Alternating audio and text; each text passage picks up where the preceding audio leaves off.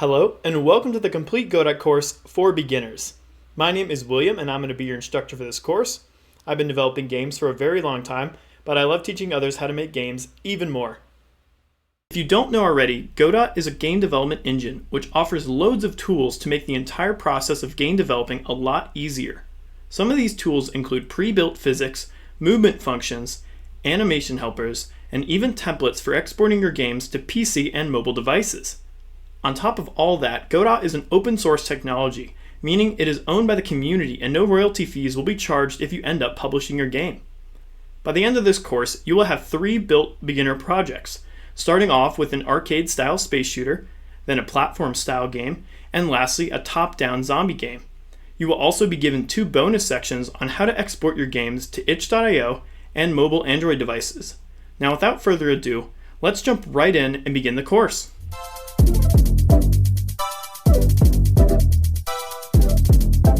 Alright, so in this section, we're going to go ahead and install and run Godot. We're going to start off by downloading Godot from godotengine.org/download/Windows if you're using Windows. From there, we're going to locate the download and run the program. Once the program's up and running, we're going to go ahead and create a new project and test things out to make sure everything's working. Let's go ahead and jump right in. Alright, so this is the official site where you can download the latest version of Godot. It's going to be at godotengine.org/download/Windows. Now there's going to be 2 options to download. One is the regular Godot engine, which is the one we're going to be using, and then also a .NET. Now the only difference is the Godot engine uses something called GDScript for its coding, and I find it really nice and easy for beginners. It's kind of like Python. And then there's also the .NET version, which uses C#.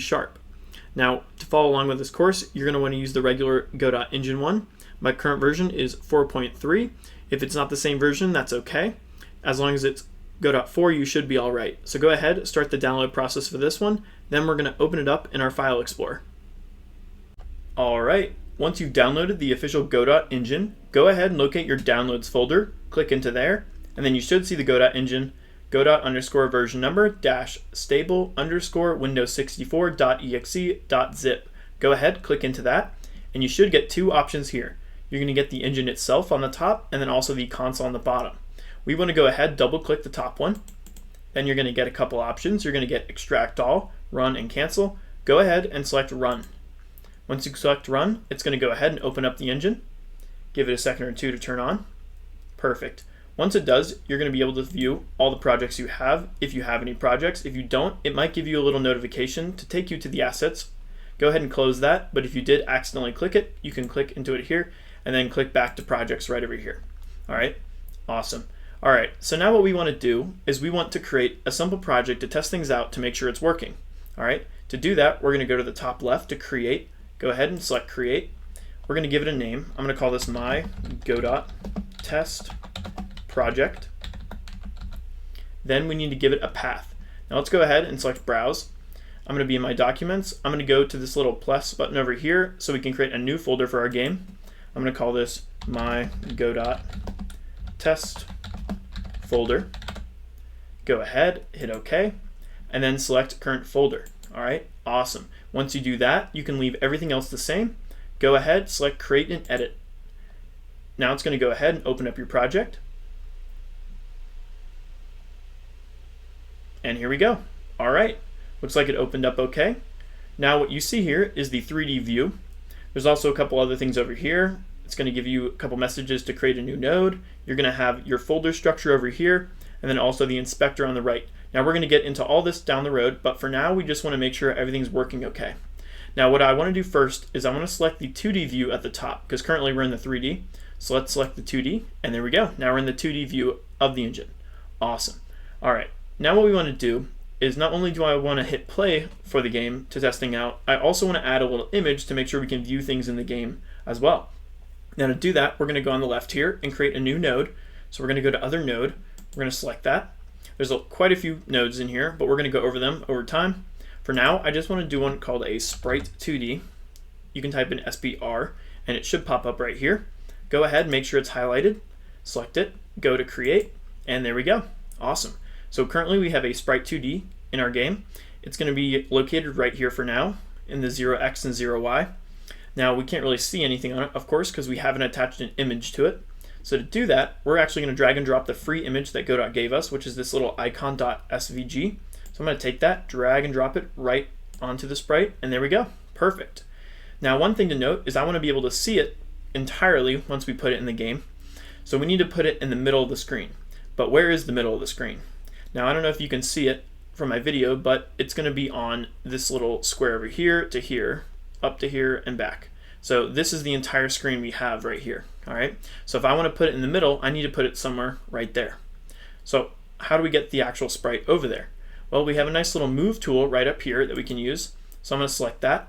Now, as we're also selected to the Sprite 2D, we get two options. We get that little red arrow, which moves it side to side, and also a green arrow that moves it up and down. There's also a third option, is where you select it anywhere. You can move it anywhere you want. So I'm going to go ahead, put it in the middle. It doesn't have to be perfect. I just want to be able to see the entire image. All right.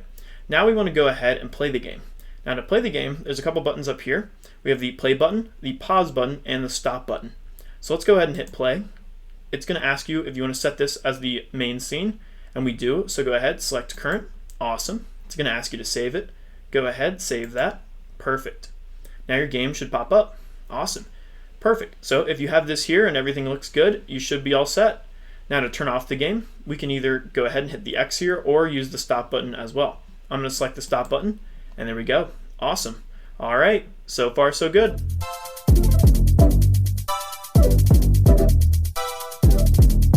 Alright, in this project, we will be creating an arcade-style space shooter game. This is a great place to start for a beginner because it will help us build a foundation of skills. The skills you will be learning in Godot are player movement, node collisions, creating new nodes in a scene, counting scores, and understanding game states.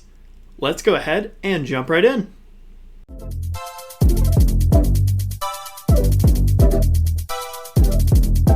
Alright, so in this section, we're going to get started creating our space shooter game. We're going to start off by creating a new project for our game. Then we're going to go ahead and navigate to a site called kenny.nl to download our free assets that we're going to be using for the game. Last but not least, we're going to go ahead, import those assets into our new game's art folder. Let's go ahead and get started. Alright, let's go ahead and create our new project. We're going to go to the top left to create. Let's go ahead and give it a name. I'm going to call this space underscore shooter.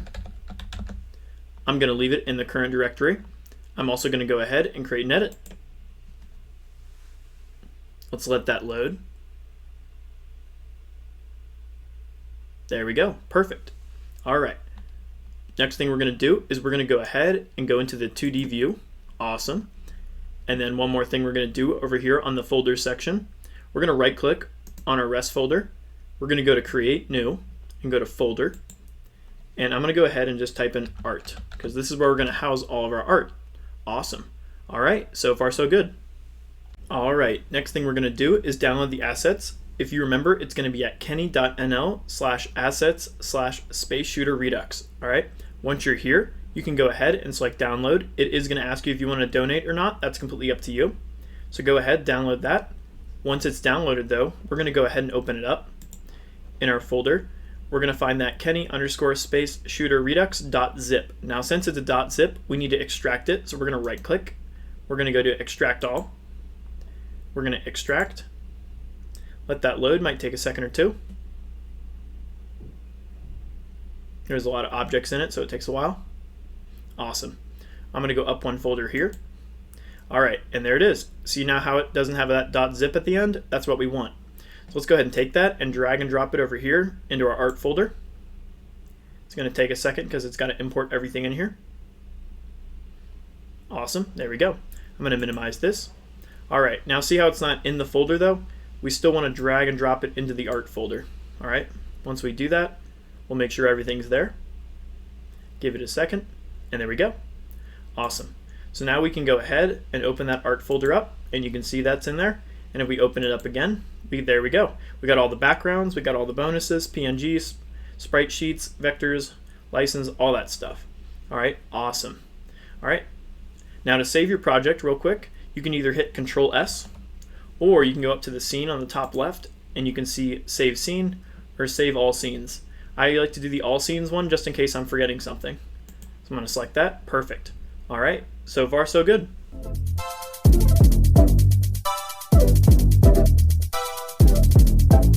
Alright, so in this section, we're going to learn how to create a main scene for our game. We're going to be learning a lot of different components in Godot, starting off with how you can resize your screen to best fit your game. Then we're going to be learning about how to create nodes and how to organize them. Nodes are pretty much the foundation of how we build a game in Godot. And last but not least, we're going to learn how to create a background for our game.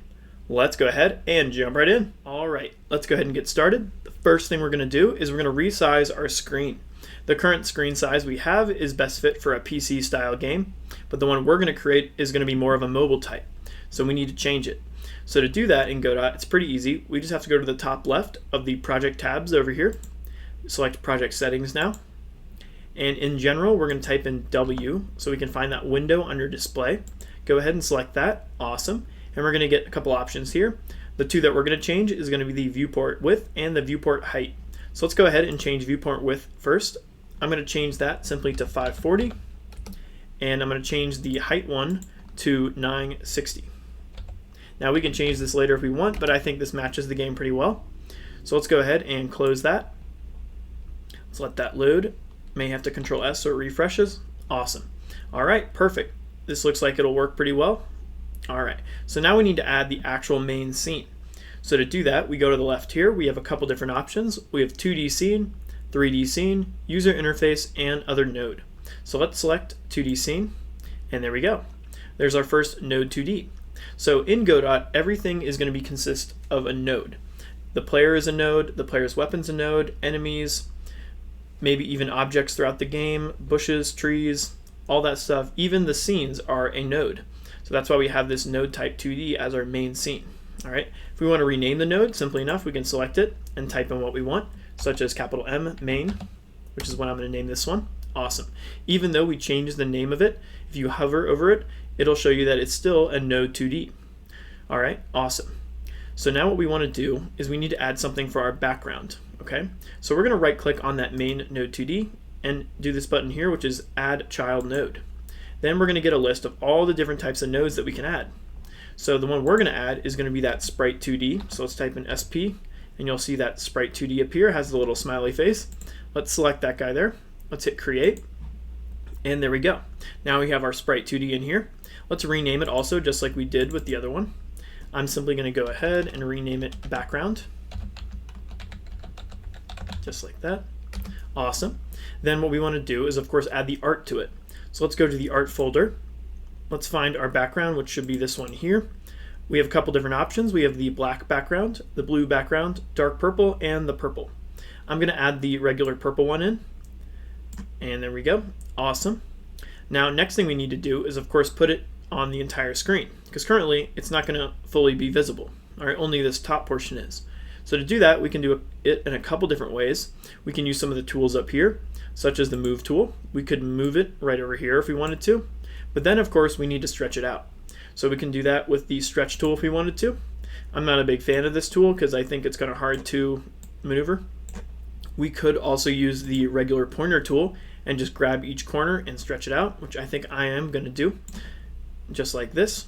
Awesome. There's also another way we could do this as well. If you are selecting it still, background, and go over here to the inspector, you're going to see this transform under the node 2D, and you're going to have all these different options here. We could, one, of course, move the positions of the X, which we could do like that if we wanted to, or you can type it in manually. I'm going to Control Z to bring it back to where it was. Now, for the Y value, though, it's a little different. If you go down with the Y value, it's actually going to move the sprite up, and if you make it go bigger, it's going to move it down. So just remember that when you're given its calculations. I'm going to put it back to the middle like that. Awesome. You could also change the rotation if you wanted to as well, just like that. I'm going to Control Z to bring it back. Perfect. Now you could also change the scale as well. Like if you wanted to make the X values bigger or the Y values, you could do it like that. If you want to be more specific with it, that's completely up to you. I'm going to Control Z to get to the back. Now another cool thing you can do with scale is you can match it. So if you hit this little lock button here and make it lock together, then if you change the X, it'll also change the Y and vice versa. All right, so I'm going to Control Z to bring that back. Awesome. You can also change the skew if you want to. Most people don't mess with this though in the 2D games, but that's up to you. It depends on the game. There's plenty other things we can change on the sprite. We're going to learn about it over time though. But for the background, I think this looks pretty good. I like it. All right, so now the next thing we need to add is going to be some text for the score and also the game over. So how are we going to do that? So we're going to go back to the main node over here. We're going to right click on it, add child node, and this time we're going to add something called a control. All right, you can type in C and it should pop up. It's going to be this green one here. Now a control is kind of like a canvas for all of our UI objects. So any buttons or text or anything like that, we're going to want to put it inside of a control. A control just helps us kind of organize things and also scale them with the UI. All right, so let's create that right there. Now, sometimes though, if you get things mixed up, like what if you put the control inside the background, you can move it out simply by just dragging it and putting it somewhere like in between or at the bottom like that. Just make sure it's not inside the background, okay? Awesome. Next thing we need to do for the control is, of course, scale it appropriately, because currently it's not as big as the screen. So I'm going to use the pointer tool and simply just scale it to about the same size. If you want to be super specific, we could just zoom in and, try to make it match that blue line. But I think for now this will be okay. I don't really care if it's perfect. Since this is just a beginner tutorial, I just want it to be functional. Awesome. All right, so that looks pretty good. Now, of course, we need to add the actual text. So to do that, we're going to go on the control this time, not the main node, and right click, add child node, and use something called a label. All right, that's going to be this thing here. So you're going to select that, create, and with a label we can add some text. All right, so I'm going to stretch this guy out as well, something like that. Perfect. I'm going to go over here on the right and add some text now. So I'm going to call this score : 0. All right. I'm also going to change the name of this to label score. Let's add that there as well. Perfect. Nice to keep things organized. I like it. All right. Now, one thing, if you've noticed, is the text is very small. That's not going to look good for our game. So what we need to do is we need to make it bigger. So to do that, we can go into something called the label settings right over here on the inspector. As you can see, it's set to empty though, so we need to add it. So select it and do that new label settings, okay? Select it again and it should open up and give you font, outline, shadow, and resources. We want to change the font size, so that should be in the font section right here. For size, it's currently at 16. Let's go ahead and change that to something like 50. Enter. There we go. Awesome. Another cool thing, if you haven't noticed, if you hover over any of these, it'll actually tell you a little bit more about it. Font used for text, size used for text size, color. You can even change the color here if you wanted with the nice little color wheel they have. But I kind of like the white for this style of game, so I'm going to keep it the same. I'm going to select somewhere else so that goes away. Awesome. You could even give it an outline if you wanted to, like a black outline around it. That's up to you as well. All right, another thing I want to do is I want to kind of align it a little better. So let's do horizontal align. We're going to keep that at left. If you wanted to put it right, you could. But I think for this game, left looks pretty good. Vertical alignment, top, I actually want to make that center. Okay, awesome. You could even auto wrap it, which is really nice if you want to basically have things automatically scale and wrap when you're having big paragraphs of items. All right, so that looks pretty good for this. I might move this up a little bit with the pointer and maybe a little bit over to the right. Perfect. All right, awesome. I like it. So now the next thing we need to do, of course, is create the game over text. So let's do that. One way we could do it is just simply select label score and Control D, or right click and duplicate. And there we go. We got a label score 2. Let's change the name of this one now to game over after label. Awesome. I'm going to use that move tool and just put it somewhere kind of in the middle, like right there. We'll readjust it later. Now, of course, we need to change the text. I'm going to change that to game over. Now, one thing you can get in trouble with, though, when just duplicating labels, is it will actually copy the same label settings. And what does that mean? If we select label settings and I want to change the size of my game over text, change it to something like 70, it's actually going to change the original one as well. So we don't really want that. So I'm going to Control Z to bring that back. And what we need to do is we need to clear the original label settings on the one we're working on. So I'm going to right click, I'm going to go to clear, then I'm going to add a new one, and simply enough, I'm going to go to font and change this to 70 again. And there we go. Awesome. Now I'm going to go ahead and move this over to the left a little bit with the move tool, maybe a little bit more. I'm going to go ahead and change my horizontal alignment to center, make sure that vertical alignment is center as well. Awesome. Now we can adjust this later more or more later if we want to, but for now I think this is good. Now one more thing we need to change on here though is, of course, we don't want the game over text to be visible all the time. So how can we get rid of that? So we can either change it from here with this little eyeball and close it so it won't be visible, or we can also go down here on the right on the inspector, which I recommend more, and open up the visibility and turn off visible. So by selecting that, there we go. Now down the road in the scripting of the course, you're going to learn how to connect your script to all these different values in the inspector for each node. All right, that'll be a later thing, but just want to be aware of that.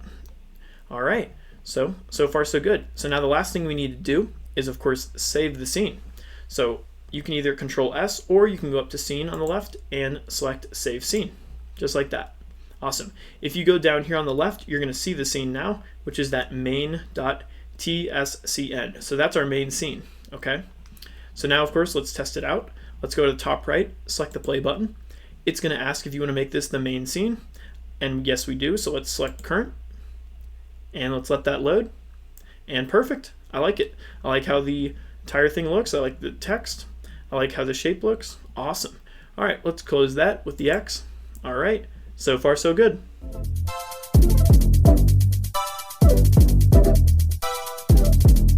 All right, so in this section, we're going to create the player body. We're going to start off by creating the player body with an area 2D. Then we're going to go ahead and give the player a ship sprite. Last but not least, we're going to add a player collision shape 2D. Let's go ahead and jump right in. All right, let's get started creating the player body. So first thing we're going to do is we're going to go to the main node and we're going to right click. We're going to add child node, and we're going to look up the area 2D. Now an area 2D is basically like a player body but without any physics to it, all right? And that's what we want for this type of game, because we're going to be a spaceship just moving side to side shooting lasers, all right? But the one thing we do have to add to an area 2D is a collision. That's what this little warning here is. It's asking for a certain type of collision. So we can add that as well. Let's right click, add child node, type in COL, L, and you should see that collision shape 2D. You could also add a polygon one if you want to, but I think for this game, a collision shape 2D will work pretty good. All right, so let's add that in there. There we go. Now you're also going to get a warning saying there should be a shape to it. So we need to add a shape to it. To do that, all we got to do is select a collision shape 2D, and then over here to shape, it's at empty, so we just need to add one. So for this one, I'm just going to add a new circle shape 2D for now, okay? Now we don't really have an image for this guy, so we need to add that as well. So we're going to right click on area 2D, add child node, and we're going to add, if you guessed it, a sprite 2D. Let's add that sprite 2D in there. Perfect. Now before we start editing things, let's rename everything correctly. So the area 2D, I'm going to go ahead and change that to capital P player, all right? Because that's going to be our player node. Then for our sprite 2D, let's change that to player, capital B body, just like that. Awesome. So our player body needs some art, so let's add that. Let's look in our art folder and locate the PNG, and we can go ahead and find the players or just ships. I don't think it's in one actually, it's just open like this. So let's pick one out. You can choose whichever one you want. I like this little green one that looks like a triangle, so I'm going to take that, drag and drop it into our player body. Awesome. All right, if you zoom in a little bit with your mouse wheel, you can see the player. Now let's select player body again. One thing I like to do though whenever I add sprites is I like to go over to the texture area over here under canvas items and set the filter instead of inherit to nearest. It just kind of makes it a little less blurry and a little bit more defined. All right, so I'm going to go to the background as well and do that same thing. Open up texture, select nearest, and there you go. Makes it a little more clear and a little more pixel perfect overall. All right, awesome. All right, so here's our player. We might make him a little bigger because I think he's a little small. So if you remember, we can go over to the player body, and simply enough, we're going to go to that transform and set its scale. I'm going to keep it unlocked and just change it to a 2 and see how that looks. It might be too big. Yep, that's a little too big. I think I just want to do a little bigger than it was before, so like a 1.2, enter, and there you go. Now because we had it locked, it's going to match both of them to the same. Perfect. All right, next thing we want to do is move our player. Now one thing to remember about this is we don't want to move just the player sprite, because if I do that right now and I move the player sprite like over here and we give the functionality script to the main one here and move it, it's not going to be correct. See how it's moving it like that? So whenever we move our player, we always want to be moving the main node, not just the sprite mode. So I'm going to Control Z so it goes back to where it was. There we go. So let's move it from the main node right here. I'm going to move that over there. All right. Now the last thing we need to set, of course, is the collision shape. So if you remember, we added a circle shape right there. If we zoom in, you're going to see that circle shape. It's going to be a little small, so we need to make sure it's a little bigger. All right. So if you can use this little circle here, you should be able to expand it and de-expand it, just like that. Now, why is this not really covering, though, the ship? That's because of the ordering. So our player body is below the collision shape. So we should move that above it like that so we can make sure we're exactly where we want to be. All right. Awesome. So let's move that collision shape down a little bit because I think if it's in front, it's not going to look like the enemies actually hit the player. All right, so let's move it down there. Maybe decrease the size a little bit to something like that, okay? And you can adjust this however you want, but I think for this type of game, it'll look pretty good. Awesome. All right, let's zoom out a little bit. Now, one thing to note also is the ordering of the layers, okay? Now, because we have the player below the background and everything, he's not going to be behind it. But what if we wanted our player above it here, but still visible? Now what we could do is simply open this up, select our player body here, go down, and find the ordering, okay? And we have this thing called a Z index. So if you've ever used any game development tools, we know we have the X, Y, and Z plane. Z plane is the in and out. Usually it's used more in 3D games, but we can also use it in a 2D game to help our ordering. So let's say I want my player to be above the background, but I still want it to be visible. So what I could do is just change the Z index to something higher. So I put it at 5 and hit enter. There you go. Now it's above. Now also make sure to change your collision shape as well if you're doing that. So I'm going to do that one as well for collision shape 2D. I'm going to go to ordering, and I'm going to change that Z index to 5 as well, so it's still above. Perfect. Awesome. All right, so far so good. Don't forget to save.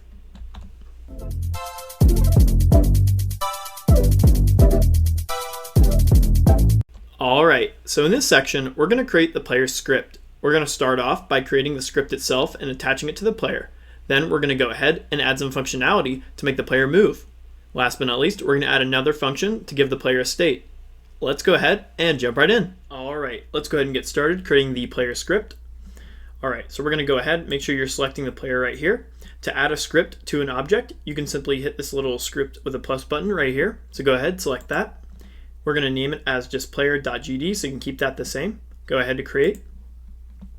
All right, so we got a couple things to go over here. Before we do though, let's get rid of both these little functions right here. We don't need those for now. Now one thing to understand is this extends area 2D. This is defining the type of object that we have the script on. So again, remember this is an area 2D, the player type. So if you had something else such as a rigid body or maybe a control or even just a plain node 2D, you would have to define it here up at the top with extends. All right, awesome. All right, so the next thing we're going to do is we're going to create a couple variables that we're going to be using throughout this script. Let's go ahead and add those on line 3. So the first variable we're going to do is going to be an @export space var for variable, and we're going to call this the laser underscore tcsn. Use a semicolon there, and then we're going to go ahead and call it the type of object it is, which is a packed scene. Go ahead, select that. There we go. So now this export variable is basically going to allow us to drag and drop something into our player that we can use later. So if you go to the inspector right here on the player, you're going to see that laser tcsn is empty currently. Now later on we're going to create the laser, but that basically just allows us to export it and also give it a name. All right, awesome. So make sure you have that there. Now the next thing we're going to do is going to be an @onReady var. We're going to call this lowercase main, uppercase scene, equal sign this time, and we're going to equal it to where our main scene is going to be, which is going to be this one here, because eventually we're going to attach a script to it that we're going to hold all of our global variables that we're going to need for multiple types of scripts. So like if we need to access some sort of score or health or something that is not simply attached to the player or enemies or lasers, we want to be able to access that whenever the game's playing, okay? So that's why we have that main scene, and we're equaling it to that. All right, that onReady, all it's doing is just kind of the complete opposite of export. It's going to find something that currently exists versus the export is something that currently does not exist. All right, awesome. All right, so next thing we're going to do is create some functions now. So we're going to create a function with func space, and we're going to use a built-in function called underscore process with delta inside of it, and then a semicolon at the end. So this function here is basically like an update function. It's going to be running all the time throughout your game. So anything that's going to need to be checked or executed throughout the game is going to be inside this type of function. So let's say your player needs to check if its health doesn't equal to 0. We're going to put that in here. Maybe inputs for all the keys you're going to be using or buttons, that's going to be in here as well. All right, because we need to check things over and over again in case they're going to happen. All right, awesome. So let's go ahead and add some things in here. We're going to go ahead and add a var variable. We're going to call it mouse underscore POS for position. We're going to go ahead and equal this now to a built-in function from Godot. It's going to be called get underscore global mouse position with a parentheses set at the end. Now all this is doing is getting our X and Y value of our mouse currently on the screen. Because if you remember, we're going to build the type of game where the player is going to move left and right depending on where the mouse is. All right, awesome. So we can get that from right here. Now the next thing we need to do is actually set the player to that value. To do that, simply enough, we can just type in position, because that's going to be our position of the current player. Think of when you're using things like position or just anything without something before it, you're actually doing something like this where it's self dot position. This does the exact same thing because self is just defining that it's this object, which is the player right here, because this is the one with the script attached to it. All right. A cleaner way to do it is just remove the dot self, but you can add the dot self if you want to. That's fine. Now we're going to be using position dot x because we're only going to be moving the x value of our player because we want him to move side to side. We don't want him to move up, down, left, right. So if you did want the game where you got the player moving everywhere with the mouse, then you would want the x and y position. All right, or you could just get rid of x and equal to mouse position. But we want the x value to stay, so we're going to keep that. So we're going to use mouse position because we want to make our position.x of the player equal that mouse position of the get global mouse position. All right, awesome. All right, make sure you got that down. That's going to be for the player's movement. All right, awesome. Now, next thing we're going to do is create the input for shooting a laser. So let's do that. It's going to be an if statement. So we're still inside the function process, but we're going to do if, capital I, input. Here we go, dot. And we're going to use is action just pressed. That's another function in Godot. So we're checking if something is pressed. And inside of those parentheses, we have to say what action is pressed. And we're going to make this right after we finish the script. We're going to create an input called fire, just like that. Use a semicolon there and hit enter. Okay, awesome. So it's checking for a specific action named fire. And you're going to see how we can create those. It's super simple in Godot. But let's finish up the script first. So now inside of this if statement, inside the process, we're going to go ahead and add another variable. We're going to call this new underscore laser equal laser underscore TCSN. Because remember, we're using this laser by attaching it, and then we need to initiate it now when we fire. So we're going to do that there. Then we're going to have to actually initiate it. So create it into the game, which is going to be a dot initiate function. So dot initiate is just basically making that object alive in our current scene. All right, awesome. So now that we have it alive, we need to make sure it is located and created correctly.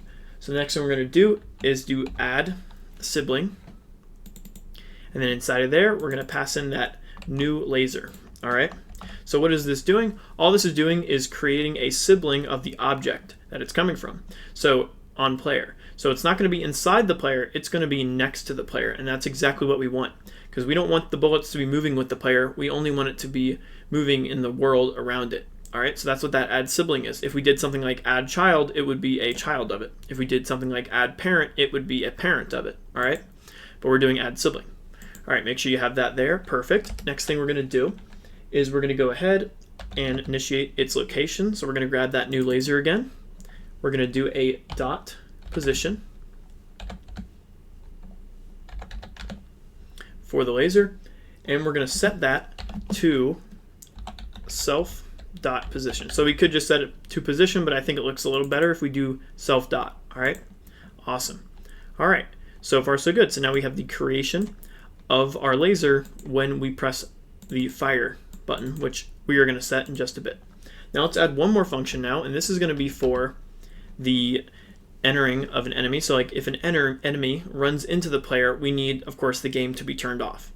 So how can we do that? We can either create it by hand, or we can do something pretty cool. Select the player, go over here to the right, and now that we're on the Spectre, select node, and we can use something like this. Area entered, mine's green because I was using it before. I'm going to remove that so we can start from scratch. I'm just going to delete that, disconnect, there we go. So we have a bunch of different nodes we can use, which is basically just pre-built functions that we can add into our script. Now we want this top one specifically, this area underscore entered area 2D. Now there's exited, there's shape, there's all these different ones, but this area entered is because we're having the enemy run into us and we need something to happen, of course, when that occurs. So let's select that, area entered. Make sure it is selecting the player because that's where the script is. Let's connect it, and there we go. So now it gives you that pre-built function, and you can tell it's connected by that little green button right there, and it also is shown over here as well. All right, so now we need to add some things inside of it. So we need to go ahead and add an if statement. So we're going to do if space area, because that's the area that we're using. This value up here, it's a area being passed in, so whatever is actually hitting it is going to be inside of there. So we're going to do area dot is underscore in underscore group. And we're going to go ahead, give it some parentheses, and define what area it is. So if this area group is equal to enemy, which is kind of like a tag, and you're going to learn how to create those once we make the enemy, then we're going to want something to happen. Now we're going to want a couple things to happen. We're going to want, of course, the object to be destroyed, so the player to be destroyed. To do that in Godot, it's pretty easy. We can use something like self dot queue free, which is basically like destroy. So if we queue free it, it's going to destroy it in the current scene. All right. Now, other than that, we also need to do one more thing, is set the game over. Now we're going to create all those global variables and settings and scenes and all that in the main scene, which we're going to create in the next section. But for now, what we're going to do is we're going to do main scene dot is underscore game underscore over, and we're going to equal that to true. Now this is game over is going to be a Boolean value that we are going to set in the main script that we did not create yet. So we're going to create that pretty soon. But that's all this is doing. It's accessing a specific variable in a script called is game over equals true, or we're setting it to equals true. Of course, it'll be equals false until we run into an enemy with the tag of enemy. All right, awesome. So make sure you have that there. Perfect. I'm going to go ahead and save this by Control S. Perfect. Now let's create those inputs of fire. All right. Now to do that in Godot, it's pretty easy. We go to the top left to project again. Go to project settings. And here you have the input map. All right. This is where we can create those inputs. All right. So let's add a new one, which is right here, this add new action. We're going to call it fire. We're going to go ahead, select add. Awesome. So now we have this input. Now we need to set what initiates this, what type of click or what type of tap, what type of key. Now to do that, it's pretty easy. We go to this little plus button, not the trash can, hit the plus button. And then all you have to do is either type in the key you want, such as spacebar. I'm going to add that for one. As you can see, it's already there. I'm going to hit OK. So spacebar will initiate that fire. We can also do another one. I'm going to do right click, so we can go to mouse, open that up, and if you scroll up, you should see that right click or left click. Actually, I'm going to do left click. I think that will work a little better.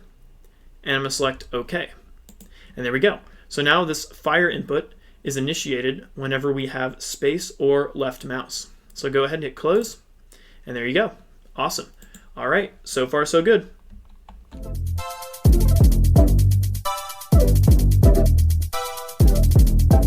All right, so in this section, we're going to create the main script. We're going to start off by creating the script itself.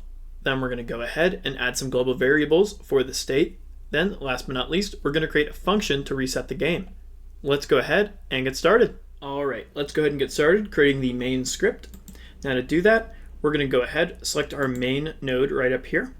We're simply going to go ahead and add a script to it with that button up there. We can keep the name as main.gd. Let's go ahead and create that. Awesome. So let's get rid of all these functions below it. Now, as you can tell, that extends is now equal to a node2d because this is a node2d type. All right. Now let's go ahead and add a couple variables in here. Let's start off creating one for the actual script itself, or the score. So we're going to do var score equals 0. Then we're also going to do one for the bool of is game over, similar to what we just used in the player.gd. So we're going to do var, and we're going to do is underscore game underscore over equals false. Now, if you remember, this is game over is also being set from over here, because remember, when our game is over, we want to set that to true. And we're getting that from that main scene, which we are getting from up here with that on ready, equaling the $ quotations ... All right, awesome. Let's go back to the main. All right, so now that we have our variable for 0 score and also game over equaling false, we need to create a function for resetting the values when the game is over. All right, so we're going to do function reset underscore values empty set of parentheses semicolon. All right, enter. Next thing we're going to do is score equal 0 because we want to reset the score. We also want to go ahead and do is underscore game over and set that back to false. All right, awesome. All right, make sure you have that there. Go ahead, save that. Now we should be able to test our game out. Let's go ahead and do that. Hit play. Oh, looks like we're getting an error right over here. It brought us over here. So this is on our player.gd. We're getting an error because of the x with value of type vector 2. Now this is a good little thing to notice is when we do have an error in our scripts, it's going to pop up over here. You can get a little better view with this little error section where it tells you the parameter delta.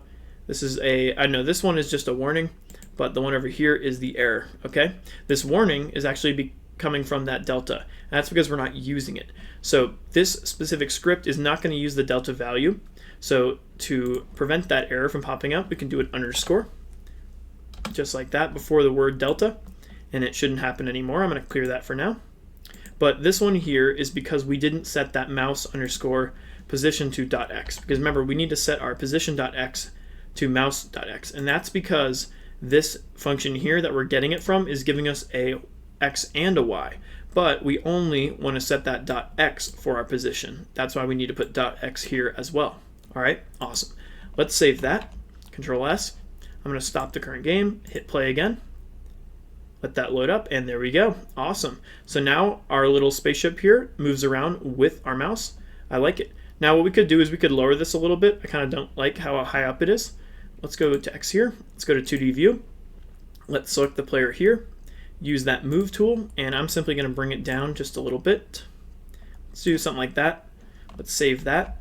Let's hit play and see how that looks. Awesome. All right, I like it. I'm going to go ahead, close this, save it again. So far, so good.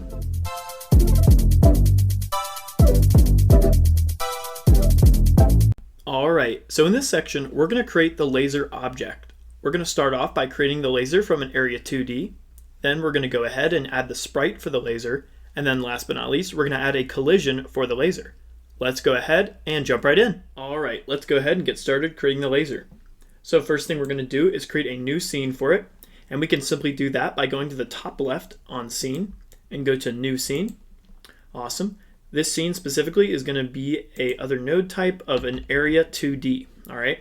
So type in AR and you should see area 2D. Select that. Go ahead and create. Awesome. All right. So we need to do a couple other things for our area 2D.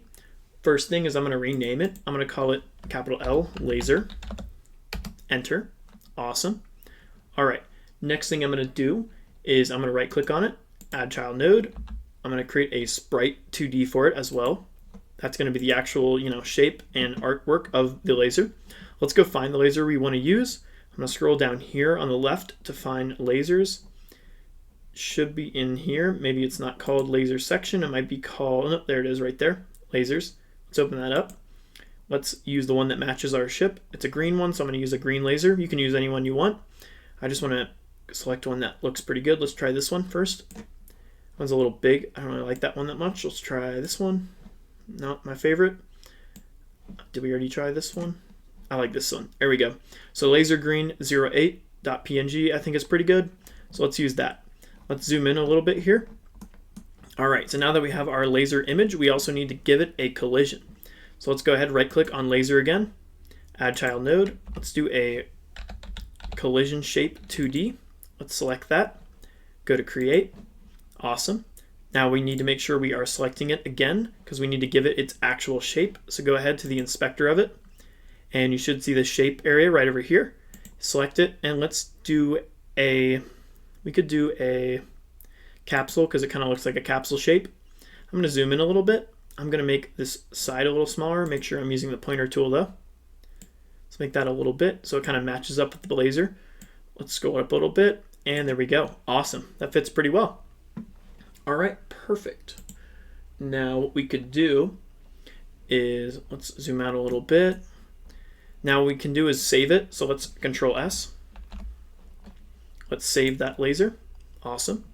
Now one other thing I want to do though is I want to make sure it's the right layering, because remember this is going to be probably below everything.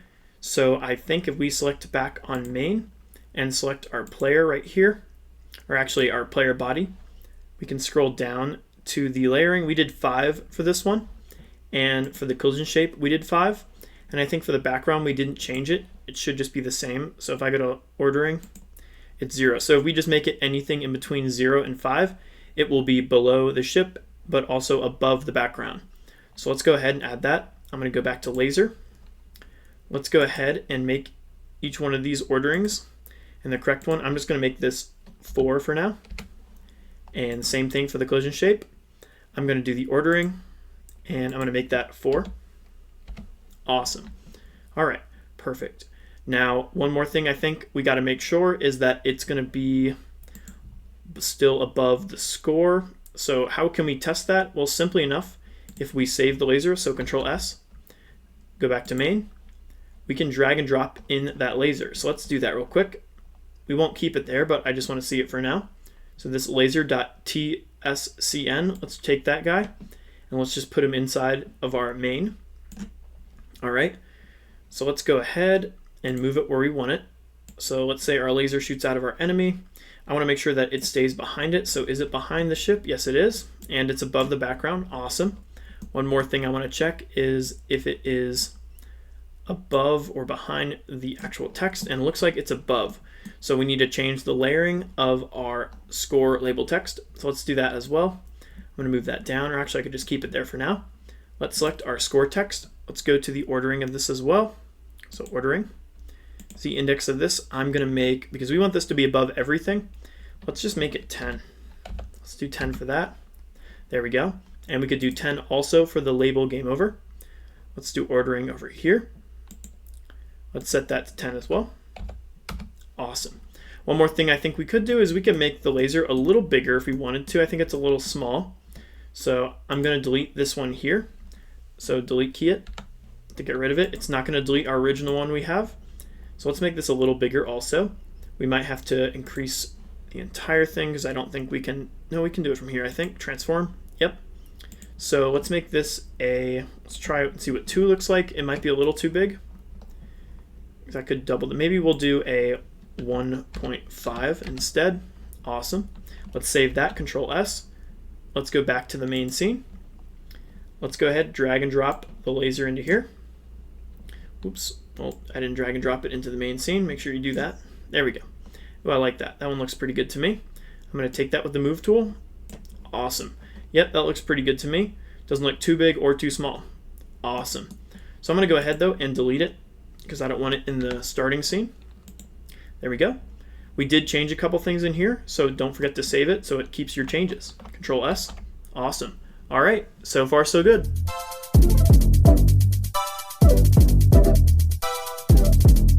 All right. right, so in this section, we're going to create the laser script. We're going to start off by creating the script itself. Then we're going to go ahead and add the ability for the laser to move. Then we're going to go ahead and add a function for destroying the laser when it collides with an enemy. Let's go ahead and get started. All right, let's go ahead and get started. So let's go ahead and create the laser script, and we're going to create that in the original scene of the laser. So go ahead, you can select it up here. Awesome. Once you're here, let's go ahead and create that script on the main node right here. Attach a script to it. You can keep it as laser. Let's go ahead and create it. Awesome. All right. So we're going to go ahead and get rid of everything in here. Again, notice how the extends area is a 2D because that's the main node type. Perfect. Let's go ahead and add a variable here. We're going to add an at export. And we're going to go ahead and call a variable. We're going to call this the speed, semicolon. And we're going to describe it as a float equals 600.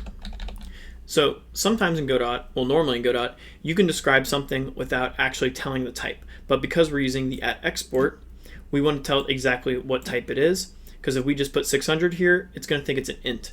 But because maybe we want to make the speed specific, like a 600 point something, then we want a float type, okay? So I'm going to go ahead and get rid of that because 600 by default should be pretty good. I'm going to save this. And then you can also notice that it has that speed over here. So if you wanted to, you could honestly just set it over here as well. And that's why we want it, because we don't want to go into the code for every little change we have. We want to be able to edit things from the inspector sometimes. All right, awesome. So make sure you have that there. Perfect. Now the next thing we're going to do is we're going to create the function to help it move, which we're going to use that process function we've used before. So underscore process delta. Then we're going to go ahead and set the position dot y, because we're going to have the lasers shooting up from the player. We're going to minus equal that to our speed, which is 600 currently, times that delta. Now we're using delta because, again, we're going to be running this over and over again on a frame rate process, and we want to make sure it's always going to be the same for all the games running. So if you have a computer faster than another computer, we want to make sure that the same speed is applied for all computer types. All right, that's why we're using that times.delta.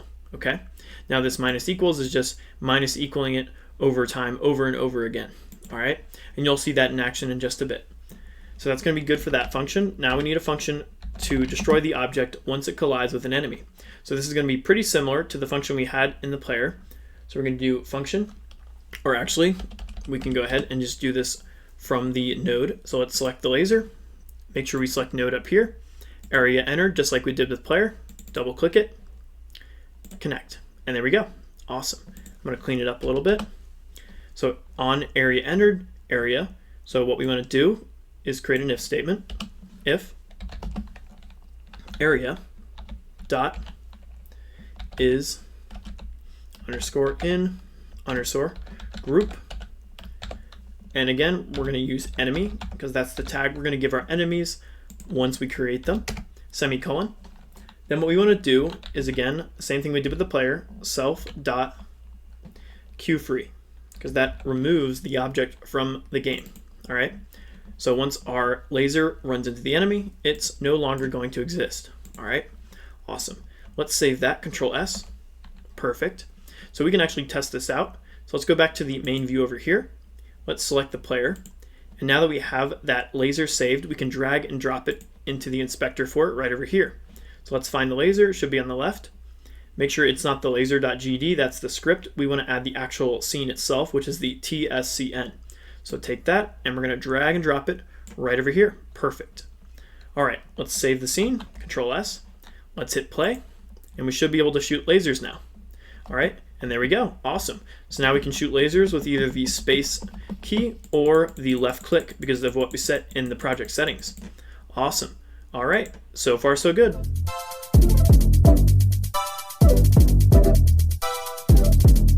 All right, so in this section, we're going to create the enemy. We're going to start off by creating the enemy from an area 2D. Then we're going to go ahead and add a sprite for the enemy. Then, last but not least, we're going to add a collision for the enemy. Let's go ahead and jump right in. All right, let's go ahead and get started. So we're going to create the enemy now. To do that, it's going to be a new scene. So let's go to the top left, select scene, go to new scene, Let's go ahead and create other node. This is going to be a area 2D, just like we did with the laser. So let's select that. Perfect. Let's go to 2D view real quick. Awesome. All right, let's go ahead and rename this though. I'm going to call this, we can go uppercase enemy. Awesome. All right, from there, we're going to go ahead, right click on it. We are going to add a sprite 2D. There we go. Now we got to, of course, find which enemy sprite we want to use. So let's go ahead and find one of those. I'm going to go ahead, scroll up here. Let's go ahead and find that. I'm going to close the lasers one. Where is the enemies? Here we go. I'm going to use a orange enemy. I'm going to use this one right here, the enemy red 3. So I'm going to take that, drag and drop it on my sprite 2D. Awesome. All right, perfect. Now, next thing I'm going to do is I'm going to add a collision. So again, on the enemy area 2D, let's go ahead, add child node, collision, shape 2D, create. Awesome. Let's go ahead and give it a shape on the right on the inspector. Let's go ahead and give it a circle shape 2D. We're going to zoom in a little bit. Make sure you are using the pointer tool. Let's go ahead and increase this so we can get the size of it correct. I'm going to do something like that. You can adjust that however you want, but I think for this game, it'll look pretty good. Now, if you remember, we need the ordering correct also. So what we want to do is just make sure it's above the background. So I'm just going to set it to 2 for each. So I'm going to start with the sprite 2D. We're going to go to the ordering. Z-index, I'm going to make that a 2. Enter. For the collision shape 2D, same thing. Open up the ordering. Make that Z value a 2. Awesome. All right, the last thing we do need to do is give it that enemy tag. So we have to do that on the area 2D. Make sure you're selecting this one here. Then what we want to do is go to the node section and go to groups. This is where we can add these little tags, okay? So I'm going to add a filter.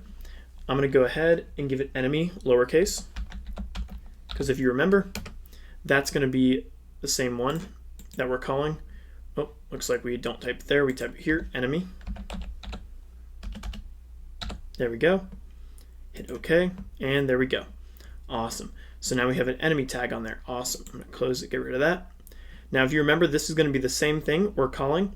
So let's go ahead and go to the script section. And you should see that for the laser, that's going to be this here. So that's why we're setting our enemy with the group tag of this. All right, because we're going to have it affect the laser, and we're also going to have it affect the player. Okay, awesome. So make sure you have that there. I'm going to go back to 2D. I'm going to Control S to save everything we did. Control S. It's going to ask where you want to save it. I'm going to save it right here, and there we go. Awesome. All right, so far so good.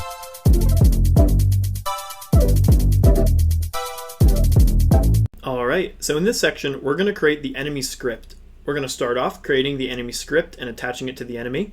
Then we're going to go ahead and add some code to make the enemy move. Then we're going to go ahead and add some code to make the enemy be destroyed. Let's go ahead and get started. Right, let's go ahead and get started creating the enemy script. So let's go ahead, select the main node of the enemy right over here. Let's add a script to it. We can keep it as enemy.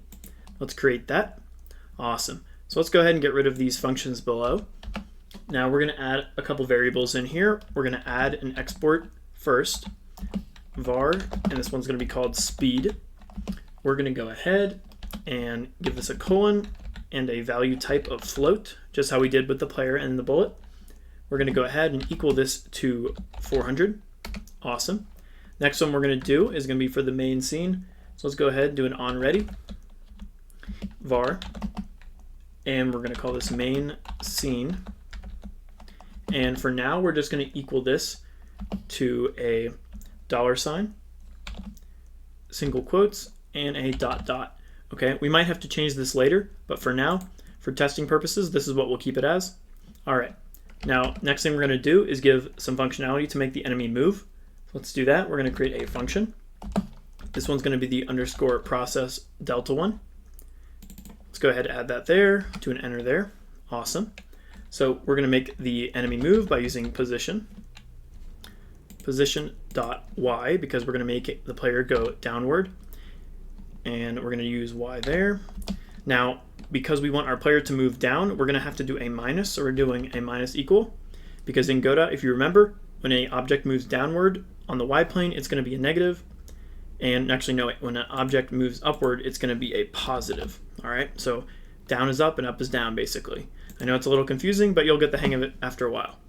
All right, so then we're going to do plus equals to speed times delta. Awesome. All right, there we go. So that can make our enemy move now. Perfect. Let's do the next function for when the enemy runs into an enemy, or when the enemy runs into a laser. All right, so let's select the main node here. We're going to go over to node. So from the inspector, go to node and make sure we select the area underscore entered. Select that. Make sure we're selecting the enemy script right here. Connect it, and there we go. Awesome. Let's add the if statement now. All right, so let's go ahead, or actually we don't need an if statement because if anything touches the enemy, we'll have it defeated. So if a bullet runs into him or if he crashes into the player. So let's go ahead. We're going to do a self dot queue free because we want to destroy the object. Awesome. Next thing we're going to do is we're going to do a call to the main scene. So main scene dot score plus equals 10 because every time we defeat an enemy, we want to add 10 points. Okay, awesome. All right, let's go ahead and save that. Perfect. Now we can test this out actually. So let's go ahead and go to the main and simply just find the enemy. Make sure it is the TSCN one, not the GD. So let's grab that guy and put it into the main node. There we go. Go to the 2D view and simply just move it over, put it somewhere like right here so we can see it coming down and we can interact with it. So I'm going to save this and then I'm going to go ahead, run the game, and I'm going to shoot the enemy, and there we go. Awesome. Let's see what happens though when we crash into it. I'm going to close that, hit play again. And what happens when we run into it? There we go. We both get destroyed. Awesome. All right. Everything's looking good so far. I like it. For now though, let's go ahead and remove this enemy because eventually we're going to add a enemy spawner where they're going to spawn into instead of just having them by static over here. So let's delete them. Perfect. All right. So far so good.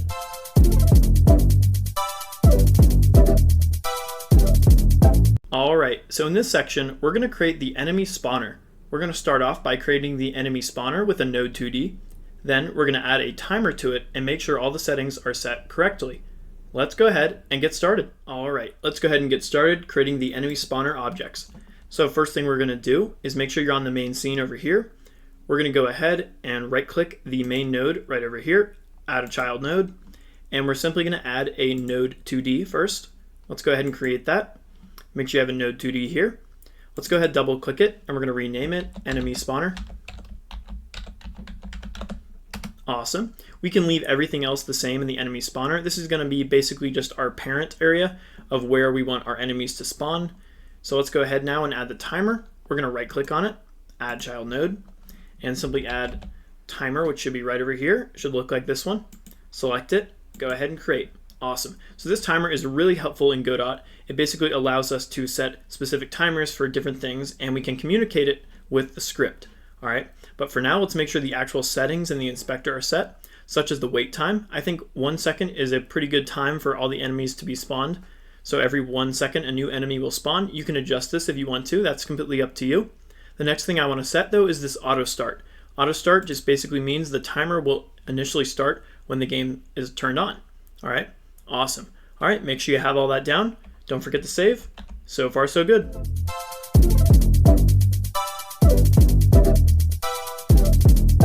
All right, so in this section, we're going to create the spawn script. We're going to start off by creating the script on the main object. Then we're going to go ahead and add a variable for the enemy. Then we're going to add the function for the actual spawning in of the enemies. Let's go ahead and get started. All right, let's go ahead and get started creating the script. So first thing we're going to do, of course, is select our enemy spawner. We're going to go ahead and add a script. Let's go ahead, keep the name enemy underscore spawner. Let's go ahead and create that. Perfect. Let's go ahead and remove everything inside of it. All right, let's go ahead and add that variable for the actual enemies. So we're going to do an at export for this. We're going to give it a var. Then we're going to go ahead and do enemy underscore TSCN semicolon, and it's going to be a packed scene. Perfect, just like that. Awesome. All right, next up, we're going to go ahead and create the function that actually goes and repeats the spawning of the enemies. But to do that, we're actually going to use a signal from the timer. So let's go ahead and select timer. Make sure you are selecting node over here and signals. Let's go ahead and use the timeout right here. Double click it. Now when you click it here, because we have multiple scripts in this scene, it's going to first give you the option to choose the main one here, but we don't want that. We want to make sure we're using the enemy spawner script. So make sure you're selecting this one here. Perfect. Go ahead, hit connect, and there we go. Awesome. All right, let's go ahead and add what we need in here. So first we need to actually spawn the enemy. So we're going to do a var. We're going to do name underscore enemy equals enemy tscn, and we're going to use that dot initiate just like we did with the laser. Perfect. Awesome. Next up, we're going to go ahead and do a self dot add child. Perfect. And that's because we want to add it as part of the enemy spawner, unlike last time how we added it in the entire node. And that reminds me, if we try to spawn it right now, it's actually not going to like it. But first, actually put the enemy name in there so it knows what exactly it's going to add a child. There we go. Now what I was saying though is it's going to go ahead and throw an error now though, because if you remember in our enemy, we were saying that it was just inside the node, not inside the node and the enemy spawner. So to prevent that issue, we need to add a /... for another file down, okay?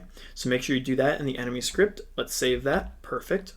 Let's go back to the enemy spawner now. All right, next up is we need the location because we want to randomize the location. We not only want to spawn it right over here, we want to spawn it everywhere, all the way to the end of the screen over here. Let's go ahead and add that. So in here, we're going to create another variable. We're going to call this viewport underscore with, and we're going to make it equal to a get underscore viewport rect, which is going to get that rectangle of our current screen size. Then we're going to do a dot size dot x because that's the specific value we want, because we really only want that left to right over here. Okay, awesome. Let's go back to script. All right, next up is we need to randomize it. So let's go ahead and do var. We're going to call this rand underscore x equals rand f range, which is basically gets us a random float in between two numbers we give it, which we know it's going to start at 0, and we're going to do a comma and give it its second value, which is going to be that viewport width. So make sure you add that there. Perfect. Awesome. So now that's going to get our random x value we want. Perfect. Next up is we need to set the positions. So let's go ahead and do our new enemy. New underscore enemy should pop up. Let's see what's going on here. Enemy. Oh, I called it name enemy, not new enemy. Whoopsie. Make sure you call it new enemy. You could call it name enemy, but that just doesn't make sense. Okay, name enemy. There we go. Now we got to do a dot position because we're going to set its position. Then we have to do a dot x because we're going to set its x position. And we're going to make that equal to our random x value that we calculated. Perfect. All right, so far so good. I like it. Now we need to do its y value because we need to give it a specific y value. So again, new enemy dot position dot y, and we're going to make that equal to, I think -50 should work, and that's because we don't want the enemy to spawn basically where the player can see it. So if I go to my 2D here, -50 is going to be somewhere up here. You could even do -100 if you really wanted to. That's completely up to you. All right, let's go back to the script. All right, let's go ahead and save this, Control S, perfect. Let's select the enemy spawner because we need to drag and drop the enemy right over here. Let's go ahead and find our enemy. So it should be right here. Make sure it's the TSCN one. Let's drag and drop that in right there. Perfect. Save that again. All right, let's go ahead and hit play and see how it works. Let that load. There's one enemy there. Awesome. There's another. Perfect. Everything looks to work really well. I like it. All right, don't forget to save. So far, so good.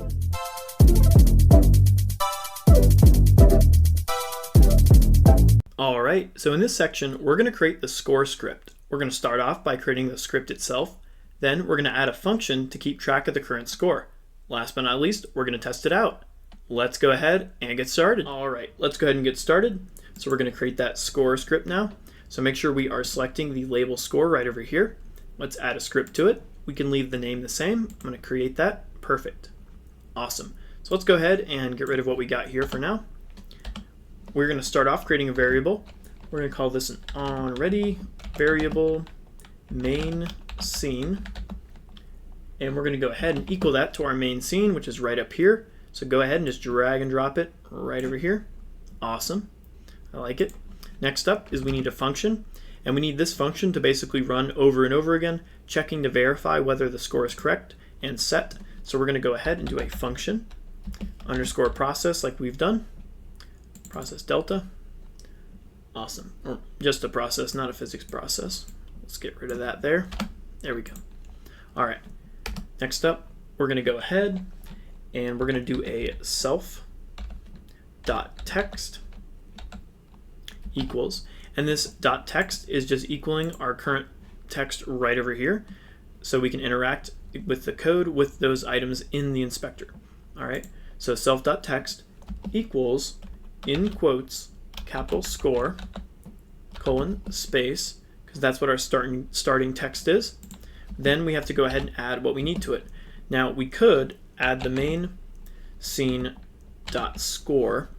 but that's going to throw us an error, basically saying we can't combine a string and an int. So we need to convert this into a string so we can combine it with this string. All right.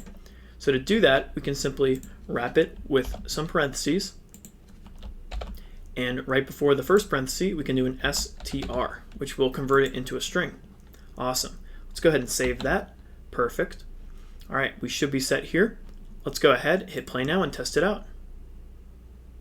All right, looks like our score is 0 for now, but as we go up, we're going to get that plus 10 for each one we hit. Awesome. All right, so far so good. Let's go ahead and save. All right.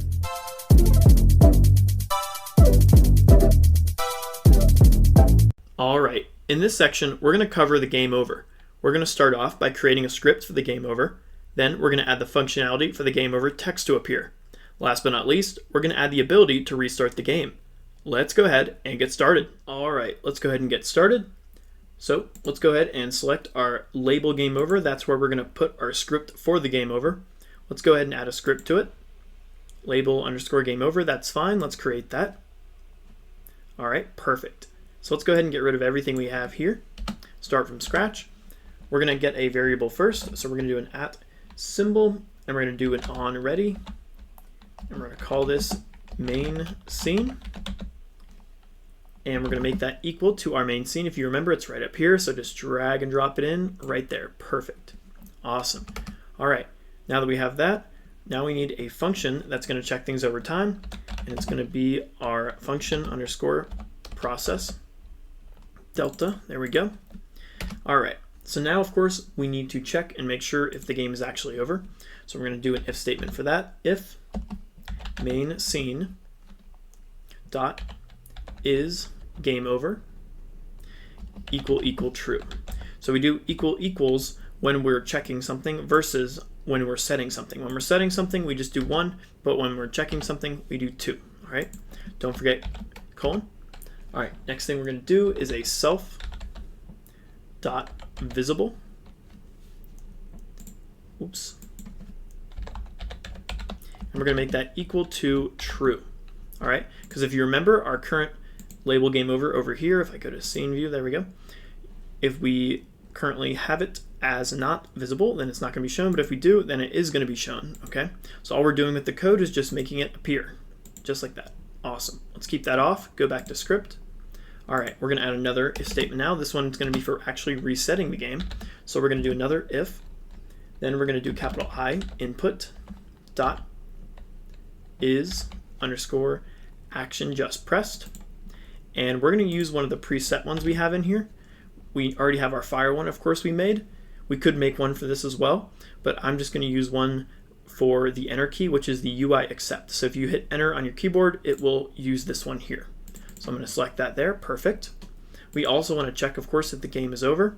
So to do two things in an if statement, we can add an and. Now let's say, though, we wanted to do one where we could do like an or. All you really have to do is just type in or. But for this one, we want to make sure that not only is the button pressed, but the game is over as well. And simply enough, we can just copy this, paste it right here. There we go. Awesome. All right, next up. Now inside of this, we're going to go ahead and actually reset the actual game. To do that in Godot, it's pretty easy. We just do a get underscore tree, which gets our whole tree right over here. And then we use a function that is dot reload current scene, which will reload our current scene. Now, if you remember, we set this as our current scene when we first hit play. So all this is going to do is just reload this whole thing. Now, the last thing we need to do is, of course, reset our values. So we'll do a main scene dot, and I think we did reset values, which is right here. Now, we don't really need to reset these values because we're going to be resetting the whole scene, which is by default going to reset the values. I really just wanted to do this so I could show you that we can access functions through other scripts. So like we're accessing this function even though it doesn't exist here. And we're doing that from over here, which is going to be this one right here where it resets our score and our is game over to false. All right, so let's go back to where we were, which was right here. Awesome. Let's save all our changes. Control S. Awesome. All right, let's go ahead now and hit play and see what we got. So here's our game. We can shoot our enemies still. Awesome. We get points, but there's our game over. Now if I hit the enter key, it resets the game and our values are reset as well. Perfect. All right, things are looking good.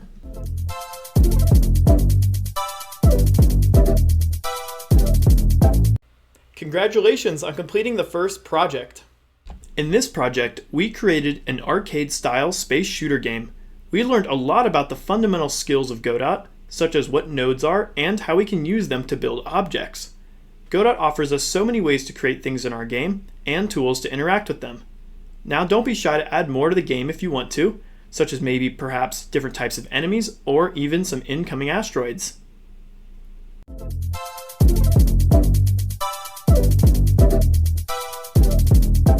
In this project, we will be creating a platform-style game. This type of game will take our skills to the next level by dealing with more advanced topics such as gravity and animations. By the end of this project, you will have a fully playable platform game level. Let's go ahead and jump right in.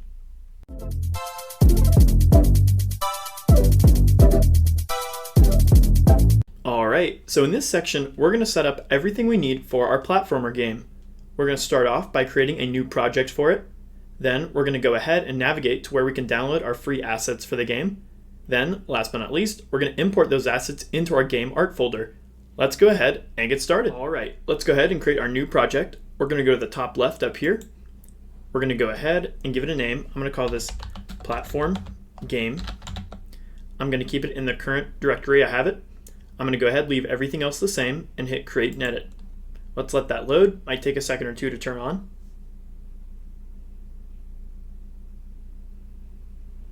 Awesome. Here we go. All right, next thing we're going to do is just navigate to the 2D view right over here. Perfect. Now for this game, we can keep the screen the same size. I think this will work pretty well for what we're going to make. The next thing we need to do is create the art folder. So on the left over here, we're going to right click, create new folder, and then just call this art, enter, and there we go. So far, so good. All right, next thing we're going to do is download the assets we're going to be using for this game.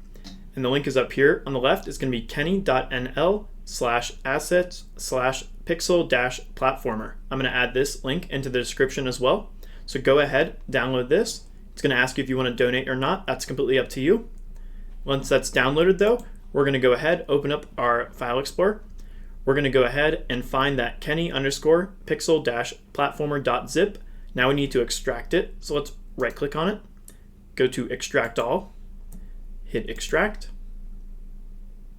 give it a second or two to load. It's asking me to replace my current files because I already have this downloaded. That's fine. I'm going to select that. Let that load. And there we go. Awesome. Let's go up one file with this button here and simply drag and drop the not zip one right onto our art folder. Let that load. Now let's move it over into the actual art folder. You might need to minimize this. Let that load. And there we go. We should be able to see now all of our art inside this folder if we open it up. And there we go. Perfect. Awesome. So far, so good.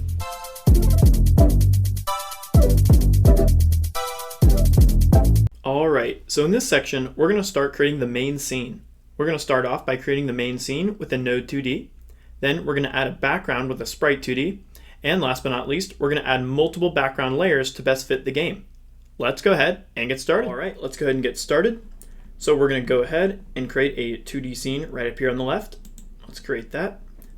Let's go ahead and we can rename this to main. Let's rename that to main just like that. Awesome. All right, so now we are in 2D view. Let's save that so it renames it. We're going to save that TSCN as main. Awesome. All right, next thing we're going to do is create the background for our screen. So we're going to go ahead, right click on main, go to add child node, and we're going to do a sprite 2D. Now we're going to call this background. Awesome. And next up, we are going to add another sprite 2D inside of this one. And we don't necessarily need to name this one as long as the top one is named.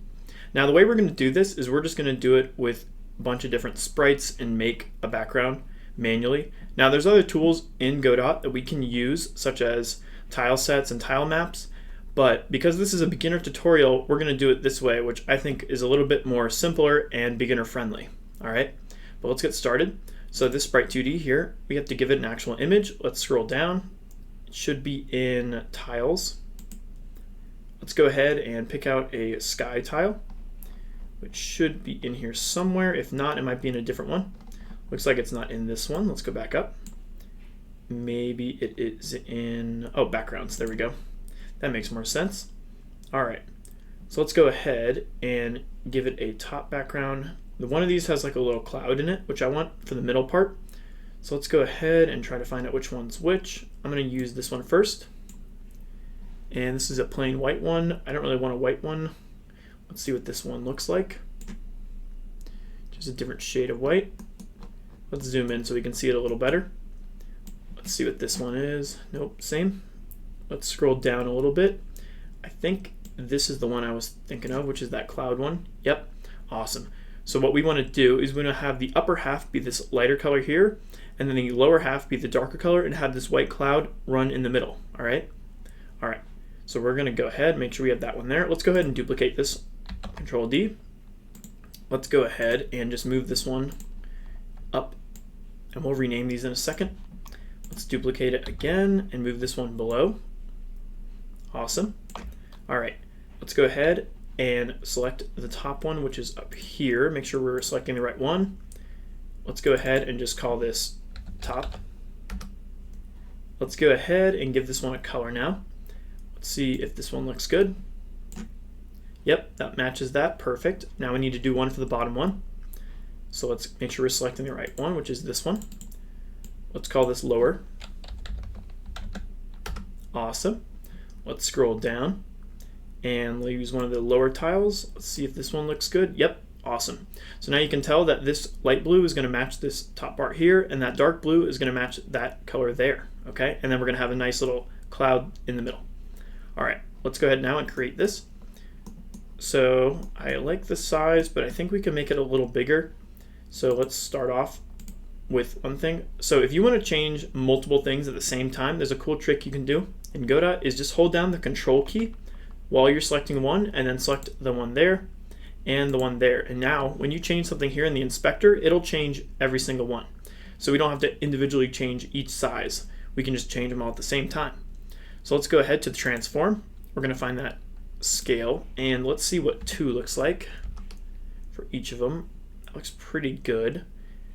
I think we could actually use 2. I like it. All right, we'll keep it at 2 for now.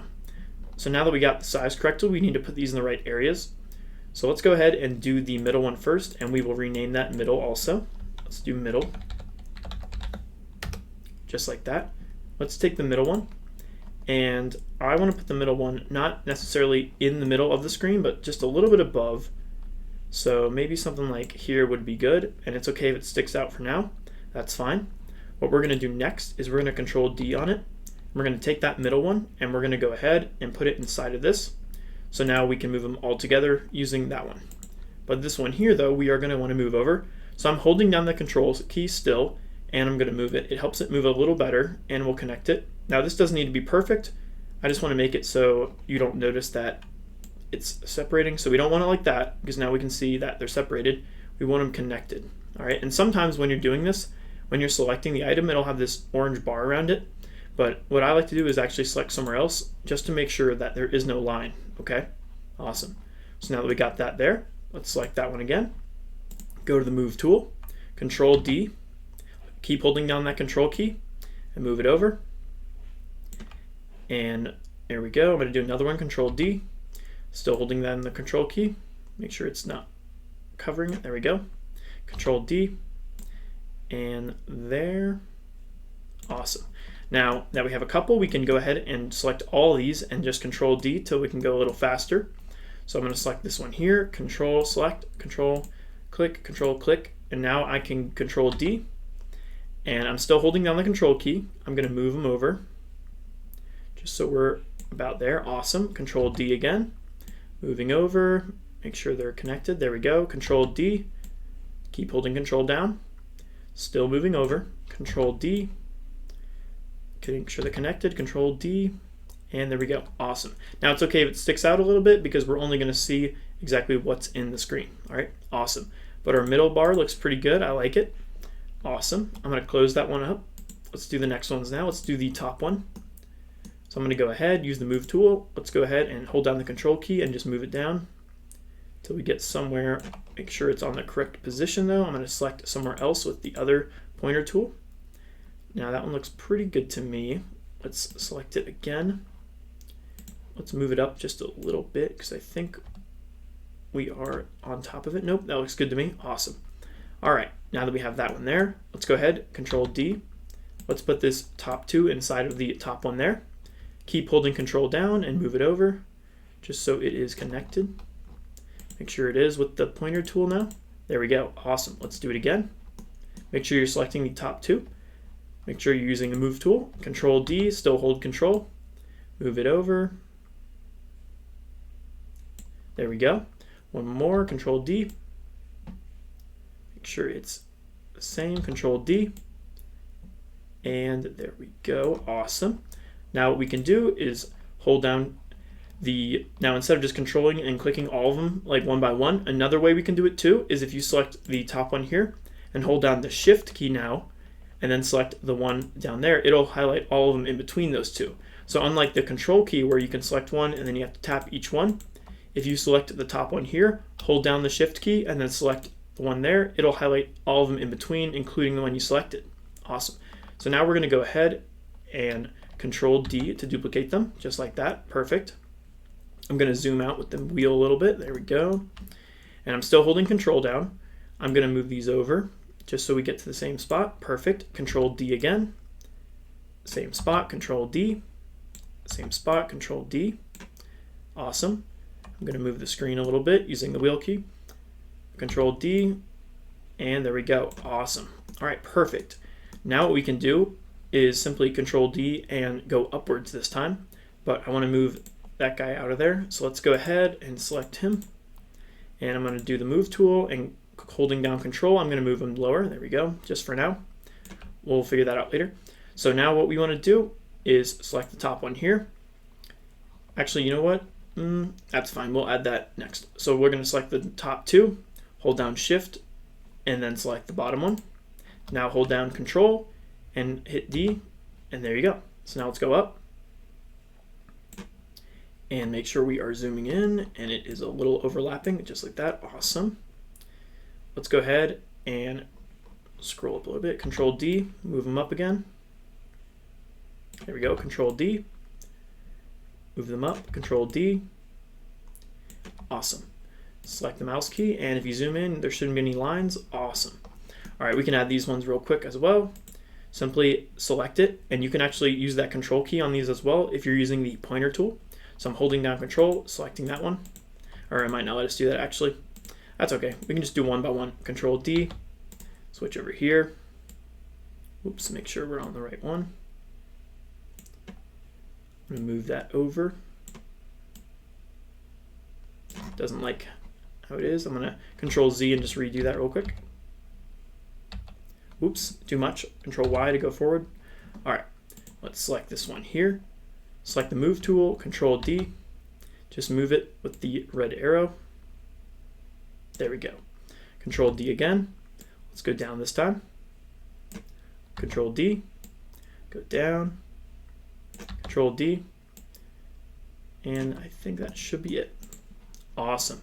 All right, and that looks good to me. There's no lines. Perfect. All right, so now we got the top half done. Let's do the bottom half. All right, so we have this guy here. Let's just make sure it is in the right position. I think it is. It might be a little bit too high, so we can move that down. There we go. Let's select somewhere else to make sure there's no line in between. Yep, no line. Awesome. All right, zoom out a little bit. Let's select this lower one. Well, first I'm actually going to close this one because there's quite a few. So I'm going to go ahead and close that drop down. Awesome. Now we have the lower one. Let's go ahead, select it, Control D. Let's move it over. And you know what a faster way we could do actually is keep it on top, because then we won't have to manually do these. We're going to go ahead and duplicate it again, move it over, make sure it's in the right spot. Perfect. Let's take both of these now and just put it inside of here. Awesome. Let's do the pointer tool, make sure there's nothing there. Perfect. Now let's go ahead and do these all the way across. Let's go ahead, select both these guys, use the move tool, Control D, move them over. Perfect. Control D. Awesome. And let's do it all over again. Starting from the top, hold down Shift, select that lowest one. Let's Control D and slide them over. Control D, slide them over. Control D, slide them over. Awesome. And just to keep it the same, I'm going to reselect this one right here. Go to Move Tool, Control D, and slide it over just so it matches. Awesome. Let's select somewhere else, make sure there's no lines, and looks good to me. Awesome. All right, now we have to, of course, make this go all the way down. Let's do that.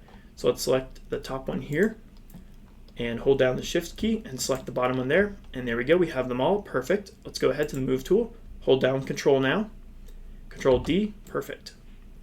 Control D, and then let's just keep doing this until we get to the bottom below that little blue line. More, and perfect. Awesome. All right, there we go. Let's save that, Control S. Let's go ahead, scroll back up to the top here and close that and close the background. Perfect. All right, I like it. Don't forget to save. So far, so good.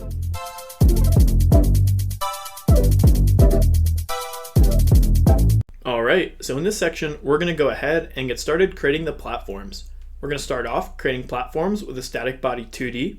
Then we're going to go ahead and add platforms for the player to walk on. Last but not least, we're going to add an invisible platform for the out of bounds area.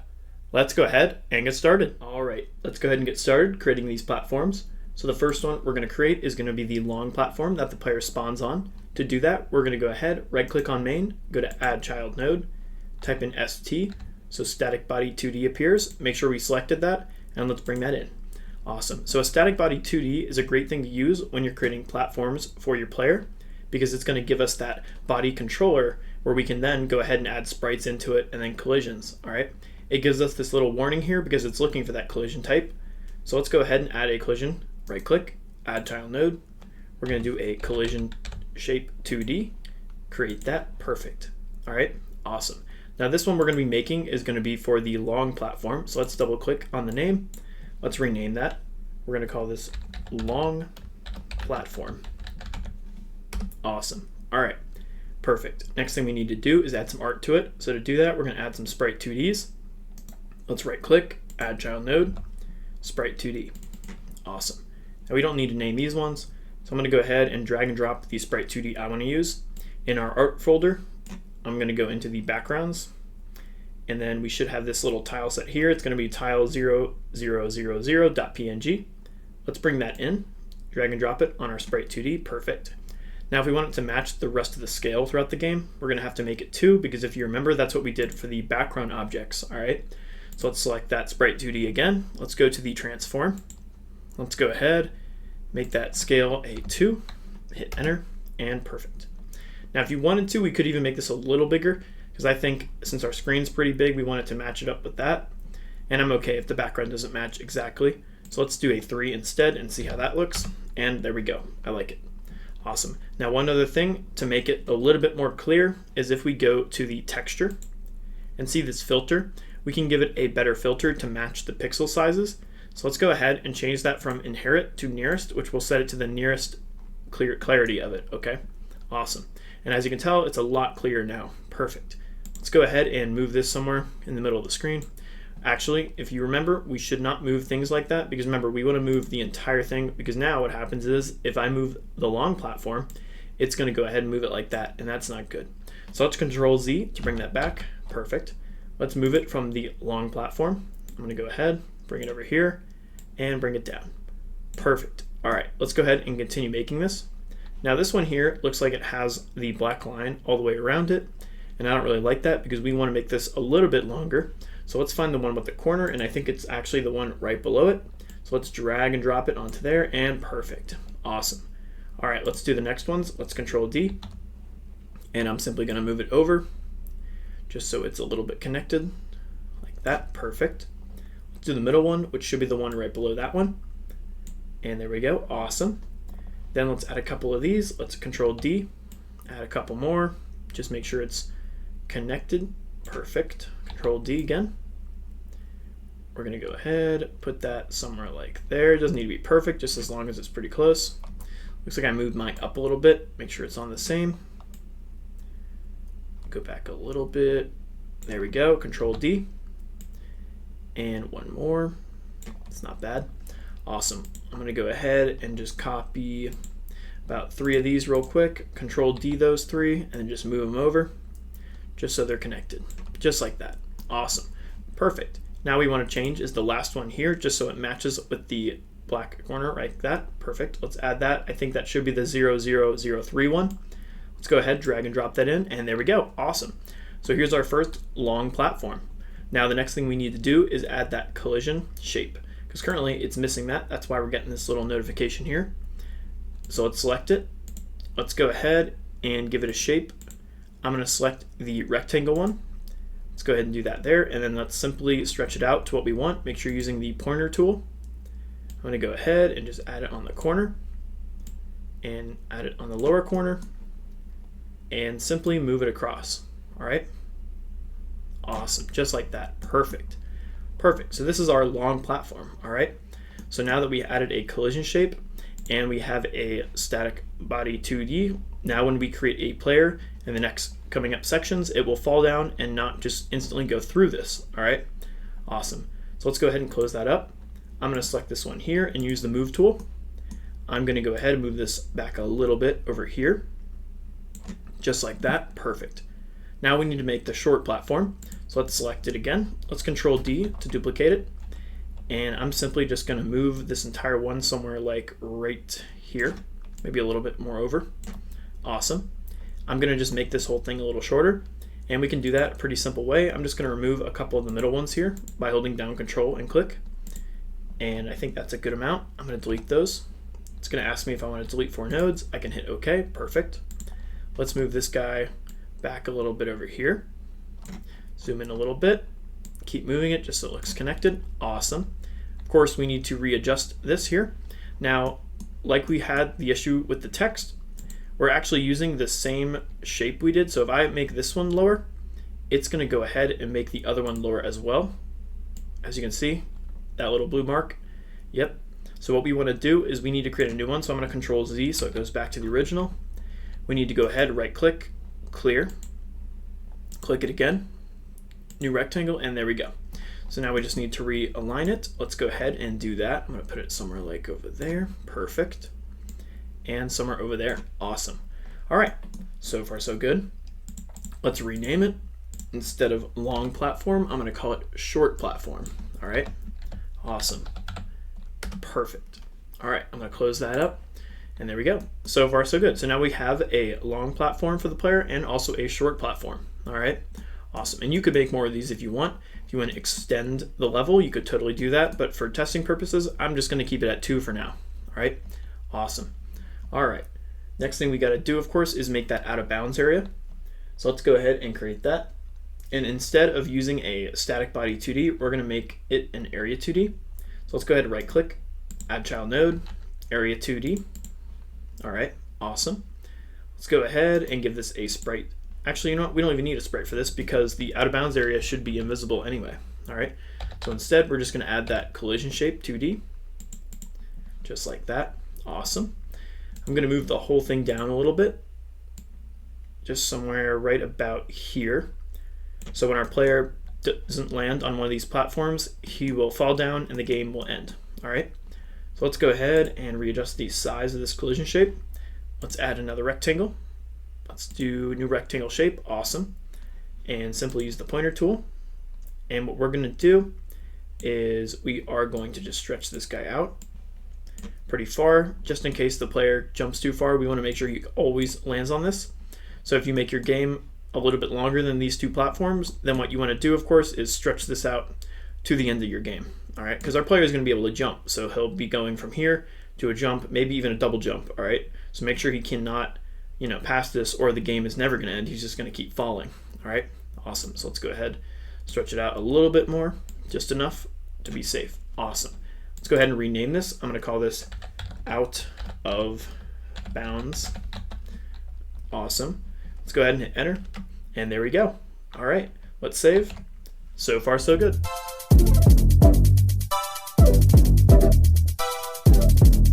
All right, so in this section, we're gonna get started creating the player object. We're gonna start off by creating the player with a character body 2D. After that, we're gonna add an area 2D for the hurt box and another area 2D for the jump box. Let's go ahead and get started. All right, let's get started. So to start off creating the player, we're gonna create a new scene. So on the top left, on scene, we're gonna add new scene. We're gonna add other node, and we're gonna type in character body 2D or just CHA, and it should pop up just like this. It's gonna have that little character moving symbol right there. So let's select that, awesome. All right, next thing we're gonna do is rename this. I'm gonna call this capital P player. So a character body is kind of what it sounds like. All it is just a body for the character. It comes with a lot of functions that help us use a character specifically for a 2D game. It helps us make a character for games like the one we're making, for platforms, and even top-down ones, all right? It's gonna help us detect ground, it's gonna help us detect collision, moving platforms, all that stuff, all right? Awesome. So now the next thing we're gonna do is we're gonna add the actual collision for the player. So let's go ahead, right-click, add child node. Let's add a collision shape 2D, just like we've done in the past, awesome. Then of course we need the image for the player, so let's right-click, add child node. Let's type in sprite 2D. Double click it, there we go, awesome. So let's go ahead and add the sprite 2D before we set the collision shape. So let's go ahead and find our player, which is gonna be in the characters folder, so let's open that up. I'm gonna be using this little green guy here. So let's go ahead, drag and drop him into our sprite 2D, awesome. And if you remember, all of our other sprites in the game for the platforms are all a 3x3 size. So let's go ahead, select our sprite 2D, go to the transform. Let's set the scale to 3 here and also 3 there. Awesome, there we go. Now to make the actual sprite a little clearer, if you remember, we gotta go to texture, open that up, change that filter from inherit to nearest. All right, awesome, and there you go, perfect. Now that we have our actual player, we can go ahead and set its collision. Let's go ahead and do that. Select collision shape 2D. Let's go ahead and do that rectangle one, which is right here, awesome. Let's expand that to where we want it. Let's do something like there and something like there, awesome. All right, perfect. So far so good.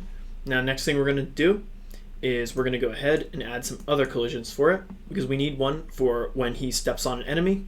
So we'll put it towards his feet, and then another one is when the area that he can get hurt, okay? So let's go ahead and add those 2 areas. We're gonna right click on player, add child node, and we're gonna do an area 2D.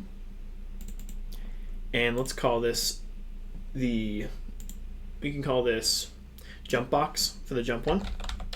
Jump box, awesome. All right, for the jump box, let's go ahead and give it a collision area or collision shape 2D. Let's find that. There we go. Let's add that there. Awesome. Let's go ahead and add a shape for that. Let's do again another rectangle. Awesome. Now this area specifically, I'm going to want it on its feet, so I'm going to put it down there, and let's do just about there. You can adjust this however you want, but I think this one will be pretty good to be about there. Maybe I'll even go a little bit farther just so we can test it out. All right, awesome.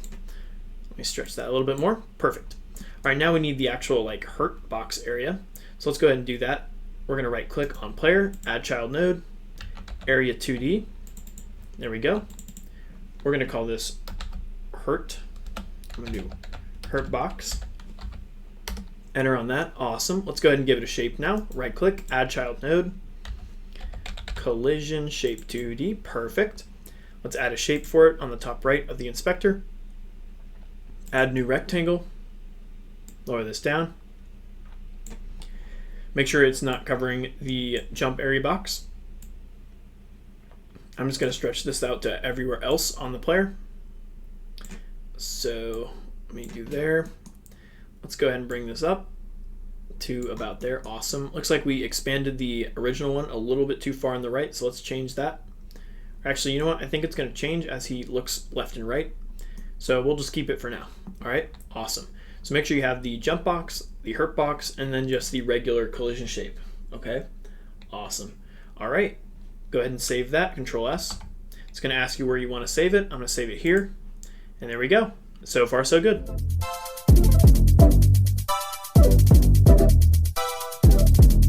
All right, so in this section, we're going to create some animations for the player. We're going to start off by adding an animation player to the player scene. Then we're going to go ahead and create an animation for walk, jump, and game over. On top of that, we're going to create one more animation for when the player is getting hurt. Let's go ahead and get started. All right, let's go ahead and get started. So first thing we're going to do is create a new animation player on the player scene. So let's go ahead and right click, add child node. Let's do an animation player, which should look just like this. All right, not the tree one, make sure it's this one here. So go ahead, select that, hit create, perfect. Now we can leave the name the same for this one. So the animation player allows us to create animations for our sprite. You're gonna see it in action in just a second. So I'm gonna go ahead, move this up a little bit. I'm gonna go ahead though and create our first animation. So let's go ahead and click on animation. Then all we have to do is select new, all right? Let's give this an animation name. I'm gonna call this walk. Awesome. So now we have this animation here. Now there's a couple things to notice. The first thing to notice is that our little blue line here is representing where we are in the current animation, all right? The current animation is only going to 1 second, all right? You can change that by switching this number over here. So like if we wanted our animation to change to 2 seconds, we could do it there. Now I think for this one though, we're gonna keep it at 1 second for now, but we might change it later. On top of that, there's another cool little button over here where you can set the animation to looping or not looping, all right? There's also animation looping of going back and forth as well if you wanted to go side to side. But for us, we do want this walking animation to be a looping one, so make sure it is selected and the color is blue like that, okay? Awesome. All right, so now we're gonna go ahead and add the actual animations to the player. So to do that, we're simply gonna add this other one here where its legs are being separated, kind of like he's doing a walking motion, all right? So once selected on animation player, and we're currently in this scene here on the walk one, what we want to do then is select what we want to animate. So we want to select the sprite 2D for the player. And now we're going to have a bunch of little things over here. If you notice these little keys. Now these keys can basically enter a state of that sprite into our animation, all right? So we currently want this one first where he's not walking. Or actually, you know what? We actually want the walking motion first because when he's moving to the side, we want him to stretch his legs out like he's gonna take a step, all right? So we're not gonna click this button yet with this current one. We wanna click it once it has the next one.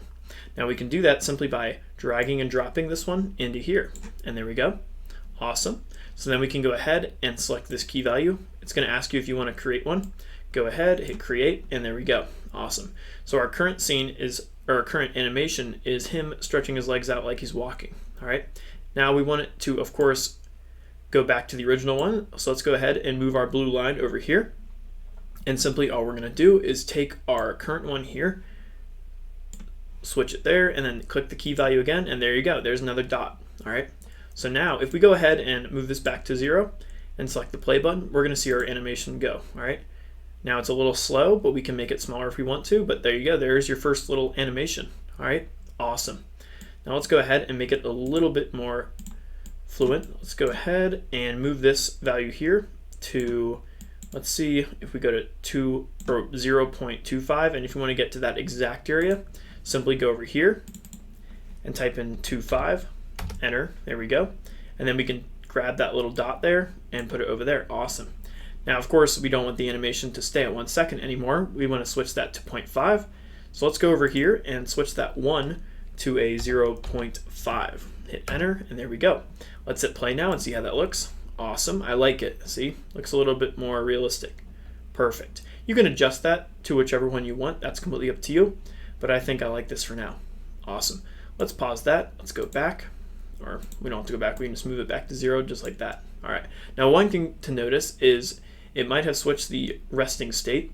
So if you select the walk, you're going to get this other one here, and this is going to be the resting state, which is kind of going to be like our idle. So when we're not playing any other animation, it's going to be playing this one. Now, of course, we don't want his legs to be out like this. When he's resting, we want him to be straight. So we're going to go ahead, select the Sprite 2D, and then drag and drop our starting one into here. Go ahead, hit the key value, and there we go. So now our resting one, if you hit play, it's going to just be this one. All right. Awesome. Perfect. Now what we want to do is create the jumping one. Now let me double check what I did for jumping because I like the one I did a lot. Let's go here. Now for the jumping one, I'm going to play there for that. I think we started off with a legs out, so let's do that. So let's go ahead and create a new one. So what we can do, go to animation. Let's do... Actually, you know, a faster way to do this also, instead of creating a whole new one, simply select the one we have already created, such as walk. Let's go to animation. Let's go ahead and do a duplicate one, all right, which will go ahead and just copy what we have currently here. So in case you make an animation that's pretty similar to one you already made, you can simply duplicate it like this. Let's go ahead and change this to jump. Perfect. Awesome. All right. Now for the jump one, we are going to make his legs out like this, but then we're going to make them go back to center, just like that. So I think we can actually just keep this. Now the one thing we do want to change though is the looping, because when we jump, we don't want to be looking like we're walking in the air. So we actually just want to keep this the same, okay? So what we could do is just turn off looping, all right? So we can go switch it around until we get to those looping symbols, but without the color blue, all right? Awesome. So make sure you have that there. Perfect. All right, so now we have two animations. Well, three technically. We have the rest one, we have the jump one, and we have the walk one. Now we need one for the game over, all right? So let's go ahead and make that one. This one we're going to give it a little bit more of an effect. So let's go ahead, and what we're going to do is we can simply create a new one for this one because it's not going to be like the two others. So we're going to go to animation, we're going to go to new, we're going to call this death, hit OK. Awesome.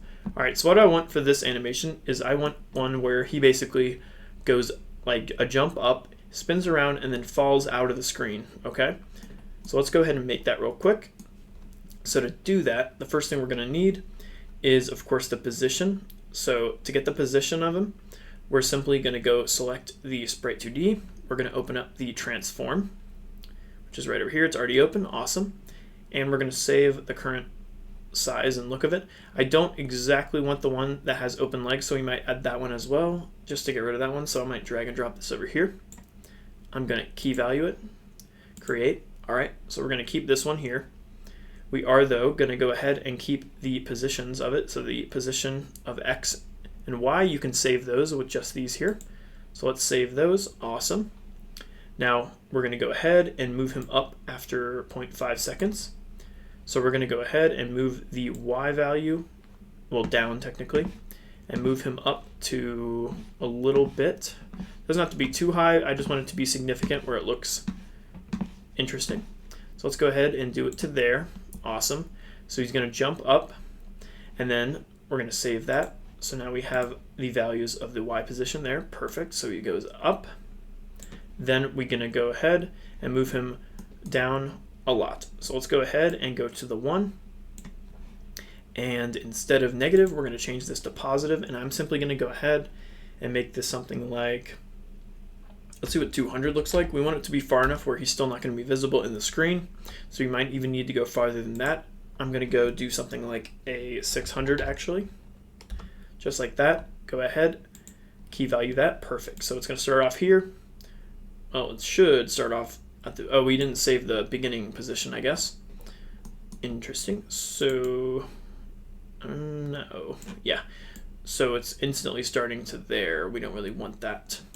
So let's go ahead and zero this out to there. Save that there. Perfect. Then it's going to go up. Awesome. And then it's going to go down. Okay. Now the next thing I want to do is add some rotation. So right here, let's save the rotation, which is going to be right over here. We're going to save that, create one. Awesome. So we're starting there. And then what we want to do is we want to kind of spin the player. So let's take this value and just move it over. Key value it. Awesome. So now if we go ahead and hit play, it's going to go ahead. It might be a little fast, so we might slow it down. But what we're going to do is we're going to start off here, and then as you can tell, he's kind of spinning and falling. Okay. Awesome. Now it is a little fast, so we can go ahead and spread this value out. So we can make this one a little longer. We could do something like a 3-second one, and then simply move these two ones to 3. Let's do that. Move that one over there, and move that one over there. Awesome. All right. Let's go ahead and hit play again. Maybe that's a little too slow, but at least now we can see how it works. I like it. All right. Let's move that maybe down to 2 seconds. Let's try 2 seconds this time. Yep. Change that to 2. And let's go ahead, replay it. Well, not play it backwards, but there we go. It goes up and falls. Now I still think it's not fast enough, so let's go ahead and make it a little faster. I'm going to actually move these two to a lower one. Let's try it here. So he goes up. I don't think he's spinning fast enough, but let's go ahead and move that down a little bit. Let's see how this one looks, where he goes up and he falls. Yep, he's fallen down. Awesome. I like that. What are we at right now? 2.5? Pretty much 2.5. Or 1.5. Or 1.25, I think, is the right one. There we go. Let's move these guys on that. Awesome. Start at the beginning. He goes up and he falls. All right. Awesome. I might actually move him up a little higher. I don't think it's high enough. So let's go ahead and select the position here. And we can actually edit it from here now because we already saved it, which is a nice little tool. So go ahead, select that, and then let's go ahead and just go up a little bit higher. Might be a little slow. Or you know what? It's because we saved it. So now we are going to have to select it from here. We are going to have to go ahead, move this up a little bit more. Go ahead, save that value again. Awesome. Hit play. And there we go. I like that one a lot better. Awesome. All right, so now we have the death animation. Perfect. All right. Now remember what we did. We did not keep that as a looping because we don't want this animation to keep playing over and over again when the game is over. We just want it to play one time. All right. Awesome. So keep it there. Perfect. Now next thing we need to do is add an animation for when the player gets hurt. All right.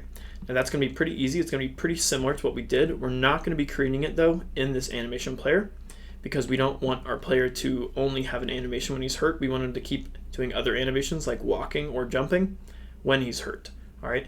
So what we're going to do is we're going to right click. We're going to add child node, and we're going to go ahead and create another animation player. Go ahead, select that. We're going to rename this animation player capital H hurt. Awesome, just like that. Perfect. Next thing we're going to do is actually use something in our Sprite 2D. Now to make a nice red flashing effect, we're going to use a rect color. So let's go, or a color rect. We're going to right click on Sprite 2D here because that's our actual sprite. We're going to add a child node and use a rect color, or color rect. Keep getting those two confused. Color rect, there we go. Select that, go ahead, hit create, and there we go. So this color rect is basically just a plane that we can use on top of sprites to change their color or change it a little bit, making it a little bit more of whatever type of color we want. Now let's go ahead and move this on top of the player. Doesn't need to be perfect. You're going to see why in just a second. I'm going to keep this the same for now. We're going to change the color in the animation. But what we need to do, of course, is make sure this matches the sprite. Now, how can we do that? Now, there's a simple way, actually. If you select Sprite 2D over here, and then go ahead to the visibility area, and you're going to see this one setting, which is clip children, all right? And since this color rect is a child of the sprite 2, we can simply set this from disabled to clip and draw, and there you go, awesome. See how that now outlines our player? So even if our player is doing other animations, such as the walking animation or the jumping animation, it's gonna just be exactly like it. And this is perfect for a hurt animation because we don't really want to change the entire animation whenever the player is hurt. We just want to show that the player is hurt, such as a flashing effect. All right, awesome. Now let's go ahead, and what we're going to do is select our animation player, and we're going to go to animation. We're going to do new. Now this one I'm just going to call it hurting. All right, so for hurting, we want to do a couple things. One is we want to make sure that this color rect is turned on visibly. All right, so let's select the color rect. We're going to go to visibility, and we are going to go ahead and give it a key value of the visible on. So make sure it's selected on, go ahead, key value it, hit enter, and there we go. Next thing we want to do is we want to go ahead and flash it red. I kind of like the white, completely white here, but I might want it to have a little visibility with the red. So we're going to go to the red over here. We're going to select the self-modulate one. And what I'm going to do is simply get a red value like that and then make it a little less visible, just enough so we can see the player. So at 200 is pretty good. I'm going to select somewhere else so that goes away. We're going to go ahead, key value that, hit create. Now what we need to do also is make sure it goes back because currently it's going to stay at that. So let's go ahead, select here, select our color again.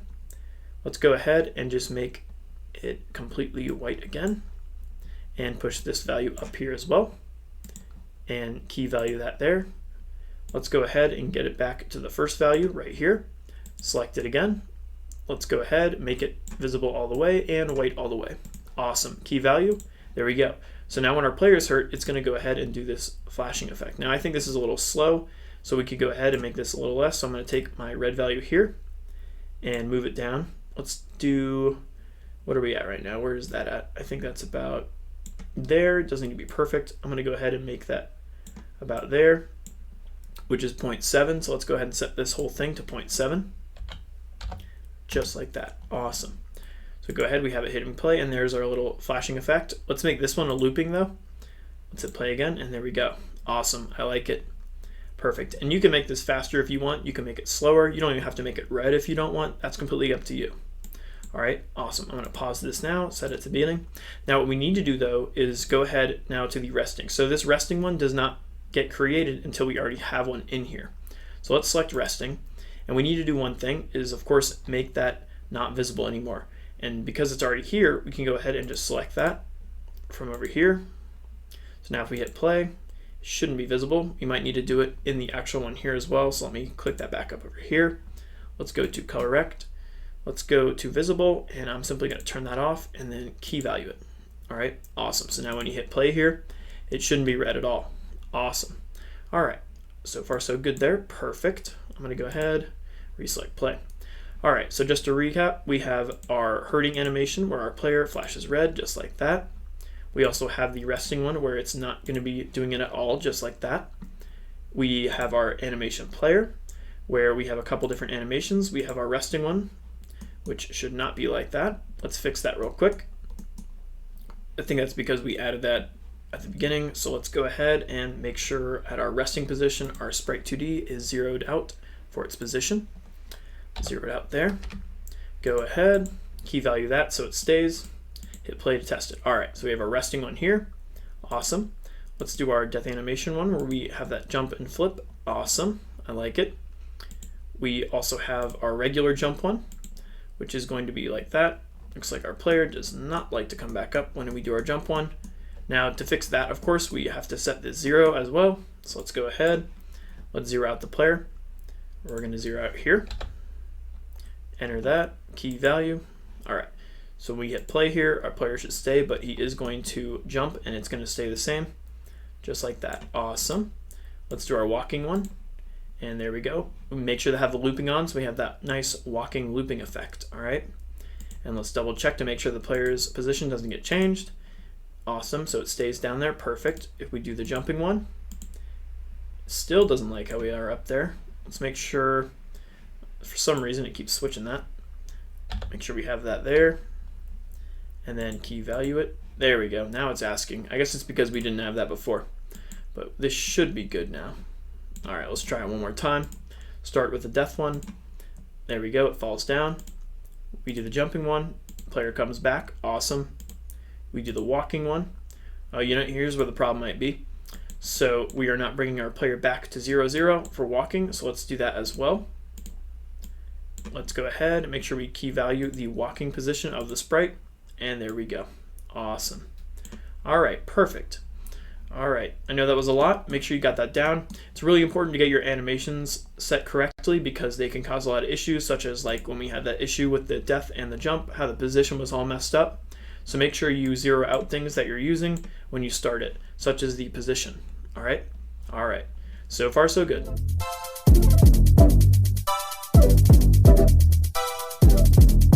All right, so in this section, we're going to get started creating the player script. We're going to start off by creating a new script and attaching it to the player node. Then we're going to go ahead and add a couple functions in here, such as ones to make the player move, jump, and animate. We're also going to be adding some of the player's state abilities, such as game win, lose, and a heart health updater.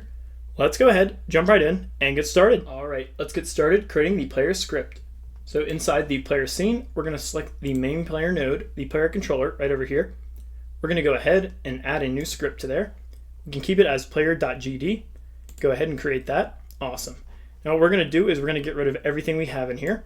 So let's go ahead, get rid of all these except for the top extends character body 2D. All right, so this script is going to be pretty big. So we're going to start off with all the variables. All right, so at the top, we're going to go ahead and add a couple things. First thing we're going to add is an @export.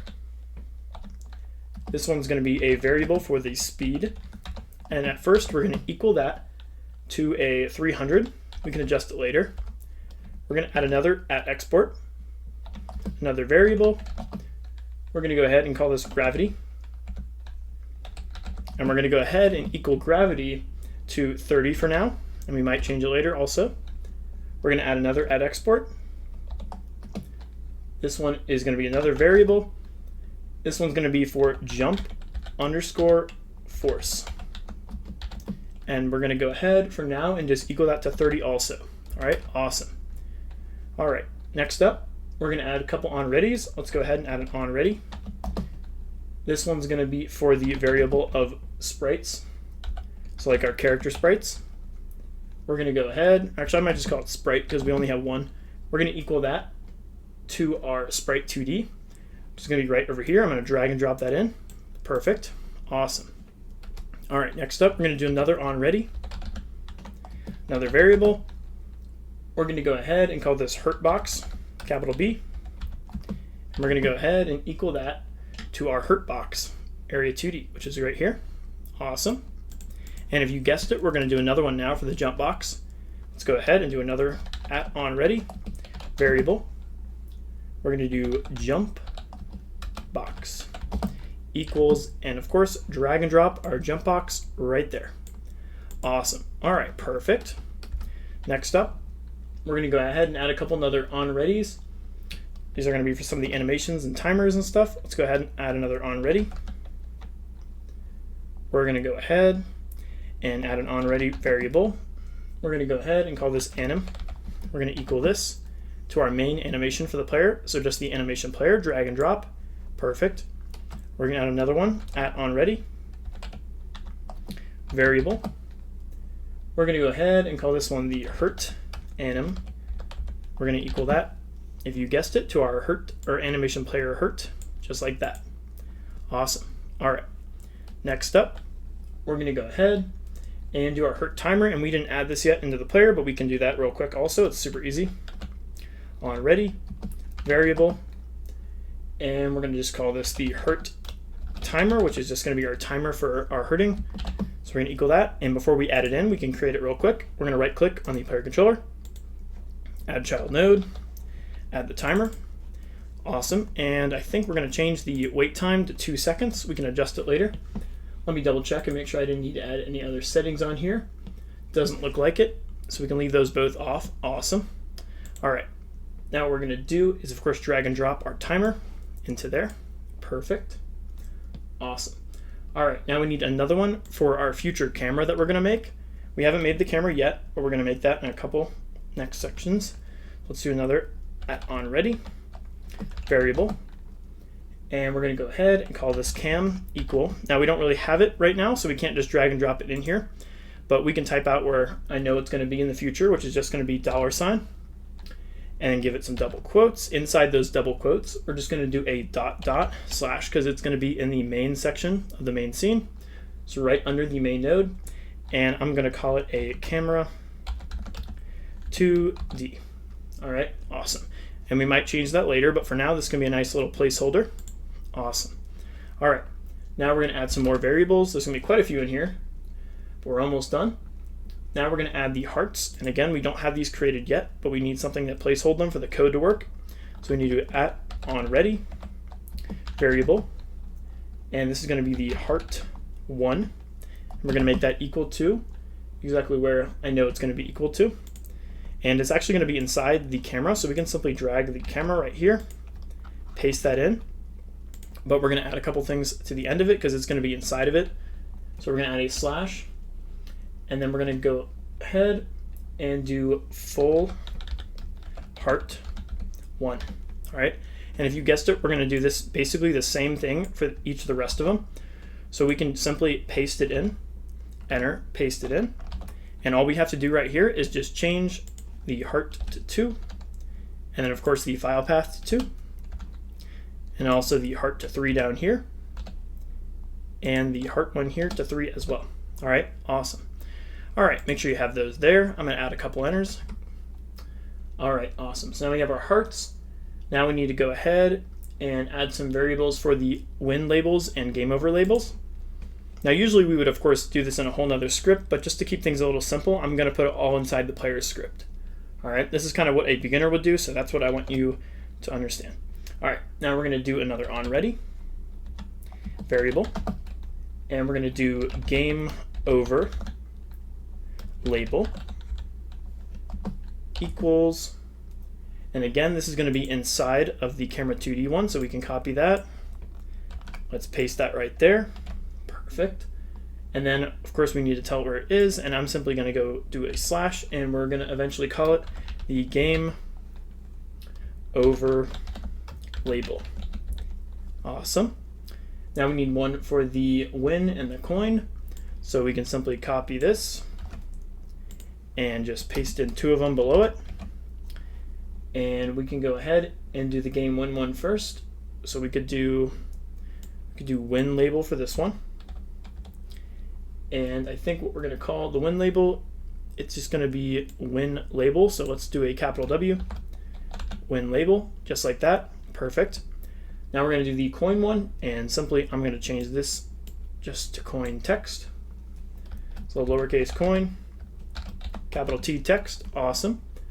And inside of it, we're just going to call it label coin. So I'm going to take away all of that and simply go ahead and add coin. Just like that. Awesome. All right, perfect. So now that we have those there, now we need a couple more variables for just some of the function pieces we're going to be using. So again, let's continue that. I'm going to go ahead now, and we're going to add a simple variable. This one's going to be random strength. And we're going to go ahead, give it a colon. It's going to be a type of float, which again is just a decimal number. And we're going to do a 30.0 for that. Now this random strength is going to be for our screen shaking ability you're going to see once we get to it. So we're going to need that. Then we're going to do one for a shake fade. Let's do a variable, and we're going to call this shake fade colon. And we're going to go ahead and do a float. And we're going to make this one here equal to 5.0. We can change these values later, but for now I think it looks pretty good. Let's go ahead and add some more variables. We're going to go ahead now and do one for the coin count. So we need to give it a variable, coin count. And we're going to go ahead and do a colon. We'll do this in type of int, which is not a decimal place number. Equal it to 0 at first, because of course when we start the game for the first time, we want that coin count to be equal to 0. Awesome. Then we're going to go ahead and we're going to do another one for the shake strength. So variable shake underscore strength. And we're going to go ahead, make that equal to a float. And this one at first, we're going to do 0.0 because we're going to change that later on when we do initiate the strength. Let's do another variable. Now this one here is going to be the random number for the shake, because of course when we have a shaking effect for our game, especially when the player gets hurt, we don't want it to be the exact same shaking every single time. So we're going to give it a random ability for it, like a random shaking number. So we're going to do equal, and we're going to use something in Godot, which is really nice for generating random numbers, which is called random number generator, which is super nice, helps us generate random numbers. We're going to go ahead and do a .new because it's going to be a new number, just like that. Awesome. All right, perfect. And we forgot to put the equal sign there. Make sure you do that, or you're going to get that red line. Awesome. All right, make sure you got those down. Let's go ahead now, keep going. And we have a couple more for some of the game state. So we're going to do a variable for game over, type of bool, which means, of course, if it's either a true or false. So at first, we're going to have our game over set to false, of course, when the game first starts. Then we're going to go ahead and have another variable for times jumped, because we're going to give a double jump effect to our player. And you know what? We actually don't need to give that a type. We can just give it a 0, which is going to assume it's going to be a type of int. Then we're going to do a variable. And this one, again, is going to be a bool, but it's going to be called hurting. And it's going to be bool type. And we're going to equal that to false, so we can tell whether the player is going to be hurting or not, because we're going to, again, have that red flashing, so we need a bool for that. Awesome. Then we're going to go ahead and do another variable. This one's going to be for player health. And we're going to go ahead, make it a type int, and we're going to equal that to 3. So we start off with 3 points of health. Awesome. Then we're going to go ahead and do another variable. And we're going to go ahead and do times shook. This is going to be an int and equal to 0. We're just going to be using this value to tell how many times we're shook, because what happens is we can get stuck in a loop if we don't limit it. All right, awesome. All right, and now we just need one more, which is going to be the bool for game win. So we're going to go ahead, variable, game, capital W, win. And we're going to give it a type of bool, and we're going to equal that to false at first, because we don't have that set when the game first starts. Awesome. All right, I know that was a lot of variables, so make sure you got them down. Make sure you have all the game state ones down, so all of these right here. Awesome, make sure you got those. Make sure you got all the on-readies. I know we had quite a few. I know we don't have these other ones created yet, but we will have them eventually, and we're going to make sure to name them the same thing, or we're going to get an error, so make sure you got those all down. Awesome. And then last but not least, make sure you have the couple extends we have, and of course the type one as well. Awesome. All right, perfect. So far, so good.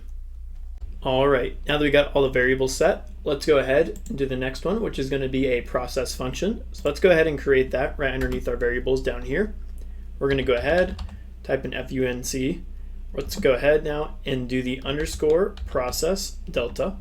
All right.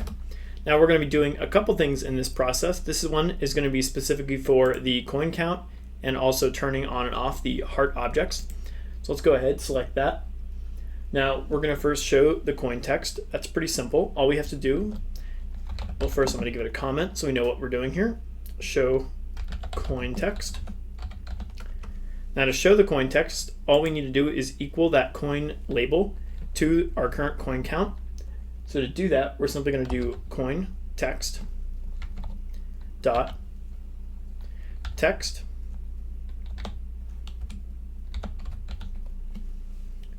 and then we're going to go ahead, we're going to equal that. We're going to equal it to a str, because we have to turn our value into a string, and that string value is going to be the coin count. All right, Awesome. So this process function is just going to run this over and over again throughout our game.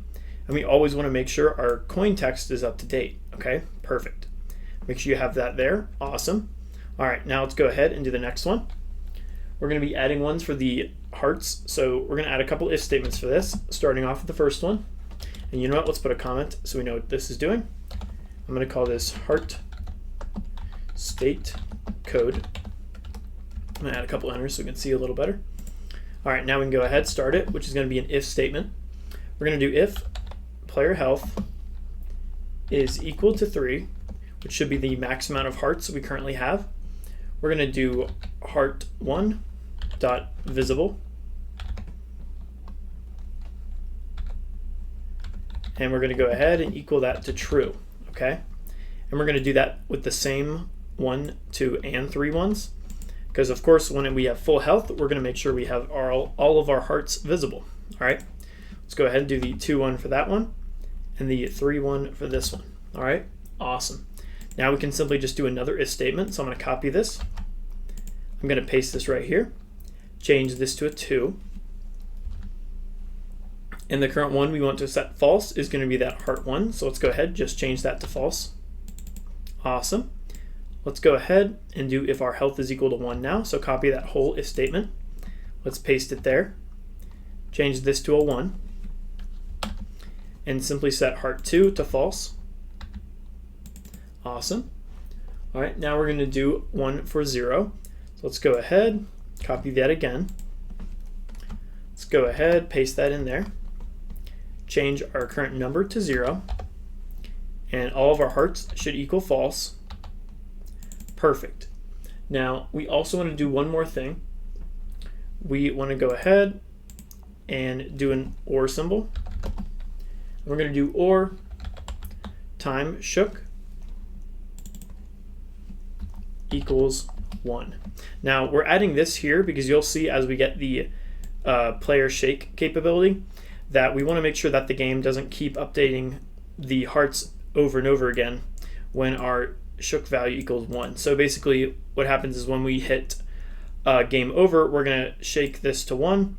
So we also want to make all the hearts go back to 0, even if we have more hearts, because if we're in the out of bounds area, then we're going to set our player health to 0. But you'll see that in just a bit, but just make sure you have that there. Awesome. All right, now let's go ahead and add the actual shaking functions. These are pretty simple, so we can just do them real quick. We're going to start off with a function. We're going to call this apply underscore shake. We're going to go ahead, we're going to give it colon, parentheses. Then this is going to be the movement, or actually this is just going to be our apply shake, so we'll do that for the next one. So for this one, we're just going to go ahead and do our shake strength. And we're going to go ahead and just equal this to our random strength that we're going to calculate in the next function. So let's go ahead. Let's do another function. Now this one this time is going to be the random offset. And I'm going to set it up like that. Give it some parentheses, semicolon, open it up. All right. Now in here, we're going to add a couple things. And all we want to do is basically get our random offset value. So to do that, we're going to start off with a return, which all that does is just return us a value. And we're going to do a vector2. And a vector2 is just a x and a y value. So our x is going to be on the left and our y is going to be on the right. So we can calculate that with that RNG, which is going to be our random range number, dot randf range, which is right there, perfect. And to get this, we're simply going to do a negative shake strength, comma, shake strength, but this time that one's positive. All right, so we're going to get a number in between the positive and negative of it. Perfect. Then we're going to go ahead, do a comma, and do the same thing, RNG, dot range f underscore range. Perfect. Inside of there, we're going to add the same thing. So we can simply just copy what we have in here. Copy that, paste that in. Perfect. Awesome. All right, make sure you have that in there. That's going to help us get our random offset. And then this is going to be the actual applying shake. All right. Perfect. So make sure you have those two functions. Make sure you have it all the way to the end over there. It should have two parentheses at the end because we're closing out that vector 2. Awesome. Make sure you have all of these for the hearts. This is all going to be in our process function. So make sure you have all that down, and also the coin text one as well. All right, perfect. You can save that. So far, so good. All right, let's go ahead and get started. So the next function we're going to be creating is one for the physics. So we're going to be creating a physics process function, which is where we're going to put most of our movement for our player and calculating its gravity and velocity. So let's go ahead and add that. It's going to be down here. We're going to do a function underscore physics process delta, because this one's going to be a little bit different than the main one because we're going to have all of our physics in it instead of just setting things to on and off. So let's go ahead, open that up. All right, so the first thing we're going to start off with is telling whether our player is on the ground or not, and if it is, we want to set our jump back to 0 because we're going to allow our player to do multiple jumps in the air. So to do that, we're going to do a simple if statement and use something that Godot gives us, which is underscore on floor. So if player is on floor, then what we want to do is reset our jumps. So times jumped, reset it to 0. Okay, just like that. Awesome. Let's give it a comment. So we can call this just reset jumps. Awesome. All right, perfect. Turn off that little debugger there. Now, next thing we're going to do is we're going to tell whether or not the player is not on the ground, and we can do that simply by doing if exclamation point is on the floor, which means is not on floor. So if the player is not on the floor, then we're simply going to set our velocity dot y to our gravity. Or we'll do plus equals because we're going to be adding it over time. Gravity. Now one thing we do need to add is we need to limit our gravity from not just infinitely going up, and we can simply add that by doing another if statement. So if velocity dot y is greater than, let's say 1000, then we're going to go ahead and set our velocity dot y to 1000. All right, awesome. And we're doing this because we don't want our game to glitch out if our number just keeps going up and up. It's nice to limit these things. I don't think our player will ever get nearly to this number, but if it does, we definitely have this little safe if statement to save it. All right, awesome. Let's go ahead and add a comment here. Let's say limit gravity. Perfect. I'm going to add another enter there to keep things separated. Awesome. All right, so far so good. Let's keep going.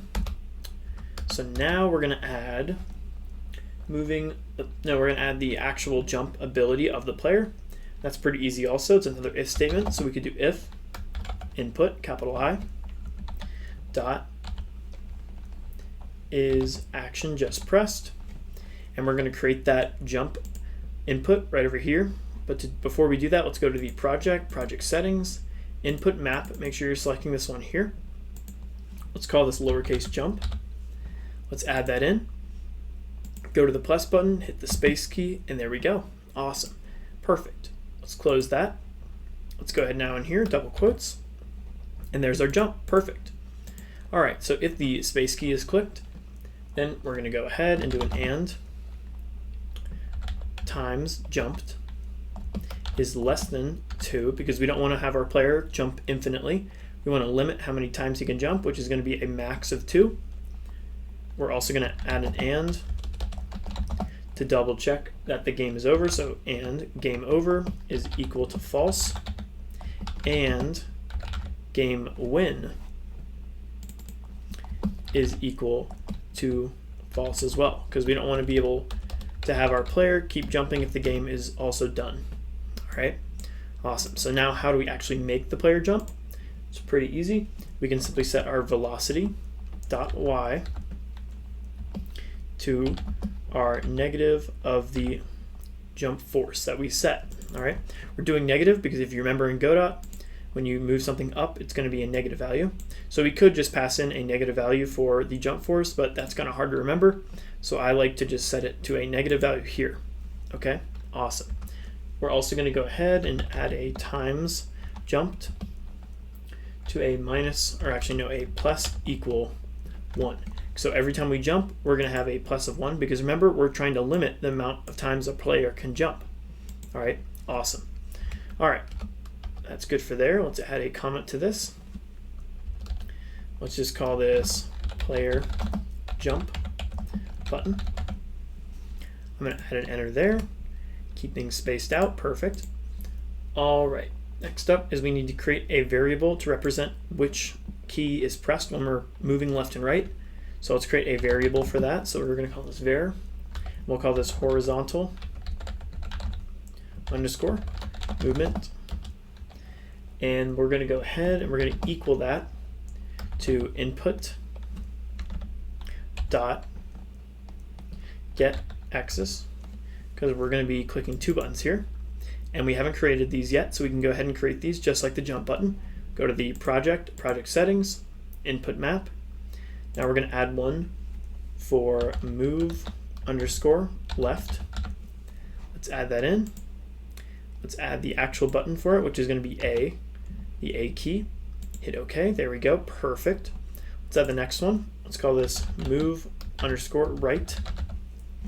Add this over here, and then D. Hit OK. And there we go. Awesome. So there's our space, A and D. I like it. All right, make sure now we go ahead, reselect it. We're going to add move left first, and then we're going to do a comma, and then a move right next. Now what this get axis is doing is it's going to make the first value equal a 1, and the second one equal a -1. Okay?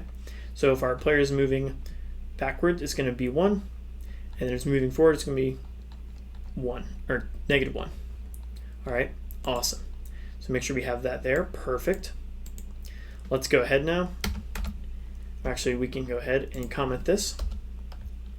So we could just call this player input direction. Awesome. All right. Next up, we're going to create a couple if statements for the player animation. So we're going to start off with an if game over. So if the game over is equal to false and game win is equal to false, we're going to go ahead and we're going to if velocity dot x equals 0. So if neither one of those buttons is pressed, or player is not on the floor, so is with that is on floor, but that exclamation point makes it not, is not on the floor, then what we're going to do is set the anim dot play to our rest position, which is kind of like our idle position of the player. Perfect. Then we're going to do an else. So if any of those conditions are not met, we're going to do an else, and we're going to set our animation of the player to walk now, which is the walk one here. Perfect. All right, awesome. Next up though, we're going to set the way the player is facing now. So if velocity dot x is greater than 0, then we're going to go ahead and set our sprite dot flip h equal to true. And what this is doing, if you go to our sprite 2D right here and then go to 2D view, you can see in the offset up here that it has flip h. So we can go ahead and turn this on and off to make our player move either left or right. Okay, so you can see if he is on, then it's moving right. If it's off, then it's moving left. Okay, awesome. All right, let's go ahead back to script. Let's do the other one now. So we're going to do an elif. So elif, and we're going to do velocity dot x is less than 0. Then we're going to go ahead and do our sprite dot flip h equals false, okay? Because we don't want him to face that way anymore. Awesome. All right, perfect. Now one more thing we need, well, two more. This is going to be outside of all these elifs and ifs. It's going to be at the end, but make sure it's on the same level.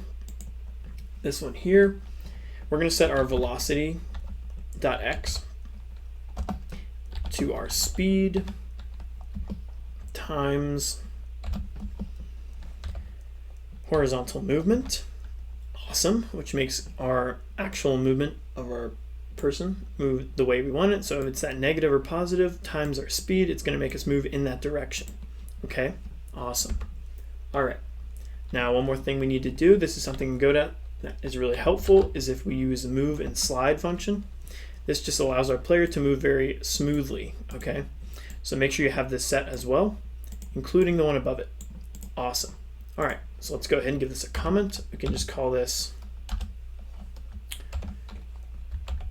game, well actually technically it's player anim state, just like that. Awesome. All right, now we're also going to need one for the jump, so we can just create that simply right over here. We're going to do an if statement. If velocity dot y is less than 0, then we want to go ahead and play our jump animation, which is simply anim dot play jump. Okay, just like that. Awesome. Let's give it a comment. Let's just call this jump anim. I'm going to add an enter down here. Perfect. All right, next up is our health state code. So let's go ahead and do another if statement. So if player health is less than or equal to 0, so if we're all out of health or less than the amount of 0, then what we want to do is of course set our game over to false, or no, to true, because the game's over now. So set game over to true, and then below that we're also going to do our game over label. We're just going to make sure we set that to true. So game over label dot visible. We're going to want to make sure to set that to true. Okay, awesome. All right, and we can give that a comment for what it is. We can just call this player health state, just like that. Awesome. All right. All right, almost there. Now we need to add the actual randomization of the screen shake. This is just going to help make our game look a little better. Let's go ahead and do an if statement. If shake strength is greater than 0, then we're going to go ahead and do our shake strength and equal that to lerp f, which just helps get a calculation for our shake strength, comma, 0, comma, shake fade times delta. Okay, awesome. So this is helping us get a new shake strength value that we're going to use. So we're going to do cam dot offset equal random offset. Okay, awesome. So this is helping us create a new randomized strength for our shake strength, which is great. So we can go ahead and give that a comment. Just going to call this shake strength value. All right, then we're going to go ahead and we're going to do the actual ability to restart the game, which is super easy. We're just going to reuse that space key. So once our game is in the either game over phase or the game win, then all I want to do is let the player have the ability to restart the game with the space bar.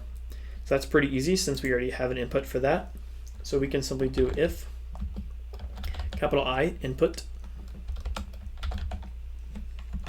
dot is action just pressed, and we'll use the same one, which is jump. We will do an and.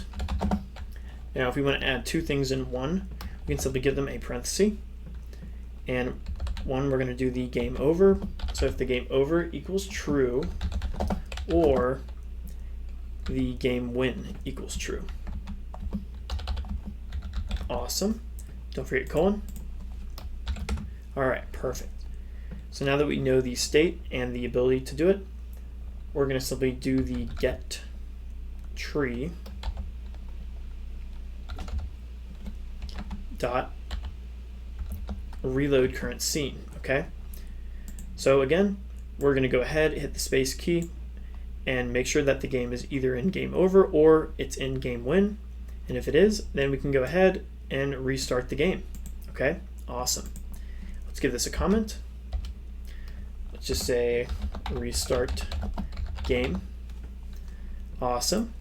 All right, almost there. Now we need some more game state functions. Let's go ahead and add these. We're going to do an if statement. We're going to do game over equals true. So if game over equals true, and another if statement for the times, time shook equals 0. So if time shook equals 0, then we're simply going to apply shake, so that screen shake effect. And also another thing, which is times shook equals 1. Now why are we doing this? Well, we're adding the simple if statement in here to only shake the game once, because if we didn't have this and we still applied the shake, then every time in the game over screen, it's just going to keep looping through and keep shaking the screen. But we only want it to shake one time when the game's over. So that's why we need to kind of reset the value of time shook to 1. So it won't do it over and over again. All right, awesome. All right, next up, let's go ahead and play some animations. We're going to do the hurt anim, of course. Dot play hurting, because of course in game's over we want to play that, so we know that we were affected. Then we're also going to do the game over label. We're going to make sure that's visible still, so visible to equal that to true. Awesome. We're also going to go ahead and do that anim.play for the death animation we created earlier. Awesome. We're also going to go ahead and do an await this time. An await anim dot animation finished. It should pop up here. There it is, animation finished. And then we're going to add one more thing down here. This is going to be the position dot y plus equals 500. Now the reason we're doing this await and this position dot y plus 500 is because at the end of this animation we might have a chance that we're going to see the character. So I'm going to wait till that animation is done playing and then move the character down by 500 positions, all right, 500 pixels down, because I just want to double check that I'm not going to view the character even though we're in the game over scene or the game win scene. Okay, awesome. Well, actually the game win scene is not going to move the character, just the game over one is, because we're going to do that jump up spinning animation and fall out of the screen. Okay, so this is just a little reassurance thing just in case. All right, awesome. So make sure you have that down there. Let's give this a little comment. Just call this game over state. Perfect. All right, next up, let's go ahead and do a state for the hurting. So we're going to do if hurting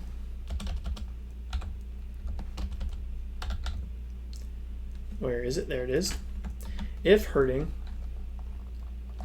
equals false and game over equals false, or game win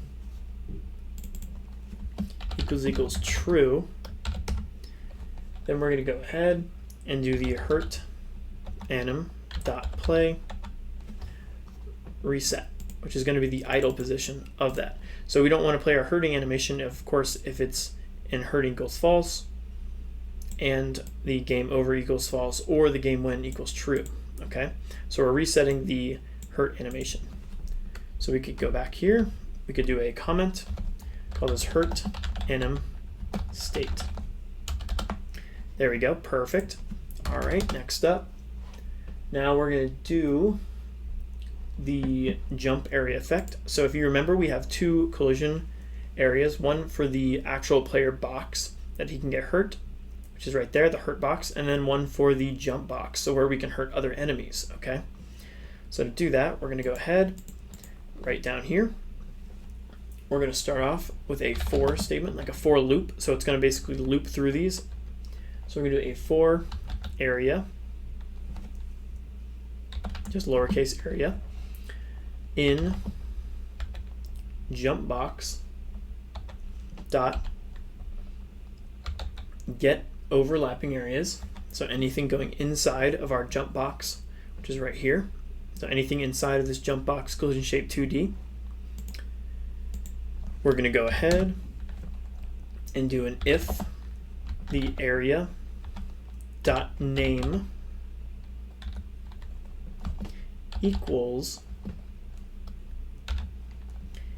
enemy hurt box. So if anything enters the jump box with the area name of enemy hurt box, then we're going to go ahead and we're going to set our velocity dot y to a negative jump force. Oops. So basically making our player jump if he jumps on top of an enemy, so he gets like an extra little boost, which looks pretty cool. We're also going to go ahead and add a times jumped to 1. Okay, so if we jump on an enemy, it still doesn't it still counts as a jump. So we still can only jump one more time after jumping on top of the enemy. All right, awesome. Now we're going to do another one.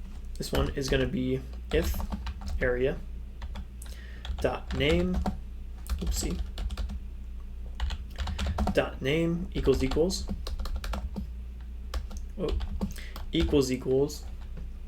win area. Then we're going to go ahead and we're going to set game win to true. We're also going to go ahead and do anim.play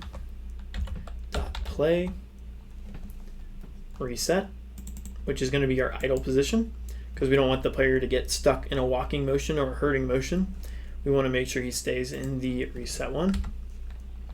And we're also going to do the win label dot visible and equal that to true. Okay, awesome, because we want to make sure that the player knows that he won the game.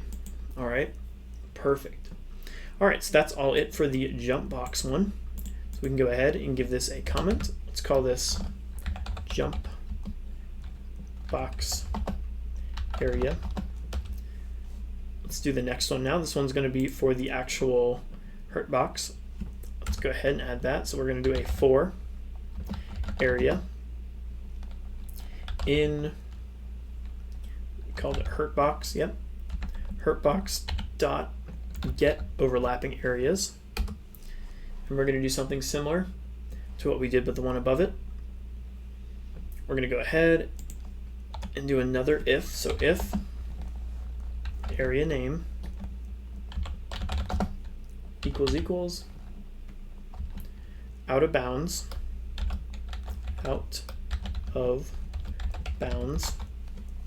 so anywhere in the out of bounds area. Then we're going to want to do a couple things. First thing is set the game over.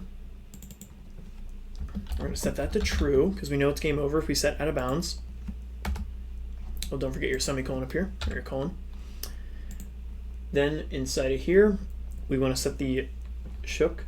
So we're going to go ahead and do if times shook is equal to 0. Then we're going to do just what we did with the other one. We're going to go ahead, apply shake,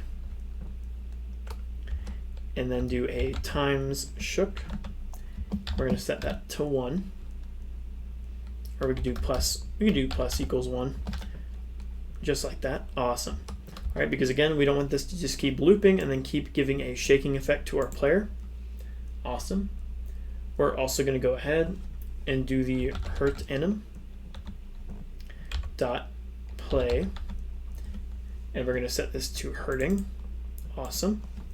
We're also going to go ahead and do the anim dot play death for our death animation. Awesome. This might be a little repetitive with what we did, but I really just want to make sure you understand the state of the player when he hits the out of bounds. Okay? Awesome. All right. Now what we're going to do is another one for the enemies. So we're going to do another if area dot name. Make sure you spell it right. Name equals equals. We're going to do enemy. So if the player runs into the enemy and hurting is equal to false, because what we can do sometimes is if we run into enemy, we're going to be in that hurting state for a couple seconds, and we don't want to keep getting hurting over and over again. So we have a little bit of time to run away from the enemy that's hurting us. We're going to go ahead, oopsie. We're going to go ahead and do hurt by enemy. And this is a function we're going to create in a little bit, but we can hold this now for a minute. We're also going to do another if area name equals coin. Then we're going to go ahead and do our coin count plus equals 1, because we're going to add a coin, of course, if we run into a coin. Okay. Now this is going to stay red for a second because we don't have this function added yet. That's fine. We're going to get to it in just a bit. All right. So make sure you have all this down. I know that was a lot. So make sure you have everything down for the hurt box. Let's give that a comment as well. We can call this just the hurt box area. Make sure you have everything down for the out of bounds part right here.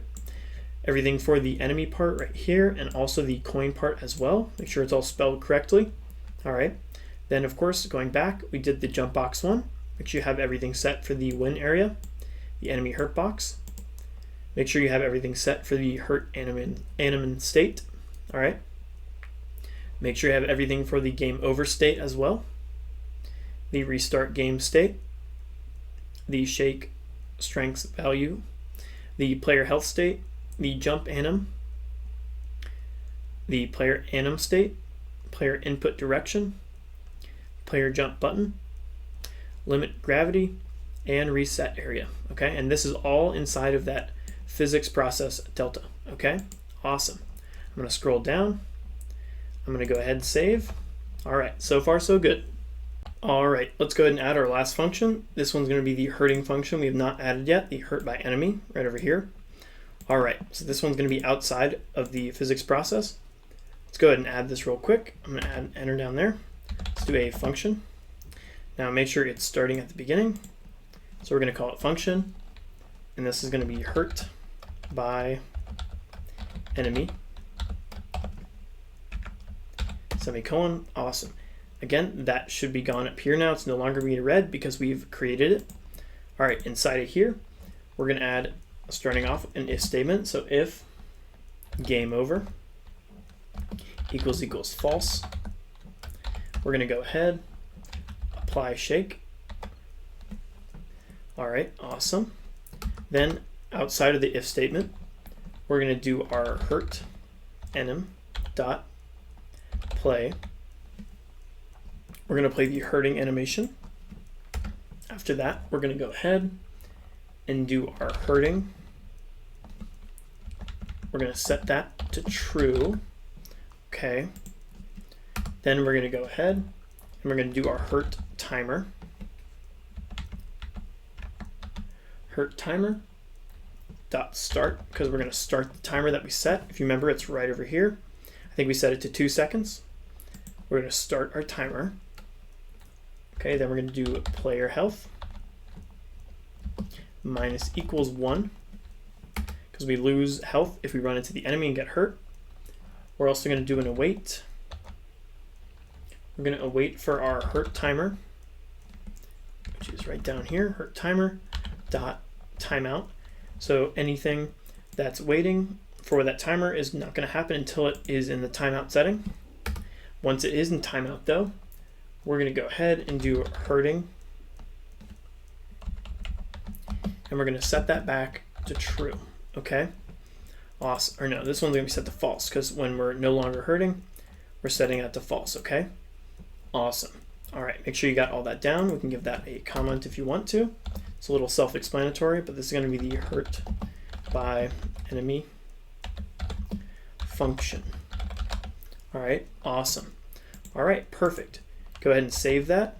Now we can't test the game yet because we're missing a couple of the components, but we're going to add those in a couple next sections. All right, so far so good.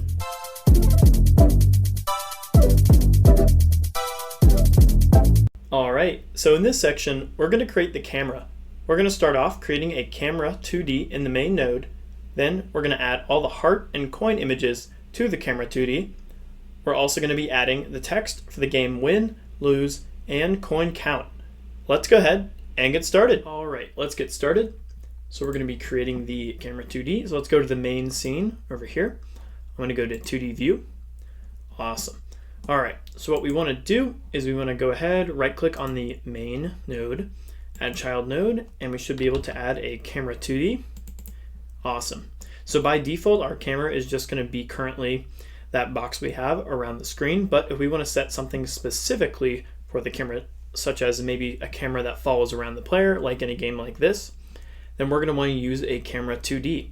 Now camera 2D can be moved around just like any node. There's also some other settings in here, such as the offset, the anchor mode, zoom ability. We're going to leave most of this the same for now though.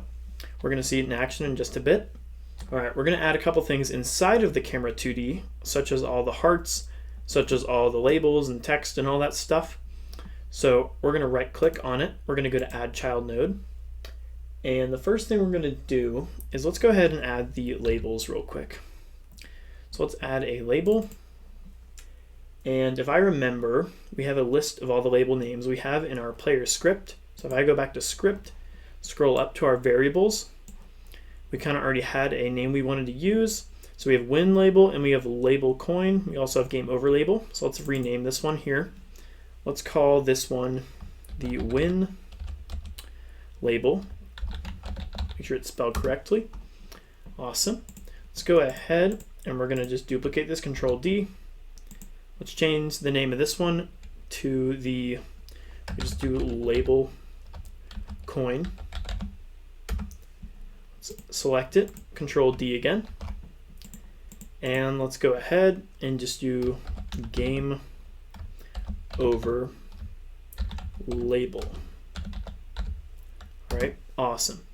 All right, back to 2D view. All right, so this is going to be our box for the camera. So let's go ahead and put everything we want in it. So for our label win, let's go ahead and just say you win, exclamation point. All right, I know you can't see it for now, but we can go ahead and stretch that out. Make sure you're using your pointer tool. I'm simply going to put it somewhere relatively in the middle. Awesome. Let's go ahead and center it. There we go. Let's center it there as well. Move it up a little bit. All right. Now we need to give it label settings, new label settings. Click that. Of course, we want to make this a little bit bigger, so let's go ahead and increase the size of it. Let's see what 80 looks like. Maybe 100 might be a little better. Maybe actually 120 might even be better than that. Yep, I like that. Awesome. Now, because we have a lot of colors in the background, I want to make sure to give this an outline so we can see the text better. So we can select the outline right over here. Let's go ahead and give this a size. Let's do 30 and see how that looks for now. Make sure to change the color to something like black. All right, looks pretty good to me. We can maybe increase the outline a little bit more. I'm going to try 40. There we go. I like that. Awesome. All right, next thing I'm going to do is I'm going to move this up a little bit. Perfect. Now I'm going to go ahead and make this invisible because, of course, when we first start the game, I don't want to be able to see that. Let's do the one over here now. I'm going to move that up a little bit so they're next to each other. Let's do the game over label. So I'm going to go ahead and make this a little bigger, just like I did with the win one. Something like that. Awesome. Let's make sure the text is going to be centered. Let's make sure it's centered for both. Then let's go ahead and say game over frowny face. All right, perfect. Let's go ahead and give it a new label setting. Click that. Let's do the font. If I remember, we did 120. There we go. We also had an outline. And you know what I want to do? I actually want to change the font color to something like red to signify it's a bad thing when game over happens. Whoops. There we go. All right, awesome. We got red text there. Perfect. Next thing we want to do, let's give a color to the outline of black, and then let's go ahead and make that 40 so it matches the game win. Awesome. All right, next thing I want to do, I want to make this visible real quick just so we can make sure they're on the same location. So I'm going to move my game over text up a little bit. Doesn't need to be perfect, but as long as it looks relatively the same, should be okay. All right, awesome. I think that's pretty good. All right, good. We have the win label and the game over label. Let's go ahead and make them both invisible with the little eyeball right there. Awesome. Let's go ahead and do the label coin text now. Let's go ahead and make it a little bigger first. It doesn't have to be too big. Let's go ahead and just put, well, we can just do 0 actually. Well, not O, make sure it's 0. There we go. All right, and what I want to do is I want to keep all that the same, but I do want to change the label settings. Let's go ahead and make this one a little bit bigger. Definitely not as big as the game over and game win, but maybe something like 30 might be good. Maybe a little bigger. Could try 50. Yep, you might change that later, but for now I think it's okay. I also want to give it a black outline. Let's go ahead and make the outline 20. Might be too much, but let's see. Nope, I think it looks pretty good. Awesome. All right, and we're going to put this somewhere on the top left next to a coin so we kind of can tell what it is for. We'll keep that there for now. Okay, let's go ahead and add the hearts now real quick. So we're going to right click on camera 2D, add child node, and we're going to use an image. Let's see if I can find the right one. It's going to be in the control, if I can find it. It is going to be a, maybe it's called picture or something. Picture, nope, don't see it. It should be image node, but let's see if I can find that. Let me double check the name. It's going to be it's a text direct actually. Whoopsie, getting the names mixed up. So we're going to do a text direct. There we go. I just think it's an image because it has that little image. So I always think the name is image. Awesome, we're going to add that there. We're going to call this, if I remember, we're going to call this empty heart 3 because we're starting at 3 on the left and going to 1 as we go over. So we have empty heart 3. So this is basically kind of like a Sprite 2D, except it's going to be used for our UI ones, all right? So let's go ahead and find the heart image, or the empty heart image. Looks like it's right here. It's tile underscore 0046. So let's go ahead and take that, put that there, and there you go. Perfect. Now make sure to set the texture to the nearest so it's less blurry. Awesome. We're also going to go ahead and increase the size. I think it's a little small. Let's go to layout. You should see transform. And once you're at transform, you can go ahead and set the size. Let's go set the size to 3 and see how that looks. It's a little big. Maybe we could do like 2.5. Perfect, I like that. Awesome. Now we're on the move tool still, so I'm just going to move it over here and move it up to the top, just like that. Okay, awesome. Now we have empty your heart 3. So we're going to have 3, 2, and 1 right here. So let's go ahead and add each of those. So I'm going to control D, and I'm going to go ahead and just move this over. Control D again, move it over again. Awesome. And let's make sure the numbers are correct. So this one here is going to be 2. This one here is going to be 1. Awesome. All right, now that we have empty hearts, we need to get the full hearts. So if I remember what we called them, we can check it in the script. I think we called it just full heart 1, full heart 2, full heart 3. Okay, make sure we say the same name. So let's go ahead and do the third one first, Control D. Now, what we want to do though is we want to make sure these are above each of them so the layering is correctly. So let's go ahead and change the empty to full. Awesome. Change that 4 to a 3. And then of course we have to change the actual sprite. So let's go ahead and find the full heart sprite, which is right here, 44.png. Let's drag and drop that onto there, and there we go. Awesome. All right, perfect. Let's double check. Was that a capital F or nope? It's a lowercase f. Okay, awesome. All right, let's do that same thing now for the others. Let's go ahead, Control D on this one.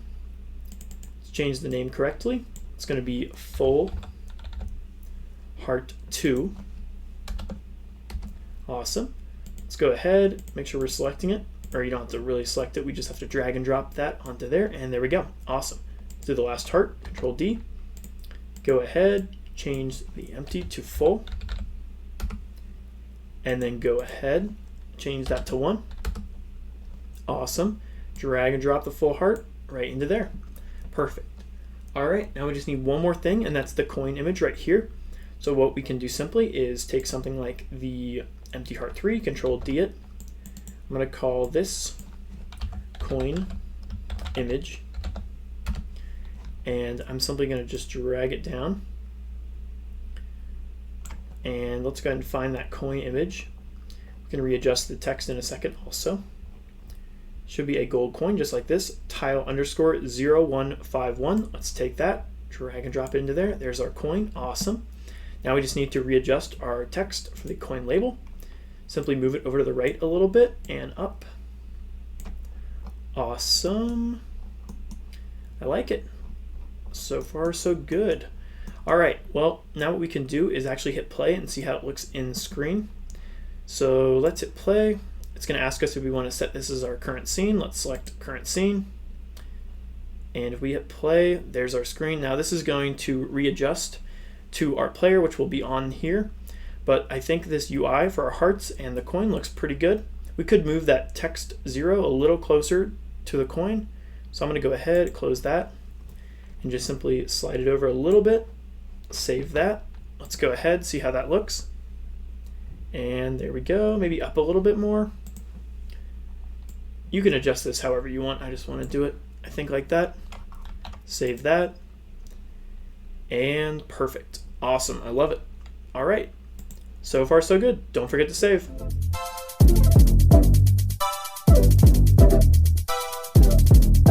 All right. So in this section, we're going to create a following script. Now this script is going to be attached to both the camera and the background, and all it's going to do is allow those two items to follow around the player. Let's go ahead, jump right in, and get started. All right, let's get started on creating the camera and background script. Let's go ahead, start off with the camera one. So select the camera. Let's go ahead and add a script. We can keep camera underscore 2D as the name. Awesome. All right, this is going to be a pretty simple script. Let's go ahead and get rid of everything except the extends camera 2D. So we're going to be adding only one variable in here. We're going to do an @onReady, and we're going to do var for variable. We're going to call this target underscore node, which is going to be the node we are tracking. And I'm going to equal that to what our player is going to be, which is going to be a $, double quotes, // capital P player. Awesome. All right. Then we're going to need a function process, or process function. And we're going to use a special kind, which is going to be a process delta. But we're going to be putting a float type in here. So we're going to do a float.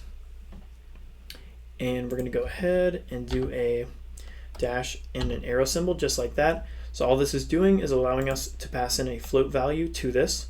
So that's why we're doing this. Oh, we forgot one thing. We need a void as well. So we're going to be passing in a specific type of float or changing something significantly every single time. That's why we need that there. So then we're going to go ahead and do an if statement. And we're going to take our target node. We're going to do a dot game over, because we got to make sure that the game is not over, because once the game is over, we don't want to have our camera and background to move anymore, because our player is going to be falling down farther so we can't see him anymore.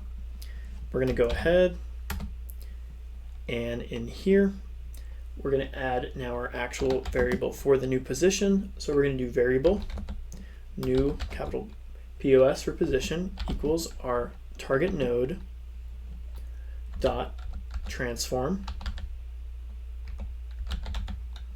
dot origin, and we're going to add a vector2 of 0, negative 120. Now this here is going to create the new position for us, which is going to be using that target node of our player for its transform.origin plus a vector 2 of negative 120. And the reason I'm adding a little bit more of the y value is because I like the screen to be a little bit higher up, so it shows the player more on a leveled field. All right, and you'll see it. We can change it if you really want to. I just like to have that there just in case you want to change the position of the camera. We're also going to do a set underscore position. Position, and then of course pass in that new position. All right, awesome. All right, perfect. Make sure you got all that down. Now we need to create one for the background, and it's going to be the same thing. We're just not going to, of course, add the extends camera 2D. So we're going to go ahead on the background. First save that. Add a new script to the background. We can keep it at background GD. And simple enough, just go ahead, get rid of everything here. Go to your camera underscore 2D. Copy all this. Go to your background and just paste it in. Awesome. All right, save that as well. Perfect. Now let's go ahead and test this out. We're going to go ahead, find the player. Should be all the way towards the bottom, that player.tscn. Let's take the player, drag and drop it into the main node. Awesome. All right, now if we go ahead, go to 2D view, save everything again, we can hit play. See how that looks. Now, whoops, we forgot a couple things here. Let's close that. First off, our player is starting over here, so let's go ahead and move the player. Make sure you're selecting the main node for the player. I'm going to put him somewhere on the platform over there. Awesome. All right, let's go ahead, save that, hit play. It looks like our resting animation is having a couple issues. We can fix that really quick. And looks like our jumping isn't enough, so we might need to add that a little bit more. We can do that pretty simply though. Close that. So first things first is let's change the jump force. So select into the player right here. The jump force is going to be on the right of the main node of the player. And since it's not really going up that much, we can simply go ahead and set it to something like, let's do 500. Enter there. Perfect. Now the animation is having issues with the animation hurt. And if you select it and you're on the rest animation, currently the visibility of that rect is still going on and the self-modulate is still going on as well. So just go ahead and deselect each of those. Go ahead, hit save on there. Awesome. Let's go back to main view. Let's go ahead, select the main player here, and that should be at 500 still. Awesome. Let's go ahead, hit play. There we go, awesome. And our player now jumps a little better. He's currently still red. That means our resting one is not the right color. Let's switch that again. Go back to player. Select the, I think it's this one here. Yep. Let's go ahead, make sure you're in resting. Let's go ahead and take that and go up to white and fully visible. Well, it shouldn't even be visible in the first place. So we can go ahead and leave it like that if we really wanted to. That's fine also. I think it still looks okay. Let's go ahead and just key value that. And you can click that there to keep that one active. Awesome. Let's save that. Let's go ahead, hit play. And there we go. Now our player is no longer red. If we jump down and get to that game over section, it plays the animation. Awesome. But now, of course, the background isn't set correctly, so we need to go ahead and adjust that. We can do that a couple different ways. I think the easiest way might just be to change the offset and put it on top of the screen over here. So we can simply do that easily by taking the background here and simply just moving it up right over here. Awesome. Let's save that, hit play. Looks like it's still having issues. We might need to change it inside the script. Let's go ahead, Control Z to bring that back. Now we can do that inside the script if we want to. I'm going to go to script and simply we could change this here, but you know what? Instead of going in the script and changing things, we could just go ahead and change the actual offset of the background. But you know what? That's not going to work because if I move the background for this, it's going to go ahead and not move it at all. So I'm going to go ahead and keep that at 0. What we could do is simply go into here. We could put all these in a node and readjust it. That might not be too hard. So let's go ahead, right click, add child node. We could do a node 2D and simply take each one of our backgrounds and just drag them all into the main one. Oops, we'll make sure I'm holding on the right one. Make sure I'm selecting each one, and then not selecting control key, just drag them into the node 2D. Take the node 2D, and again, we're just going to drag it up here, place it in there. Awesome. Save that. Let's go ahead, hit play. See how that looks, and there we go. Awesome. So now the background follows us. I like it. Now you see how I made that negative 120 for the Y position? That made it go up a little bit. If you wanted it to readjust, you can do that also, but I think it looks pretty good like this. I like having the mountains in a spot that's a little bit above the middle spot. And there we go. Awesome. I like it. The hearts disappear, the shaking effect, and the game over. All right. Awesome. Let's go ahead, close that out. Let's save. So far, so good.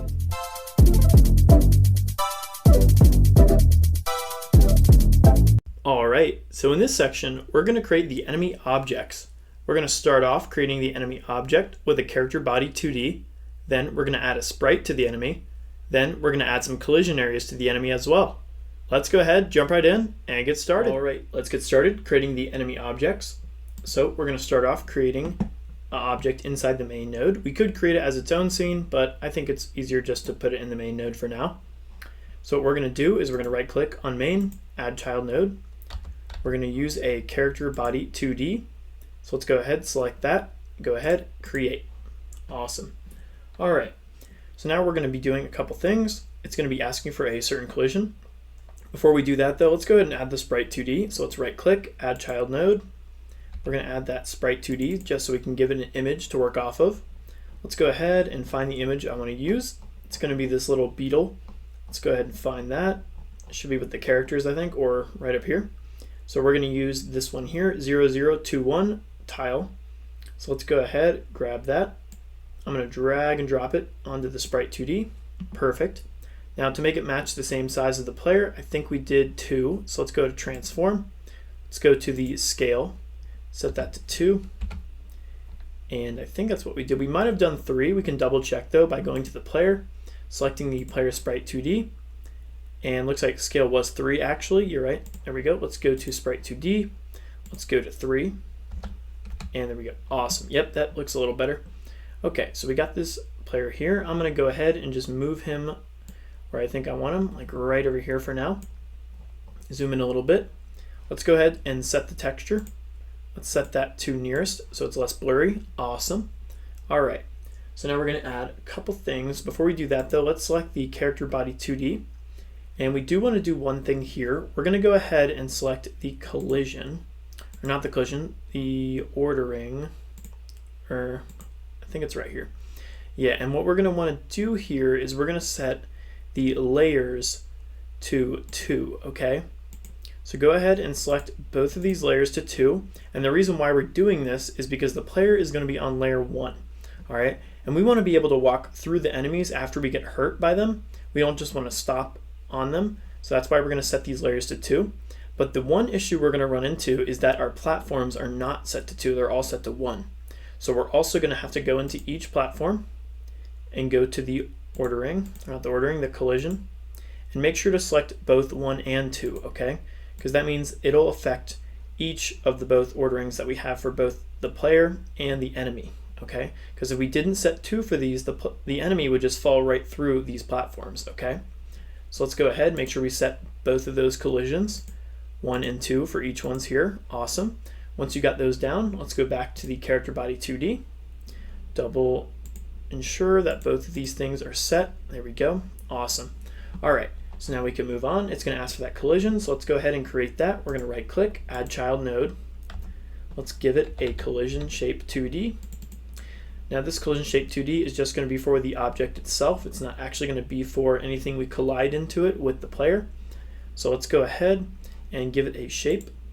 Let's just do a rectangle. And what we want to do, of course, is bring it over to on top of our player. And you know what? We actually messed up here because we moved the sprite over there. We didn't move the actual player, so let's Control Z on that. And let's go ahead and zero out the position of this guy here. Let's go ahead, 0 over there. Select the main character body and move it so everything moves with it just like that. Awesome. All right, now for this, let's go ahead, and all I really want to do is just make it go down a little bit to where its feet are going to be, so probably about like there. Awesome. I don't really care if it's spread out because we're going to have other collisions for that for the player. So let's keep that like there for now. Okay, awesome. Now let's go ahead and create an area 2D. We're going to right click, create node. We're going to do area 2D. Let's rename this one. This one here is just going to be the enemy one. And I think we can keep it lowercase. Yep, enemy, enter. And what we're going to do is we're going to go ahead, right click, add child node. We're going to give this one a collision shape 2D as well. There we go, awesome. Now the enemy one is going to be the lower part, because remember, we're going to have an area where the enemy can get stepped onto and defeated. So that's going to be the top part right here. So let's go ahead, give this one a rectangle, and simply make it the lower half. So let's do something like there to there to here, and all the way up to about there, okay? So that top part is going to be the jump area. So let's keep that for there. Let's go ahead, right click again on it, add child node.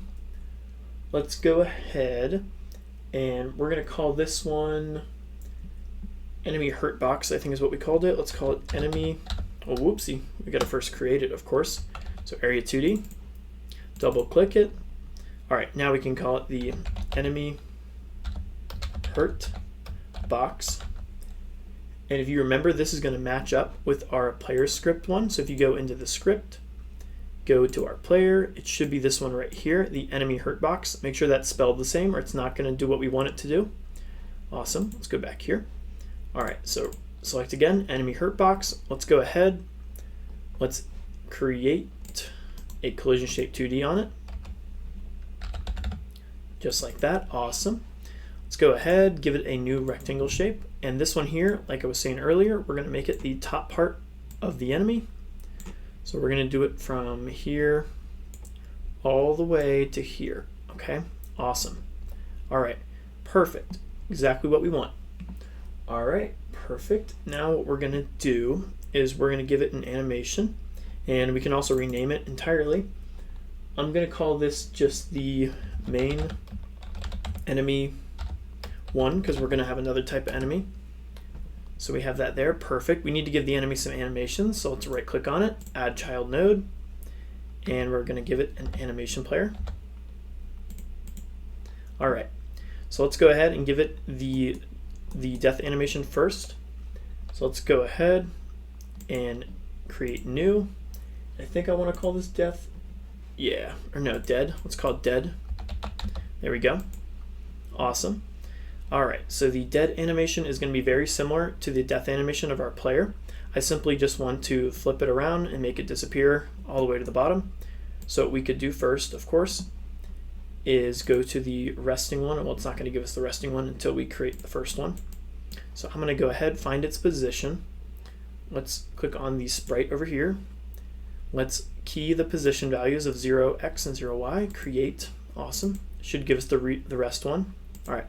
So for this one, I'm just going to go ahead and we want to key value the x and y. Let's do that for this one as well. We also want to key value the rotation because we're going to change that in the next one. So hit create. Awesome. All right, so that should be good for the rest one. Let's select back to the dead one. And what we're going to do is we're going to go to the, let's go to the 0.5 second and simply let's move the sprite upwards. So I want the sprite to move up. Actually, you know what? We're not going to go up at all. Let's just go straight down. So let's go all the way down, which is going to be up with the y value. Let's just do like 200. There we go. Well, we're going to need a lot more than that because we can still see it, of course. I want to make it get completely disappeared. So let's do 600. There we go. Perfect. Okay, and we're also going to go ahead. Oh, I forgot to key value it. Oopsie. Let's make that 600 again. And then key value it. Perfect. So we're going to start off there. Then we're going to 600 it. And what I want to do is I want to spin it. So let's spin it. Key value it. create, hit play and see how that looks. Oh, it looks like it didn't start spinning. Nope, because we didn't key value it at 0. We need to do that. All right, key value it at 0 first. There we go. Now it should spin. Awesome. Just what I want. Let's go ahead. Let's go back. Let's change the value here of how long the animation is to a 0.5. And it's not going to be looped, so we can keep it the same. Let's hit play. Perfect. So when we step on the enemy and it's dead, it's going to just spin away and move. Now we're going to turn off all the collisions though with the code, so we don't need to worry about that right now. Let's make sure the resting one is the same though. Let's hit play on the resting one. Awesome. Now for the resting one though, we could add a little animation for its feet because we have a separate animation for it over here. We could do that. Let's do that while we're here. Let's go ahead and we're going to make this a little longer. Let's make it to the 0.5 seconds. Okay. And let's go ahead and let's key value its current sprite right here. Create. Awesome. Let's go ahead and move to the, what is it, 2.5 for the middle of that. Awesome. Let's drag and drop the 002 sprite right here. Let's key value it. There we go. And then we can change it back. Or actually, I don't think we need to change it back at all. If it's going to be looped, just make sure you select looping right there. Awesome. If we hit play, there we go. It has a little bobbing effect. I like it. So that looks like it's moving around a little bit. Perfect. Awesome. All right, make sure you got that there.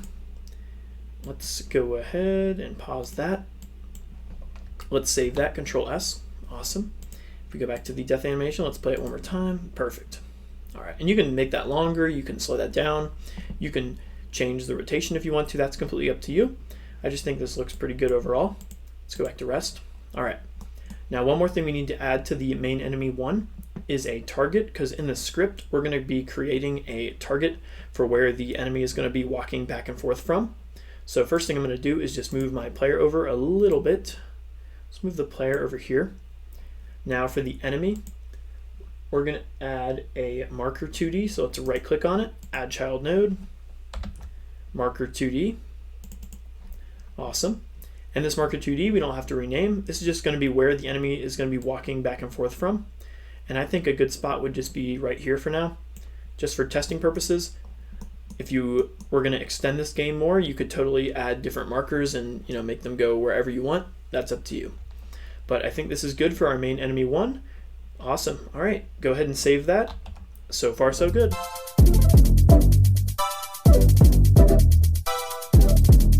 All right, so in this section, we're going to get started on creating the enemy script.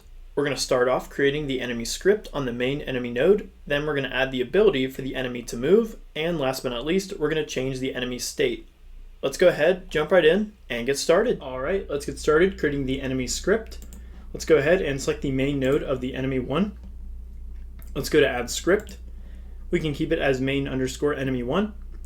Let's go ahead and create that. Awesome. All right, let's get rid of everything we have here and start from scratch. You can leave the extends character body 2D. All right, let's go ahead and add all the variables we need. It's not going to be as many as the player one, but there still is going to be quite a few. So let's go ahead and get started. We're going to start off with an @export. And we're going to go ahead and do a gravity, just like we did with the player. We're going to equal that to 30, but we might have to change it. Let's go ahead and do an @onReady now. And we're going to call this the hurt box. And we're going to equal that to our hurt box that's currently already existent. So let's go ahead, find the enemy hurt box, drag and drop it into there. Perfect. All right. We're going to go ahead and do another @onReady. We're going to call this the anim, which is going to represent the animation. Let's go ahead, equal that to the animation player for the enemy. Awesome. All right. Now we're going to go ahead and do some more onReadies. onReady variable. This is going to be the collision box 1. Let's go ahead, equal that to our collision shape 2D. It can be any of them. Let's just do the main one for now. Awesome. Let's copy this whole thing because we're going to do this for each one of our collision boxes. Let's go ahead, add all these guys here. Let's go ahead and make this one 2 and make this one 2. And let's get rid of the value it has right here. Let's drag and drop the one for the enemy in here. Awesome. Let's do the next one. Drag and drop the one for the collision shape 2D. All right, perfect. All right, looking good. Let's go ahead, add some more things in here. It looks like we forgot to put the 3. Whoopsie. There we go. All right, let's do the next couple of variables. We're also going to do another onReady. This one's going to be for the sprite itself. Let's go ahead, equal that to the sprite 2D inside the main enemy 1. There we go. Awesome. Let's do another @export. This is going to be a variable for the speed. Let's go ahead and keep that at 20 for now. Let's do another @export variable. And let's make this limit. And we're going to keep this at 0.5. All right, let's do another @export. Let's do another var endpoint. This is all going to be for the movement of the player, or the enemy, I guess. And this is going to be a marker 2D. All right, perfect. Awesome. A couple more. Let's do another variable. This one's going to be for the start position. This one here is going to be for the end position, which is going to be its starting position basically. And this one here is going to be a variable is dead, and it's going to be a bool that we are going to currently set to false. Awesome. All right, I know that was a lot. Make sure you got all that down. All the ones here, here, here, here, and here. Awesome. Go ahead, save that. So far, so good. All right, let's continue. We're going to start creating some of the functions now. So below all of our variables, let's go ahead and we're going to start off with our ready function, which is everything starting on the start of the game. So underscore ready. Inside this ready, we're going to set a couple things. Starting off with the start position, we're going to equal that to the end position. Or not the end point, the end position. There we go. We're also going to go ahead and set the end position equal to the endpoint dot global position.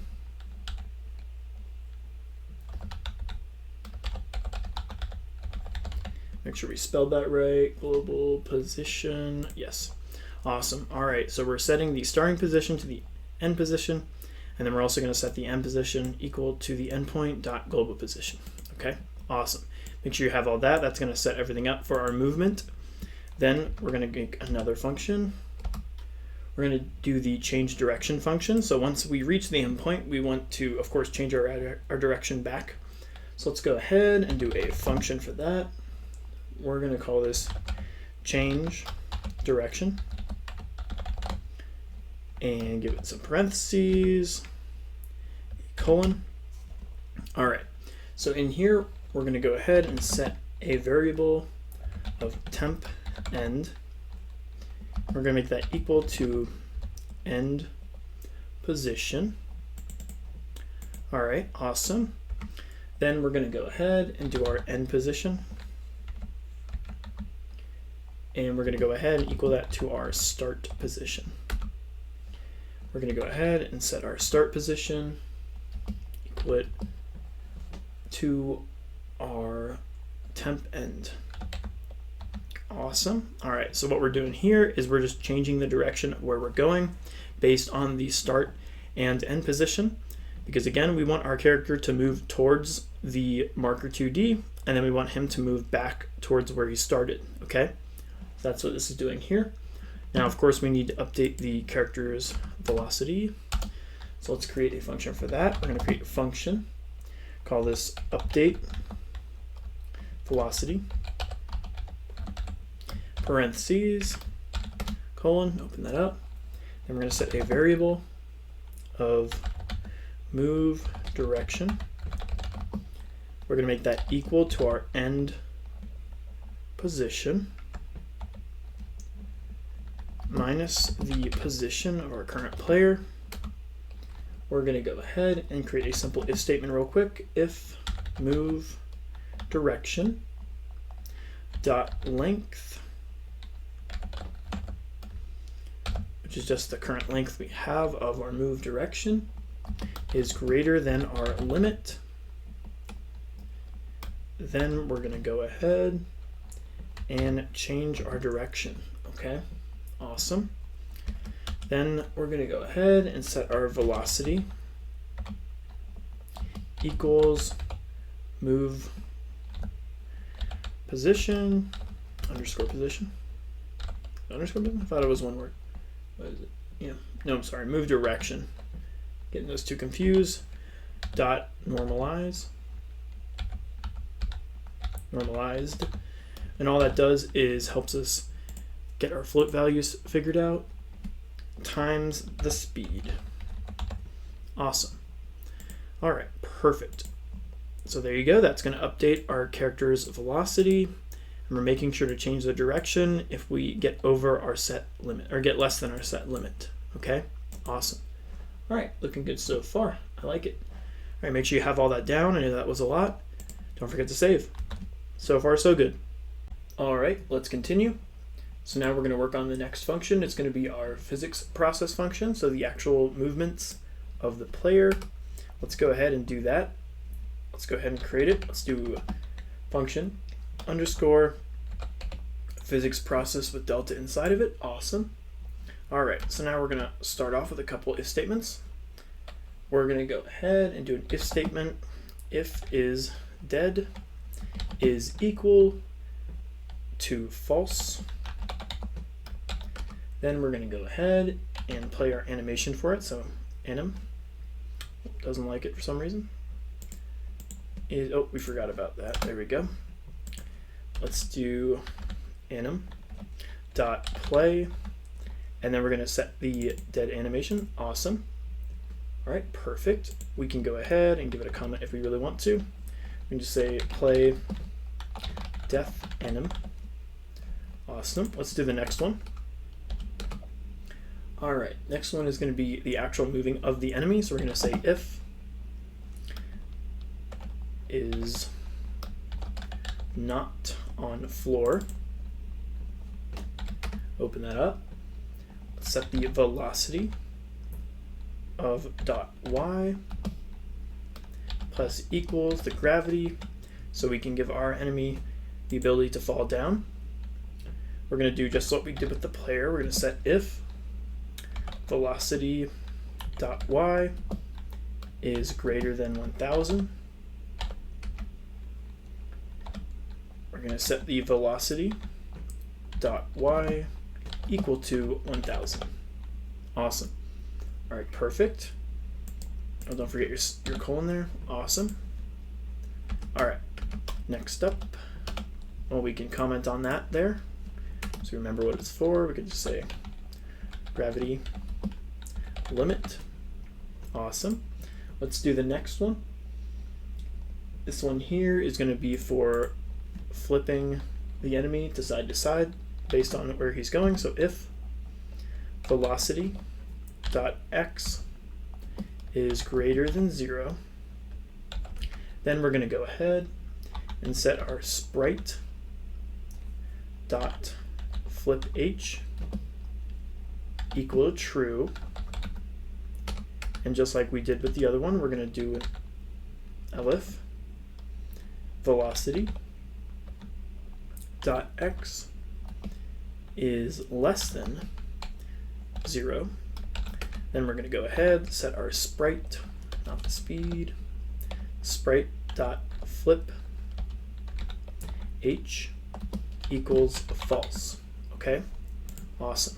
Make sure you got that there. Perfect. All right, next thing we need to do is actually update the movement of our enemy. So this is not going to be in any of the actual code, but before we do that, let's do what we always do. Let's comment what we're doing here. Let's say this is flipping enemy. Awesome. All right, next up, this is going to be the movement, like I said, so we need to do that update velocity function. And we also need to do the move and slide function, okay? Awesome. Now you're going to see why we are doing this instead of doing all those if-else's, if the game is over and stuff, because we're actually just going to delete this enemy once he is dead. Okay, so let's keep going. Well, we can update these with a comment also. Let's just say update movement. There we go. Next up, we're going to do a loop for the jump area. Let's go ahead and do a for area in our hurt box dot get overlapping areas, and another if statement in here, if area dot name is equal to, what was it, jump box.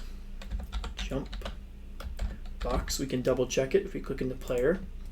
Yep, jump box, like that. Awesome. Let's go back here, back to here. So jump box. So if that name equals jump box, we want to go ahead and do the herding function, which we've not created yet. We're going to create it very soon. So we can leave that for now. Let's go ahead and create that herding function. So this is going to be outside of everything. Before we do that though, let's just set a comment for this. Let's just say hitbox, so we know what that's for. Awesome. So this is going to be outside the function physics process. So we're going to go ahead and make sure it's all the way over here. Let's go ahead and create a function. This is going to be herding. Let's go ahead, open that up. Now what we're going to do here is a couple things. First thing we're going to set is all of our collision boxes to disabled. And what this is doing is just making it not interact with things around it, which is exactly what we want to do, because once the player is dead, he's going to fall down and he shouldn't be able to be interacted with. So we're going to have such as the collision shape here. If you see this disabled, that's all we're doing, is we're turning it basically on and off with that disabled equals true or false. Okay, so we're going to set all of these to true. So let's go ahead and just copy this. Let's do one for each one. So we're going to have 2, and we're going to have 3 as well. Awesome. We're also going to set is dead equal that to true. We're going to go ahead and do anim.play, and we're going to set that to dead as well. Now after that, we're simply going to do an await anim dot animation finished, because we don't want to get rid of the enemy though until that animation is over. Now how do we get rid of the enemy? Just like we did in the previous project, we're just simply going to do a queue free, just like that. Awesome. All right, I know that was a lot. Make sure you got all that down. I'm going to add a space here so it looks a little better. Make sure you got everything in the herding function down. The collisions is dead, the animation, await, and the queue free. And of course everything we have here, such as the hitbox loop, the update movement, the flipping of the enemy, the gravity limit, and the play death anim. Okay, so let's save all that, Control S. Awesome. All right, let's go to the main scene here. Let's select the main enemy 1. Make sure everything's selected. Let's test it out. Let's go ahead and hit play. Let's see how this goes. Make sure there's no errors. Looks like we had an error here. Doesn't like our global position. Invalid access endpoint. Let's double check what I had there. Endpoint dot global position doesn't like our global. Oh, you know why it's doing that? It's because we never set it. So let's go back to 2D view. If you select the main enemy here, it's going to be looking for the endpoint. So we need to set the endpoint. And the reason why I did this is because we could have multiple endpoints if we really wanted to, or we could have ones in different areas. Okay, so let's save that. Let's turn off the game, hit play again, and let's see what happens. Whoopsie. Well, you know why it's doing this is because we did not set the right resting animation. Let's go to animation. Let's go to dead. If we hit play here, it's going to do that, and we don't want that. So we do want it to loop, we know that, but we don't want all this position stuff. So let's turn all these off. We can keep, now we don't even need that actually. we really just need is the sprite one. So let's hit play. Perfect. All right, let's go back, save that. Let's go ahead, hit play. And there we go. It's a little slow, but looks like it works. If we run into it, we should get hurt like that. We can also jump on top of it. It should defeat the enemy though. Doesn't look like it likes it though. Minus position, end position. Doesn't like our vector 2. Invalid. Nil vector 2. Let's see what that's doesn't like. Our update velocity doesn't like.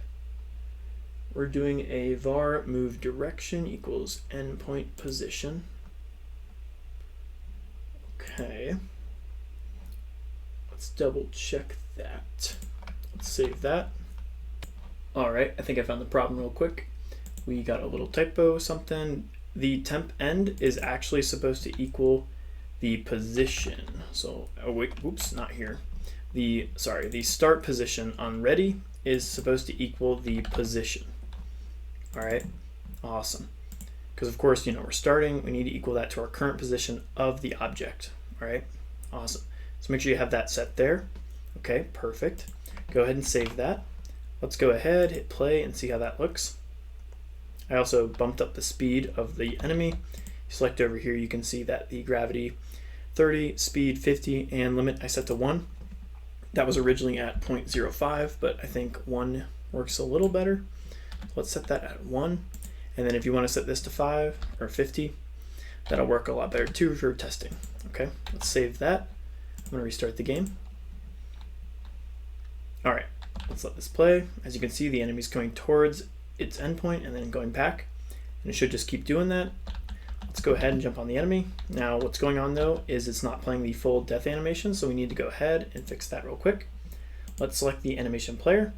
Now let's make sure we're on each one. The walking one here, let's make sure that one is in a loop.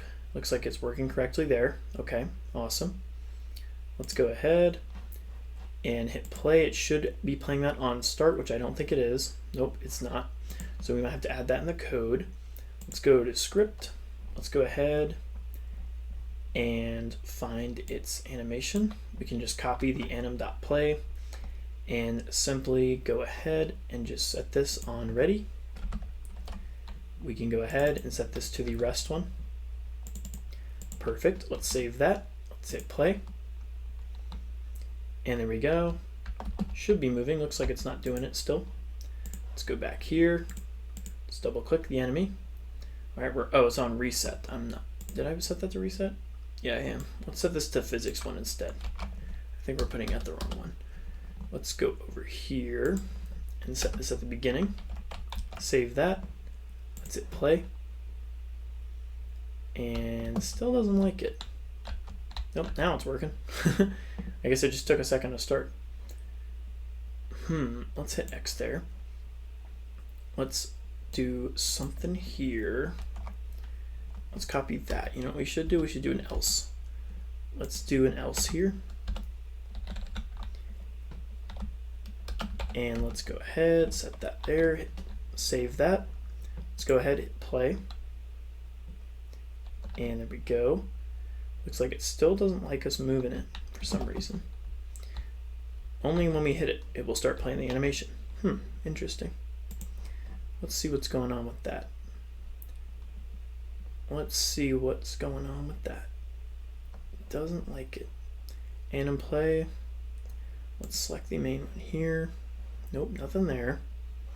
This might be a glitch with Godot. Save that. Well, either way, let's get the death animation to work correctly. If we go back to 2D, we select the animation player. Let's go to the death animation, dead over here. All right, if we hit play, currently it's not working because we turned it off, so we got to make sure to turn it on. So let's go ahead and select each of those on, and it should just fall like that. Okay, let's save that. Let's go to play. And looks like, oh, that's why it wasn't working before. Looks like it's playing this one on start.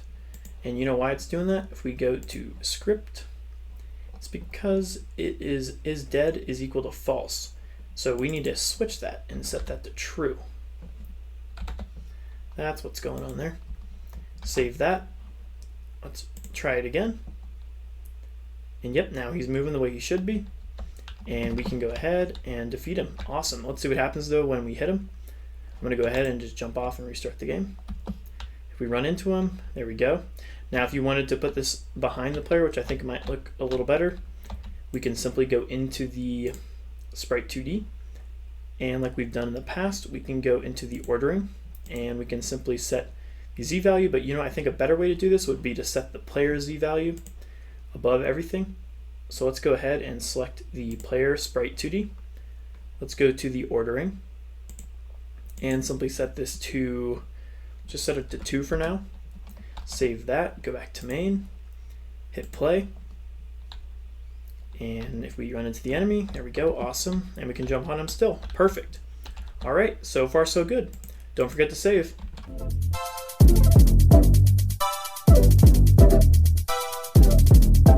All right, in this section, we're gonna create the second enemy type. Now this enemy is gonna be reusing the same script we just made, so it's gonna be pretty easy. The only difference is we're gonna make this enemy invincible. Let's go ahead, jump right in, and get started. All right, let's get started on our second enemy type. This one's gonna be pretty easy because we have already done pretty much everything we need for our enemies. Let's go into the 2D view. All right, so let's go ahead and take our enemy 1. What we're gonna do is simply Control D to duplicate it, and we're simply gonna go ahead and rename it. So main enemy 2 is what we're gonna call it. Just like that, perfect. Now we're gonna go ahead and change the sprite for this enemy. I'm simply gonna go ahead and change it into this angry block. If I can find it, I think it's up a little bit. It's gonna be this one here. Let's drag and drop that into the enemy sprite. There we go. Let's move the entire enemy over though. I'm gonna put this enemy like right over here. He's gonna go up and down next to these 2 platforms. All right, you know what? We might actually move our right platform over a little bit just so we have a little bit more room. So I'm gonna move that just a little bit also. Awesome. And back again to our enemy type 2. Perfect. Let me bring it up a little bit. Awesome. All right, next thing we're gonna do, of course, is make our marker 2D. We're gonna go ahead and simply bring that down to somewhere like here. Awesome, because we want this enemy to go up and down here.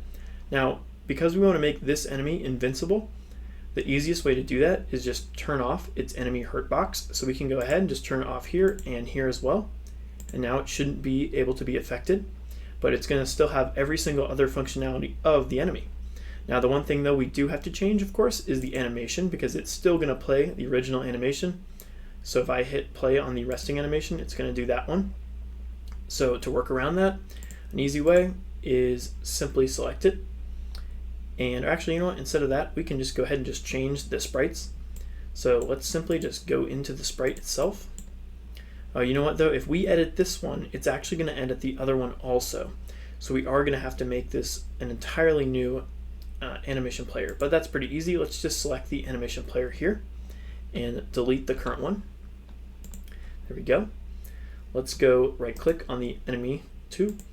Let's go ahead and add a new animation player. There we go, perfect. Now we do need to still give it the dead one, so let's just give it a dead one here. Awesome.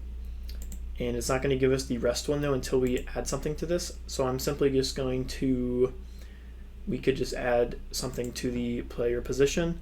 So I'm going to go to transform, add a key value for that, for the sprite. Okay, and there it is. So there's our rest one. This is the real one we really want to worry about. And I'm simply going to go ahead and just make this 0.5 for length. And I'm going to enable the looping. Now we can go ahead and drag and drop in the tile for this. So let's go ahead and give it this one first. So I'm going to drag and drop this into our sprite 2D. There we go. Let's go ahead, key value it. Perfect. And let's go to the 0.25 area. And let's go ahead, drag and drop the other animation for it right over here. Key value it, create. Oh, it didn't take the first one. Make sure we have that first one in there. Key value it again. Yeah, there we go. So now we hit play. It should go ahead and do that while it's moving. Awesome. Perfect. That's exactly what we want. Let's go ahead and pause this. Let's go ahead and save. And we can try it out. Let's go ahead, hit play.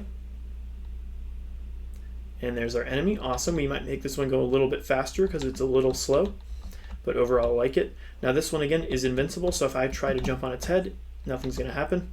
We actually are still going to jump on top of it though. Now let's go ahead and get rid of that though. So it looks like it still is getting affected, and I think what we need to do is we need to turn it off. So let's go to the collision shape over here and go to disabled, on. There we go.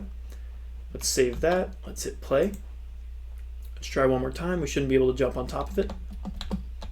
And there we go. See, perfect. So we try to pass through it, it's just going to hurt us. Just like that. And that's exactly what we want, because we only want to be able to defeat that one, not this one here. All right, let's make sure we can die in the air also. And there we go, perfect. Now you could speed up our death animation if you wanted to, but that's up to you. Awesome, all right, don't forget to save. So far, so good.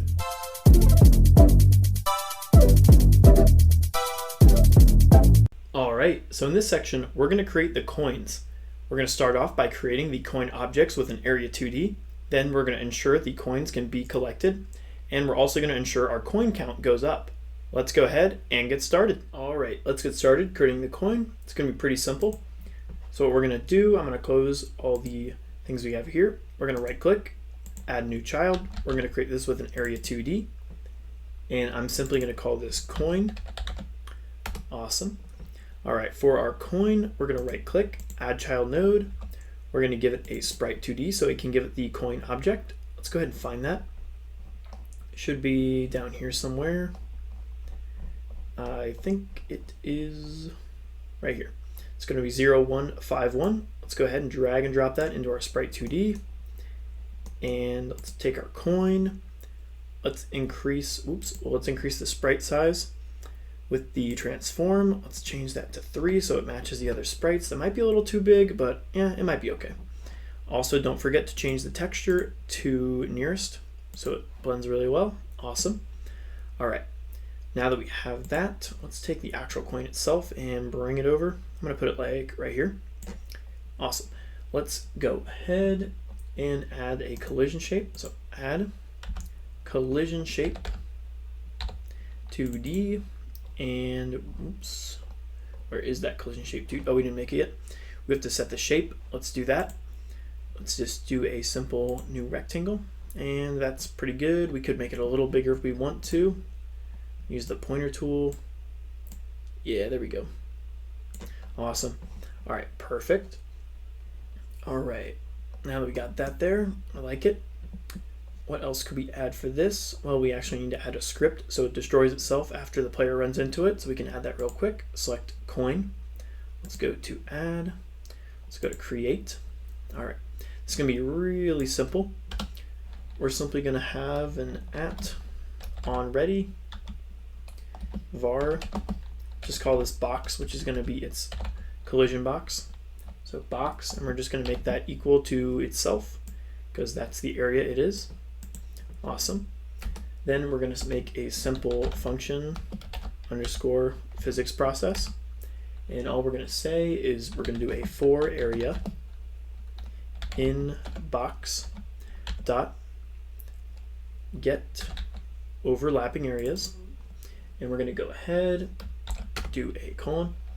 We're going to do if area dot name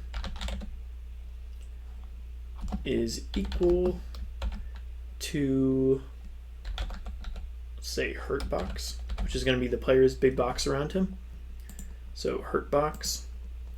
Then what we're going to do, oopsie, is simply queue free. Just like that. Awesome. All right, don't forget your semicolon or your colon right there. Let that load. There we go. Awesome. Super simple. Make sure to save that. Make sure you got that all there. Awesome. Let's go back to the 2D view. All right, let's test this out. Let's hit play. Let's let this load.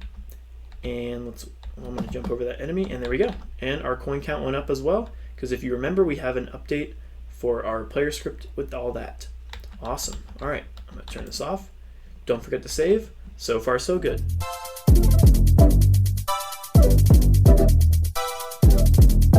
All right, So in this section, we're going to create the win area.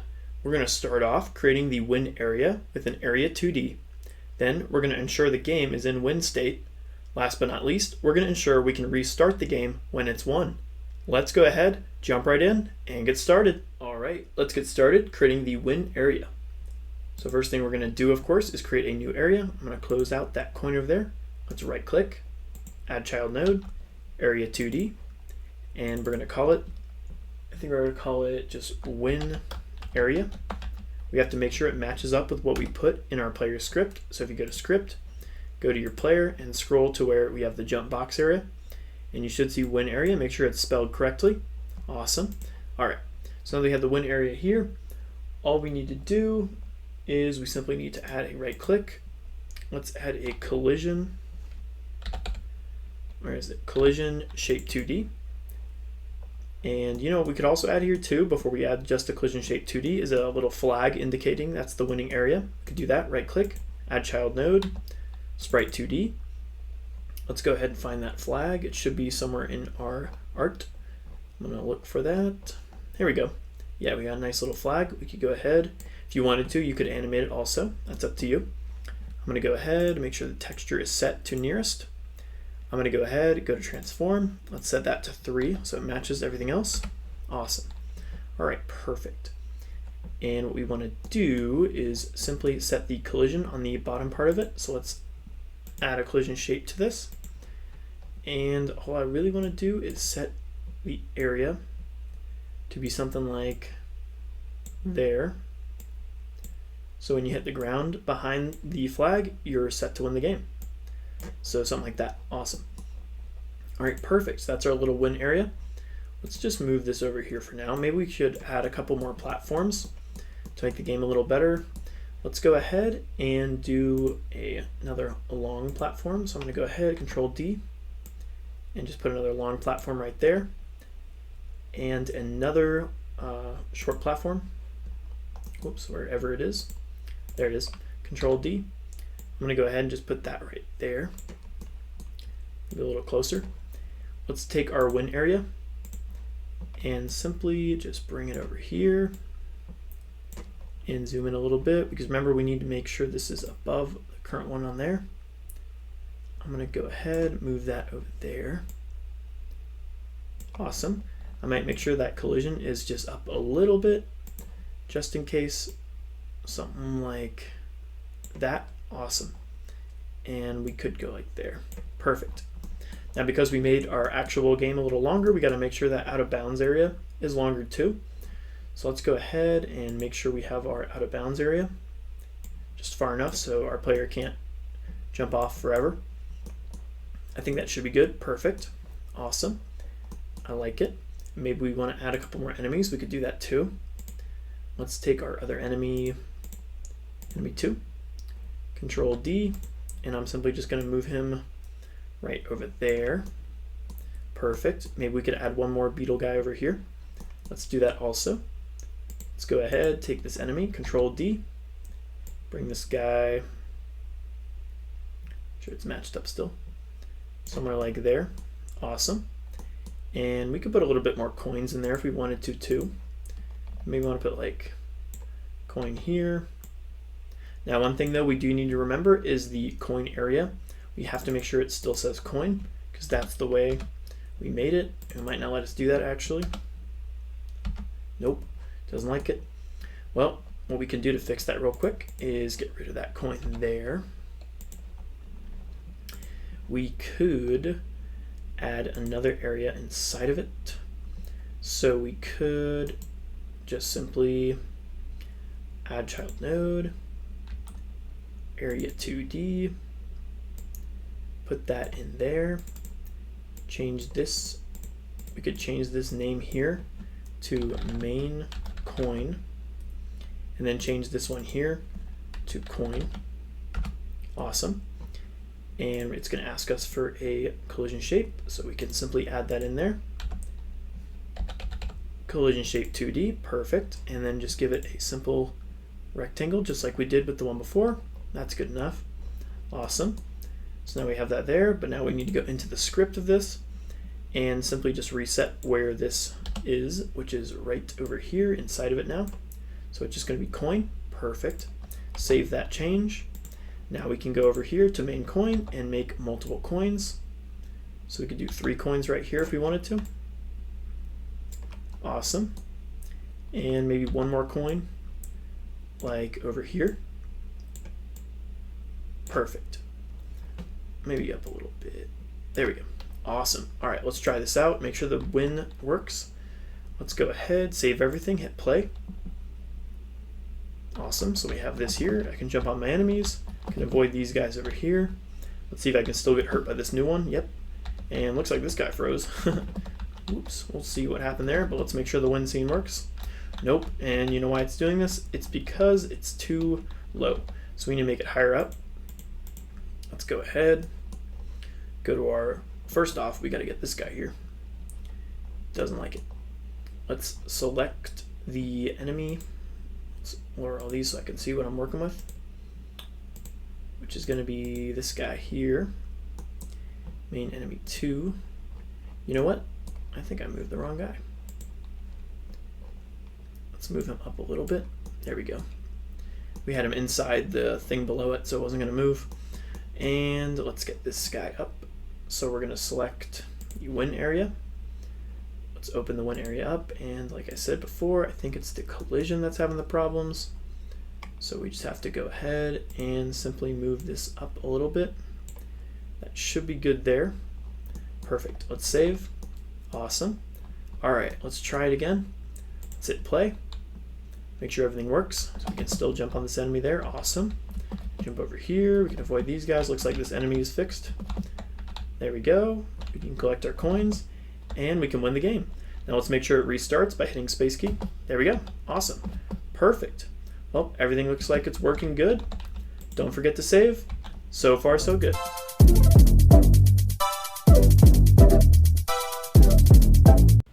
Congratulations on completing the second project.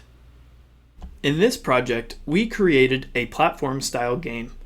We learned a lot about how to deal with gravity and physics in our game. On top of that, we gave our game some life, adding some animations to not only the player, but even some of the enemies. Some things you could add to this game is more enemy types, or even new multiple levels.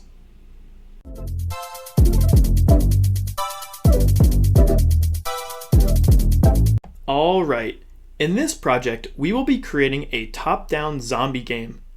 This type of game, we will learn how to create top-down movement by having the player follow and aim towards the mouse touch.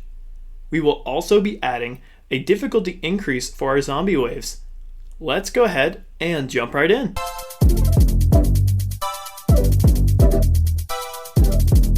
All right, so in this section, we're going to set up our zombie game.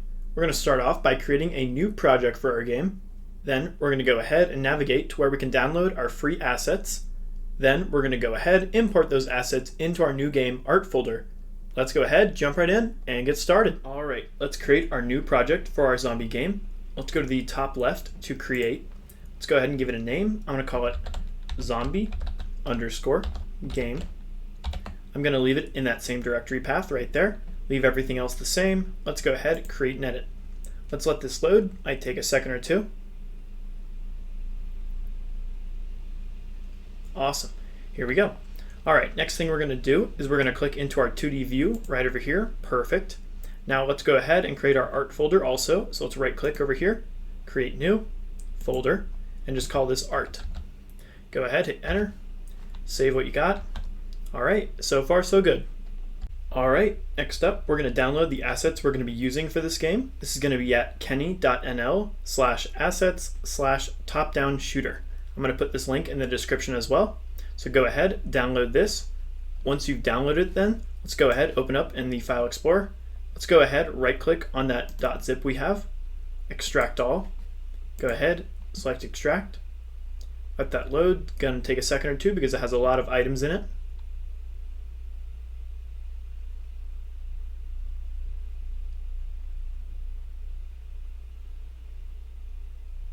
And there we go, awesome. I'm gonna go up one, and there's our Kenny_top-down-shooter. Let's go ahead and drag and drop that into our art folder. Let that load, might take a second or two.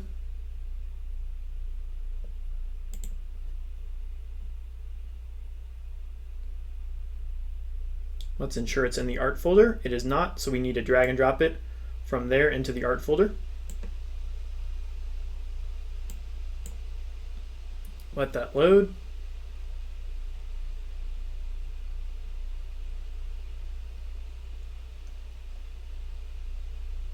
And we should be good. If we open up that art folder, we should see all of our items in here. Let's just double check to make sure they're all here.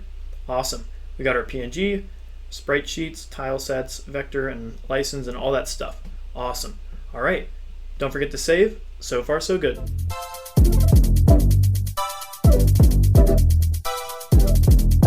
All right. So in this section, we're going to create our main scene for the zombie game.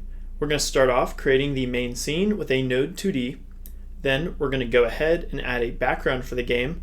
And last but not least, we're going to create a camera 2D as well. Let's go ahead and jump right in. All right, let's get started. So let's go ahead and create the main node first. That's going to be the 2D scene up here.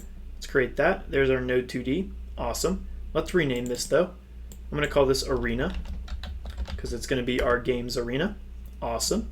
Once we have that there, let's go ahead and add the next thing, which is going to be the background for our screen. So let's right click, add child node, and simply add a node 2D, which will be the parent of our background objects. Let's go ahead and just call this background. Perfect. Now inside this background, we're going to add a bunch of different sprite 2Ds, similar with the last project. So let's right click, add child node, sprite 2D. Awesome. All right, let's go ahead and pick out the sprite we want to use. I'm going to open up the PNG folder, and then I'm going to look for tiles right over here. Awesome. Now I'm going to use the wooden planks tiles. So if you scroll down, you should see one of them here. Now you can use either one you want. I want to use the 142. So the tile underscore 42.png. Let's drag and drop that onto our sprite 2D. Awesome. All right. Now I don't hate the size. I kind of like it. We can make it a little bigger though. So let's go ahead to the transform. Let's go ahead and change the scale to 2. There we go. Awesome. Next up is the texture. Let's open that up. Let's change that to nearest. Awesome. Looks a little clearer. Now, you know what? I think, let's see. It still looks a little big. So let's go ahead and change this maybe to like 1.5. There we go. I like that. Let's bring the positions back to 0 though, so we can make sure everything will be coordinated correctly. All right. So I'm going to go ahead now and simply make sure I'm selecting it, and then hold down Control D, and then just move it over. I'm going to do just enough so it's covering that little area in between. As you can see, there is a little line, so we have to go back just a little bit. There we go. Let's go ahead and continue that. There we go. And one more. Perfect. I'm going to go ahead, hold down the Shift key now, select the lowest one there, and simply Control D, and then just move it over.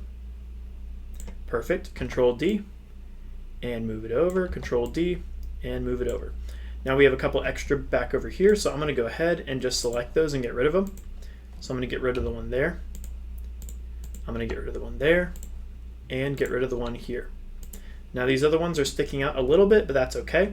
Now, of course, we need to make this go down all the way, so let's go ahead and select all of them inside of it. Just like that. Make sure we're using the Move tool. Control D, and just simply move it down. Control D, and just keep going until we get to the bottom. Keep going. Almost there. One more. And perfect. Awesome. All right, sweet. Let's go ahead and close our background because we're not going to be messing with this anymore. We do need now to create our camera 2D. So let's go ahead, right click on the arena, add child node, camera 2D, make sure it's selected, go ahead and create. Now let's line this up with our screen. So let's go ahead and simply just move this over, bring it all the way down, and just match it up. Should be pretty much the same. Awesome. All right, let's go ahead and hit play and make sure we can see all of this. I'm going to save that, Control S. We're going to save this as our main scene. There we go. Let's go ahead and hit play. Select current scene. Let this load, and there we go. Awesome. Perfect. So our main scene is now created. All right. So far, so good.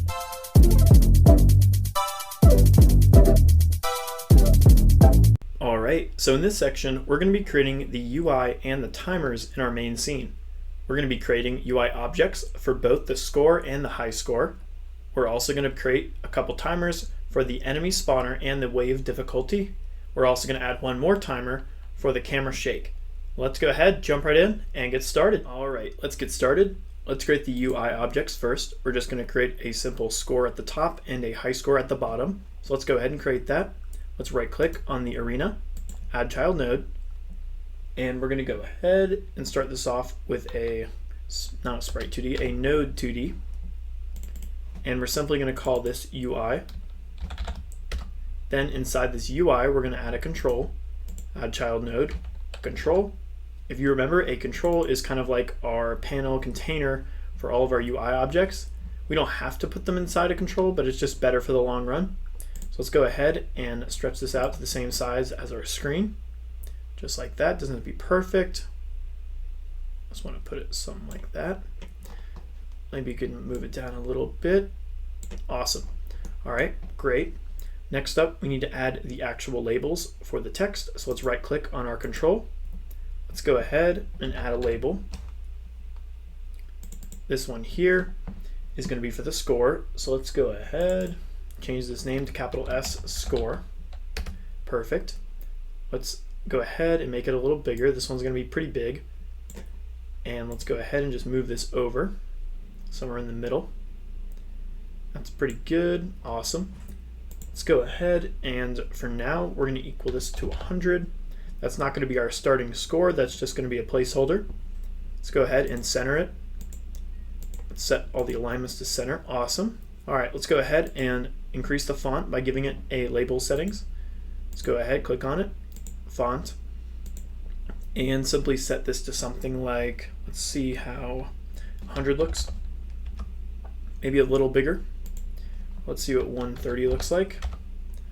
Awesome. I might just move it up a little bit with the pointer tool. Looks like I can't do it there. Maybe I will just go ahead and move it up like that. Awesome. All right, let's go ahead now and do the high score text. It's just going to be on the bottom, but a little smaller. So let's go ahead, right click on control. Let's do another label. Let's go ahead, change the name to high score. Awesome. Let's go ahead and make the box a little bigger. It doesn't have to be as big as the other one, but fairly big enough. Awesome. All right, let's go ahead and move this over, match it up with this one here. Once we can get it matched up. Let's go ahead, move this down. I'm going to put this down over here. Let's put 100 there so we can see it better. Let's go ahead and center everything out. Awesome. And I want this to kind of match with the one above it. So something like there. Awesome. Let's go ahead and set the label settings with a new label setting. Let's increase the font. And we did 100 or 120 for the last one. So let's see what maybe 60 looks like for this one. Maybe a 70 might look a little better. You can adjust this however you want as well. I'm just putting this for now. And I think that's pretty good. And it looks pretty centered. Let's double check how it looks with that. Yep, looks pretty good to me. You can adjust it more if you want to. I think it might be a little bit more. But another way we can do this as well is simply just center it there and then there. And we can do the same one for the other one. Just take each corner and bring it over here and bring it over here. Awesome. All right, perfect. That looks a little better. I like it. All right, now that we got both of those there, that's great. I'm going to close up the background. Looks like I opened it by mistake. All right, awesome. Let's go ahead and add all these timers now. So we're going to add the first timer, which is going to be the enemy spawner timer. So let's add that from the arena. So right click on it, add child node, timer. Let's go ahead and add that. And we're going to go ahead and rename this capital E enemy underscore spawner timer. Awesome. And we're going to go ahead and change the wait time of this one to 3. We can adjust it later if we want to. And we want this one to be on auto start, okay? Because of course when our enemy spawner is on, we want it to start exactly when the game starts so we can start spawning the enemies. All right, awesome. All right, next up, we're going to go ahead and create another one. Right click, add child node, timer again. This one's going to be the difficulty spawner. So let's go ahead and do difficulty underscore. We'll do just difficulty timer. We don't need to call it wave or anything like that. Awesome. And again, we're going to set this to auto start, but we're going to keep the wait time at 1 second. We can increase that and lower that later, but for now I think it looks pretty good.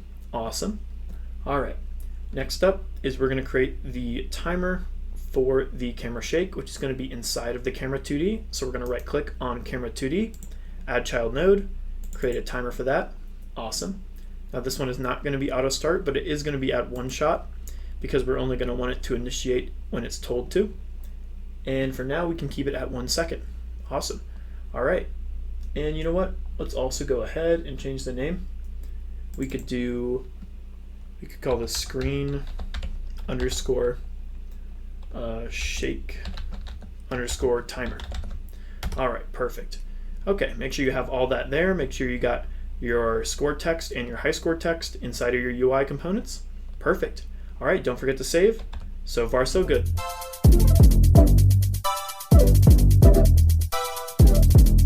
All right, so in this section, we're going to create a global script. Now this global script is going to be used to house all of our variables outside of our main scene. In the past, we usually house them in the main scene node, but that's not very efficient. We can lose things along the way with that, so it's better to put it in its own separate little world, okay? And we're going to do that with this global script. Now in this global script, outside of holding the variables, we're also going to create a function for efficiently creating new nodes in our game, such as the enemies. So let's go ahead, jump right in, and get started. All right, let's get started creating that global script. Now, like I mentioned before, the global script is going to be separate from our main node arena. Think of it as basically the arena is its own island, and then we have our global script on another island, okay? So these are not going to be connected in any way. So if we restart the arena node, then it's not going to restart our global script, and that's why it makes it really good to store our variables and also some functions in it as well. All right, awesome. So to create a global script in Godot, we simply go to Project Settings. Make sure you are selected on the Globals tab right up here. And then we can go ahead and give it a name. I'm going to give it a name of capital Global. Let's go ahead, add that. I'm going to change this lowercase global to uppercase so it matches the name. Awesome. Let's go ahead and create that. And there we go. There's our global script. Awesome. Let's go ahead and close that up. Now let's go ahead and locate it and open it. So let's scroll all the way down. Let's double click on our global.gd and there's our script. Awesome. All right, perfect. You can ignore this error we have here. All right, so in here we're going to add a couple things. Starting off, we're going to have all those variables I mentioned. So let's go ahead on line 3 and start creating those. We're going to start off with a variable. This is going to be node underscore creation underscore parent equal null. Awesome. We're going to use this to help basically create our nodes with a specific parent set, but at the beginning of the game we want to set that to null, which is nothing. Then we're going to go ahead and do another variable. This one's going to be the player, and we're also going to equal that to null. Perfect. Next up, we're going to do the variable for points. And we're going to go ahead, start that off equaling it to 0. Perfect. Then we're going to go ahead and do another variable for the camera. We're going to equal that to null also. All right, awesome. Next up, we're going to do a variable for the high score and equal that to 0 starting off. Awesome. And then last but not least, we're going to create a variable for game off and equal that to false starting off. All right, awesome. All right, make sure you have all those in there. Now again, we're adding these in here because we want to be able to access them through other scripts in our game. All right, so let's go ahead and create the one function we're going to add in here. Now this function is going to basically help us create nodes within our game using an outside script, the global script. Now why are we doing it this way? Well, it basically helps us create it and keep track of things a little better when we keep them separate. Because like I said, if we have the arena and the main global script in the arena. If we ever change the arena, then we're going to have some issues. So we kind of want to manage all these things in its own separate script. All right, so let's go ahead and create this function. We're going to do function, and we're going to call this instance underscore node. And in this instance underscore node, we're going to go ahead and add some values that we're going to need when we create something, such as what we're creating, which is going to be called the node, comma.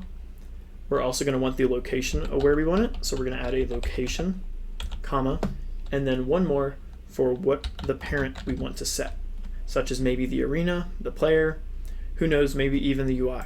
All right, let's give that a colon. All right, next up, we're going to add a variable, and we're going to go ahead and call this node underscore instance equal that to node dot instance, or initiate. Make sure I get that right. It doesn't automatically give it to you. All right, initiate. Perfect. Next up, we're going to add a parent dot add underscore child parentheses. Inside the parentheses, we're going to pass in the node instance we have above it. Awesome. Which is going to add the parent to whatever child we set as the node instance. Okay. Then we're going to go ahead and add the node instance that we just created. Dot global position. Global position equals the location that we're passing in as well. Awesome. And then last but not least, we are going to return the actual node instance. All right, awesome. So again, all this is going to do is just help us create our nodes, such as the enemies or other things we want in the game, the player, all that stuff, by passing in the node that we want, the location, and then the parent of whichever node we create. All right, awesome. So go ahead, save that. Perfect. All right, let's go back to 2D view, and you should be set. So far, so good.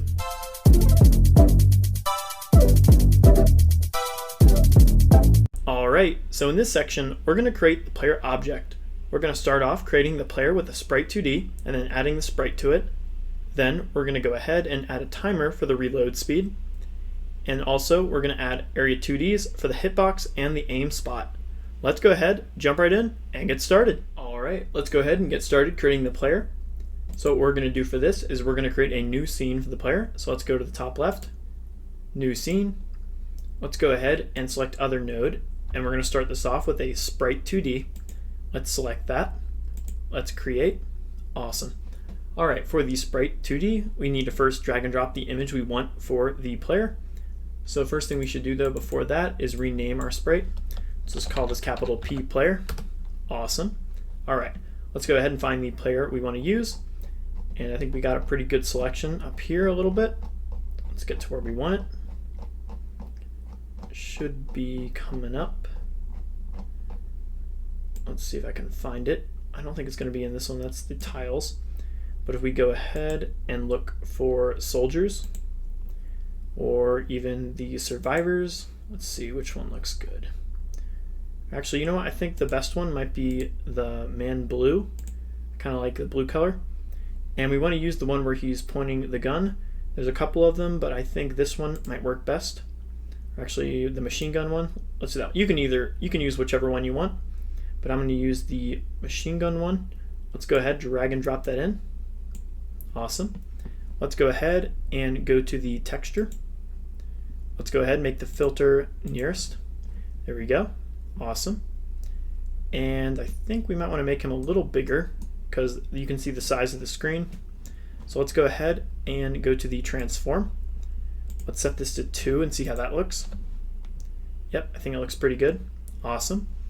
Perfect. Make sure to click enter there as well. All right, now we have our player. Next up, let's get a timer for the reload speed. So we're going to right click, add child node. Let's add a timer. Perfect. And let's just go ahead and rename this reload underscore speed. and we're going to set some things for that. We're going to want to do the one shot, okay? And I think a good speed for this is 0.2, and we can change that later. But for now, we'll keep it at that. Awesome. All right, next thing we're going to do is the hitbox. So let's right click on the player again, add child node. Let's create an area 2D. Let's rename this. I'm simply going to call this capital H, hitbox. Perfect. Now, of course, we need a collision. Let's right click, add child node. Let's add a collision shape 2D. Perfect. Let's give it a new shape. I'm simply going to set this to new rectangle shape 2D. And let's go ahead, zoom in a little bit. And let's make this surround the player. I'm going to do something like there. And let's do there and there. You can adjust it however you want, but I think this will work pretty well. Awesome. And now we just need the aim spot. So let's right click on player, add child node. And again, we're going to use an area 2D. Let's go ahead and call this the aim spot. Awesome. And for the aim spot, I'm simply just going to move it to where we want the aim spot to be. And I'm going to put that just right on the tip of the gun over here. Just right about there, right in front of it. Awesome. All right, and we're not going to add a collision there. We just want to use it for the location of the aim spot, okay? Awesome. So go ahead and save this, Control S. Let's go ahead, save the scene. And there we go. Awesome. All right, so far so good.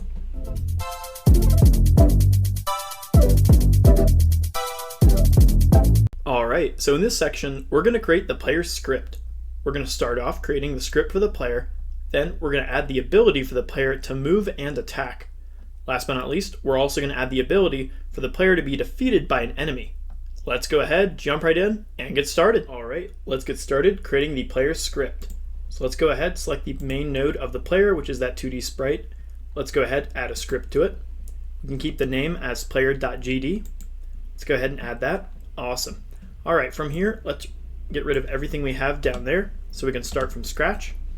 All right, so let's go ahead and add a couple variables in here first. We're going to do a variable for speed, and we're going to go ahead and equal that to 300. Next up, we're going to do a variable for velocity, and we're going to equal that to a vector 2. And for now, we're going to leave that empty. All right, so we're not going to give it any value at all. All right, next up, we're going to go ahead and create a variable for the bullet. We're going to equal that to a preload, which is going to be an object within our game. And currently we don't have it created yet, but eventually it's going to be located in our res : / and we're going to give it the name of bullet. It's going to be a .tscn. All right, perfect. So keep that for now, because eventually we're going to add that. It might stay red for now, but that's okay. All right, next up, we're going to create a variable. We're going to call this can_shoot, and at first we're going to equal that to true. Okay, awesome. Next up, we're going to go ahead and create another variable. This one is going to be a variable for is_dead, and we're going to equal that to false starting off. All right, awesome. All right, make sure you have that there. Perfect. We're going to add one more variable. This is going to be an @onReady, and we're going to call this aim S spot, and we're simply just going to equal that to our aim spot over here so we can drag and drop it in, and we're going to have that location. Awesome. All right, perfect. Now that we have all the variables, let's get started making some of the functions. So let's go ahead and start off creating a function for _ready, which is going to be everything at the start of our game. Inside of here, we're simply going to set our global .player to self. Okay, so if you remember, that global script is going to be something we can access from anywhere. So any object that has a script, like the player, the enemy, the bullet, we can access that global section and grab any one of those variables, such as the player variable, and we're going to make that equal this player. Okay, awesome. All right, next up in that ready function, we're also going to go ahead and do another call to the global script.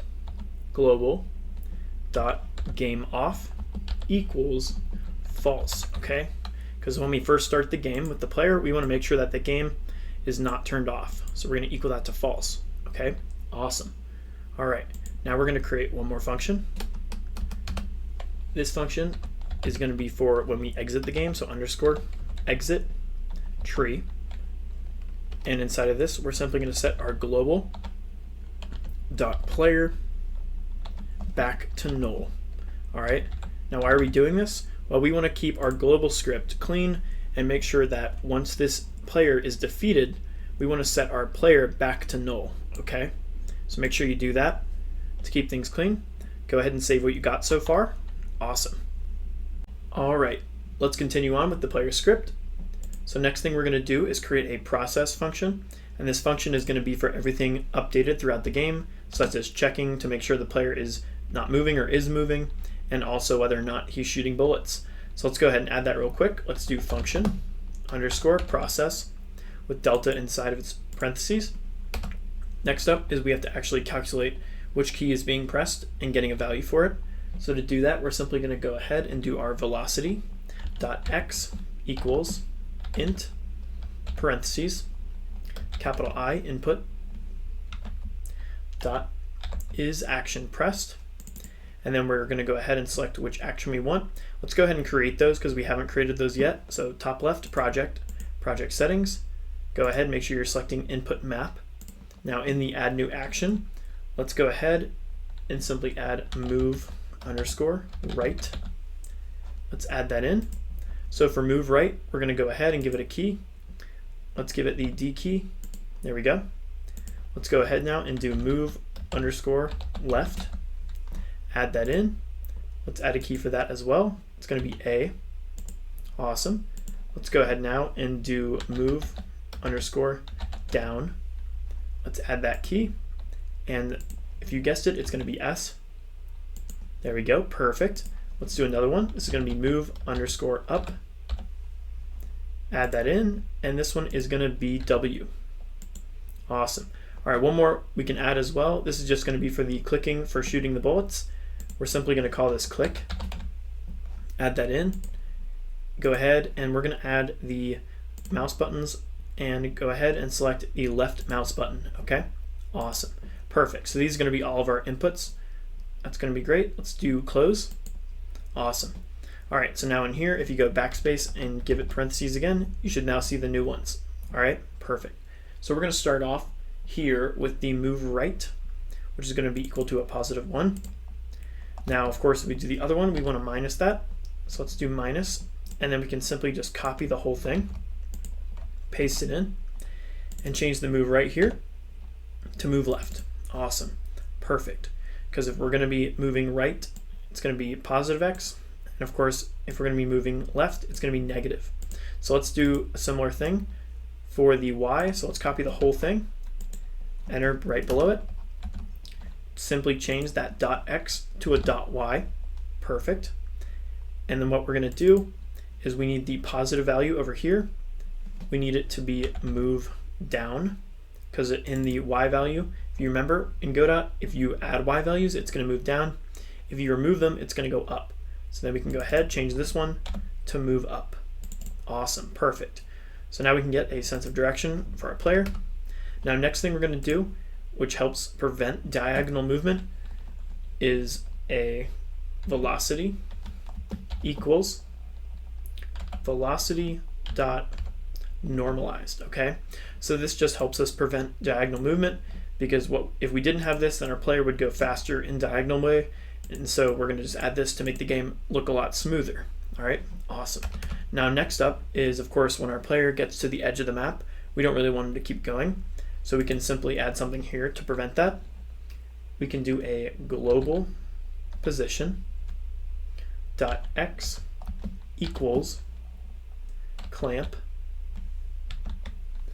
and we're going to clamp the global position dot x, and we're just going to guess the size of the player, which is going to be 20, and I think the screen is 620.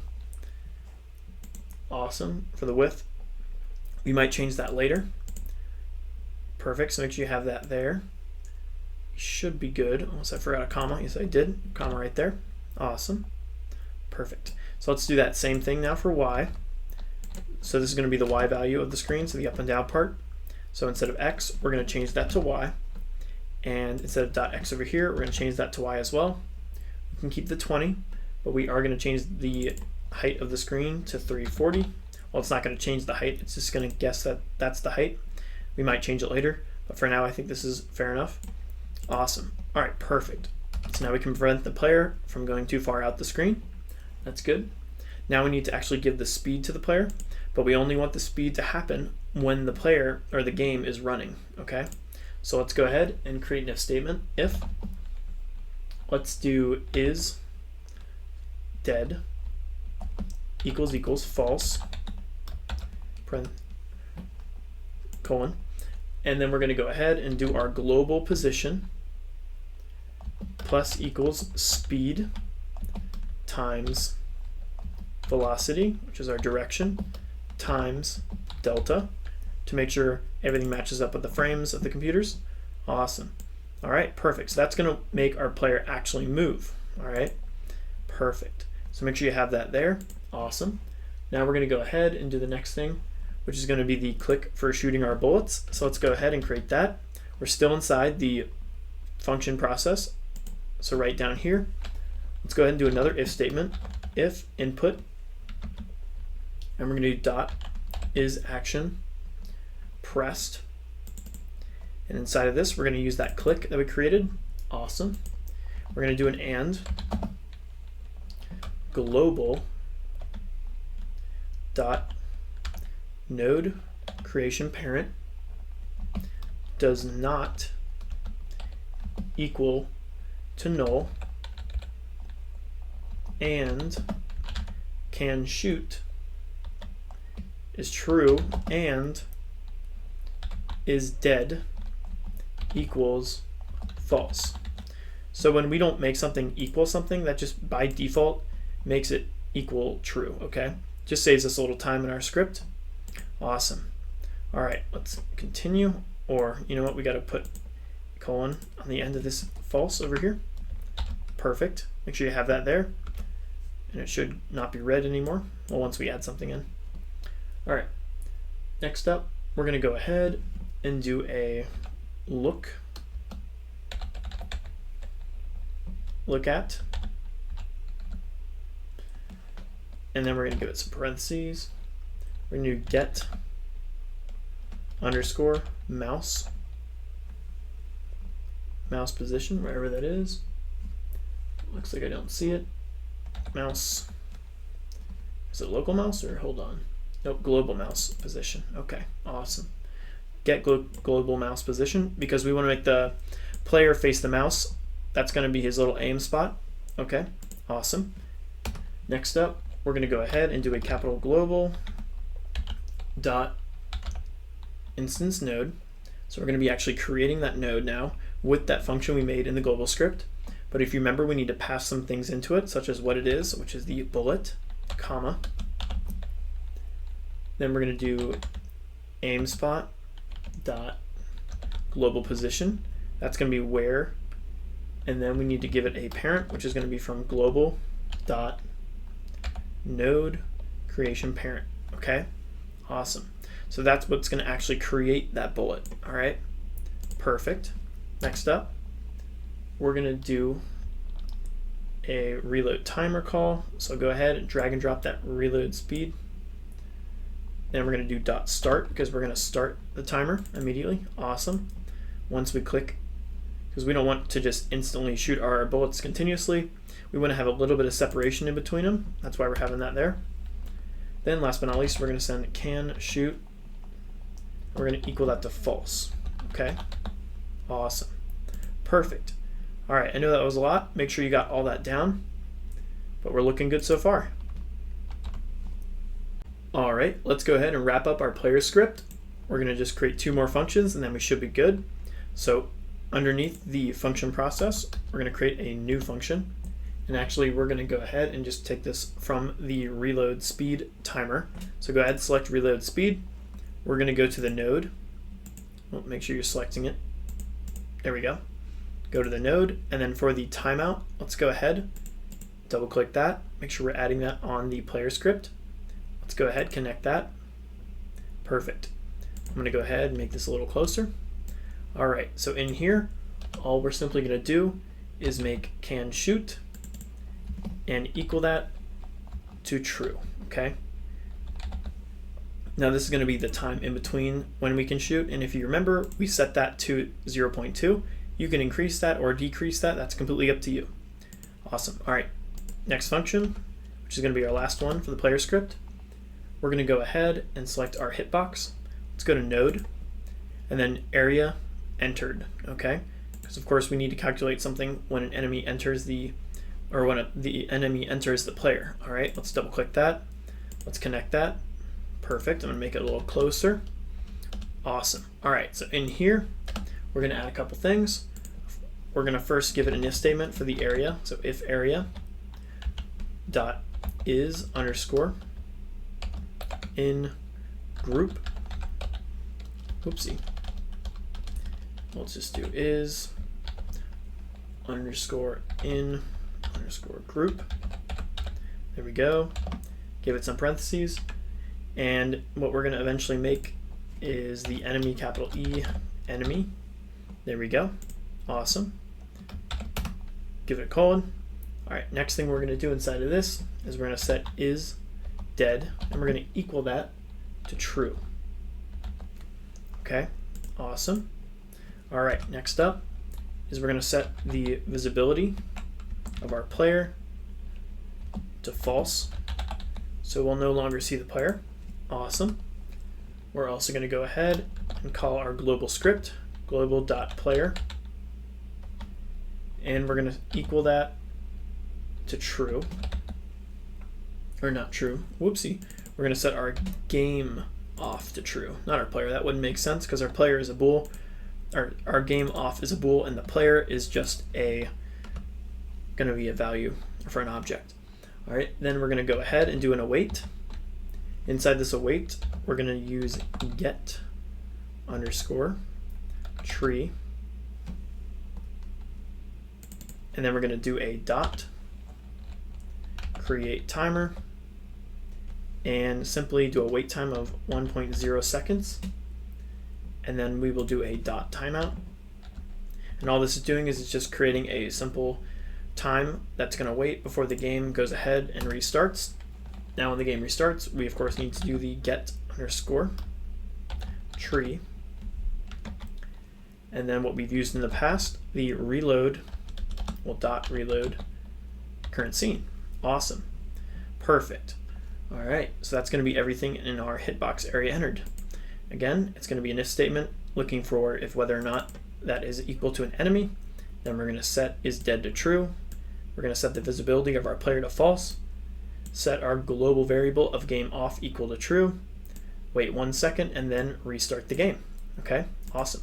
All right, so I know that was a lot. Make sure you have everything down for each function, such as the function for the area entered, the function for the reload speed timeout, the big one for the process, which has all of our movement inputs and the click to create a bullet, the exit tree, the ready, and then of course all of our variables. Now I know this one is red and it's still red. We're going to create that in the next couple sections. Awesome. All right, don't forget to save. So far, so good.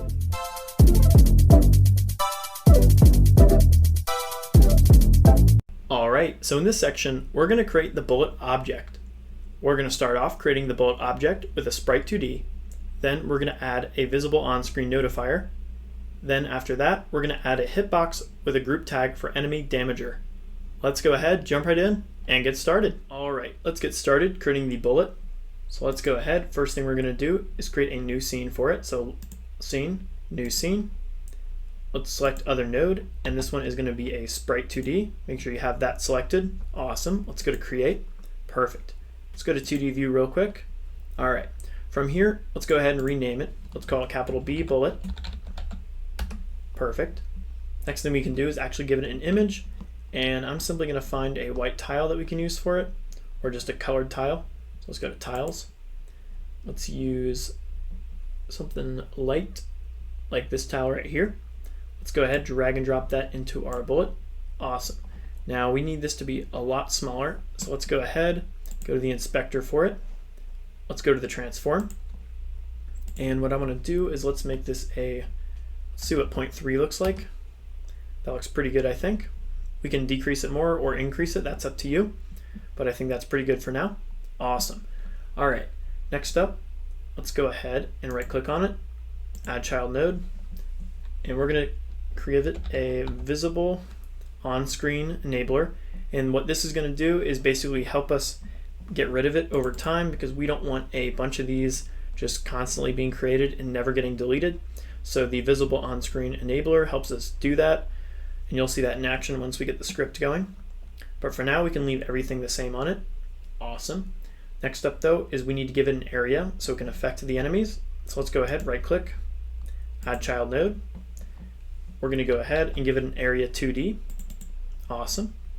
And we can call this hitbox, capital H, hitbox. Perfect. Let's go ahead and give it a collision shape. So right click, add child node, collision shape 2D. Let's add that in there, perfect. Let's go ahead and give it a new shape. Let's do the rectangle shape 2D. All right, let's go ahead and just make sure this wraps around the button completely, or not the button, the bullet. There we go. And there we go, awesome, perfect. Now the one thing we do need to add though is we need to add a group tag, okay? So we're gonna select the hitbox right here, and to go to the group tags, simply select node, and then you can see groups.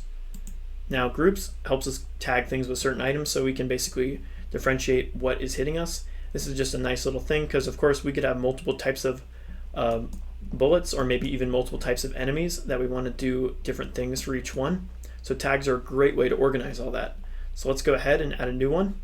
So I'm going to do plus. Let's give it a name. And we're just going to call this enemy damager. Let's go ahead, hit OK, and there we go. Awesome. And you can tell it has a tag by simply looking at that little square with a dot in the middle. Awesome. All right, go ahead and save that. Select save. Perfect. Looking good so far.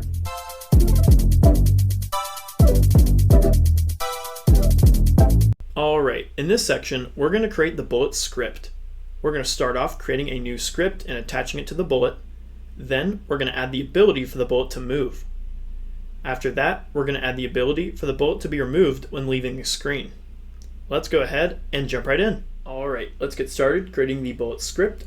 So let's go ahead, select the main node of the bullet, add a script to it. We can leave the name as bullet.gd. Let's create that. Awesome. All right, let's get rid of all the code we have here except the extend sprite 2D. Now we're going to start off creating a couple of variables. So let's create a variable for velocity. And we're going to equal that to a vector 2. And we're going to set our vector 2 x to 1 and then the y to 0. All right, perfect. Because we're just going to give it a forward speed of 1, or not just speed, forward direction of 1, which is going to be that x value. For the speed though, we're going to do a variable speed. And we're going to set the current speed to 400. We might change that later, but for now I think this looks pretty good. All right, one more variable we're going to set is going to be called look_once. And this is just going to help us initiate the look right at the beginning of the game. And we're going to set that to true. All right, awesome. So let's go ahead and create the process function now. This is going to calculate all the rotation and then where exactly it's going to look and the speed. So let's go ahead, do function underscore process delta within parentheses. Let's go ahead and add a simple if statement inside of it. If look once equals true, colon, then we're going to go ahead and we're simply going to set look at, and then we're going to do get underscore global mouse position. So all this is doing is just making our object look towards the mouse position, which is what we want. And then after that, we're simply going to set look once to false, so it doesn't keep rotating it. We only want it to rotate once towards the mouse, all right? Then what we're going to want to do is, of course, move the object.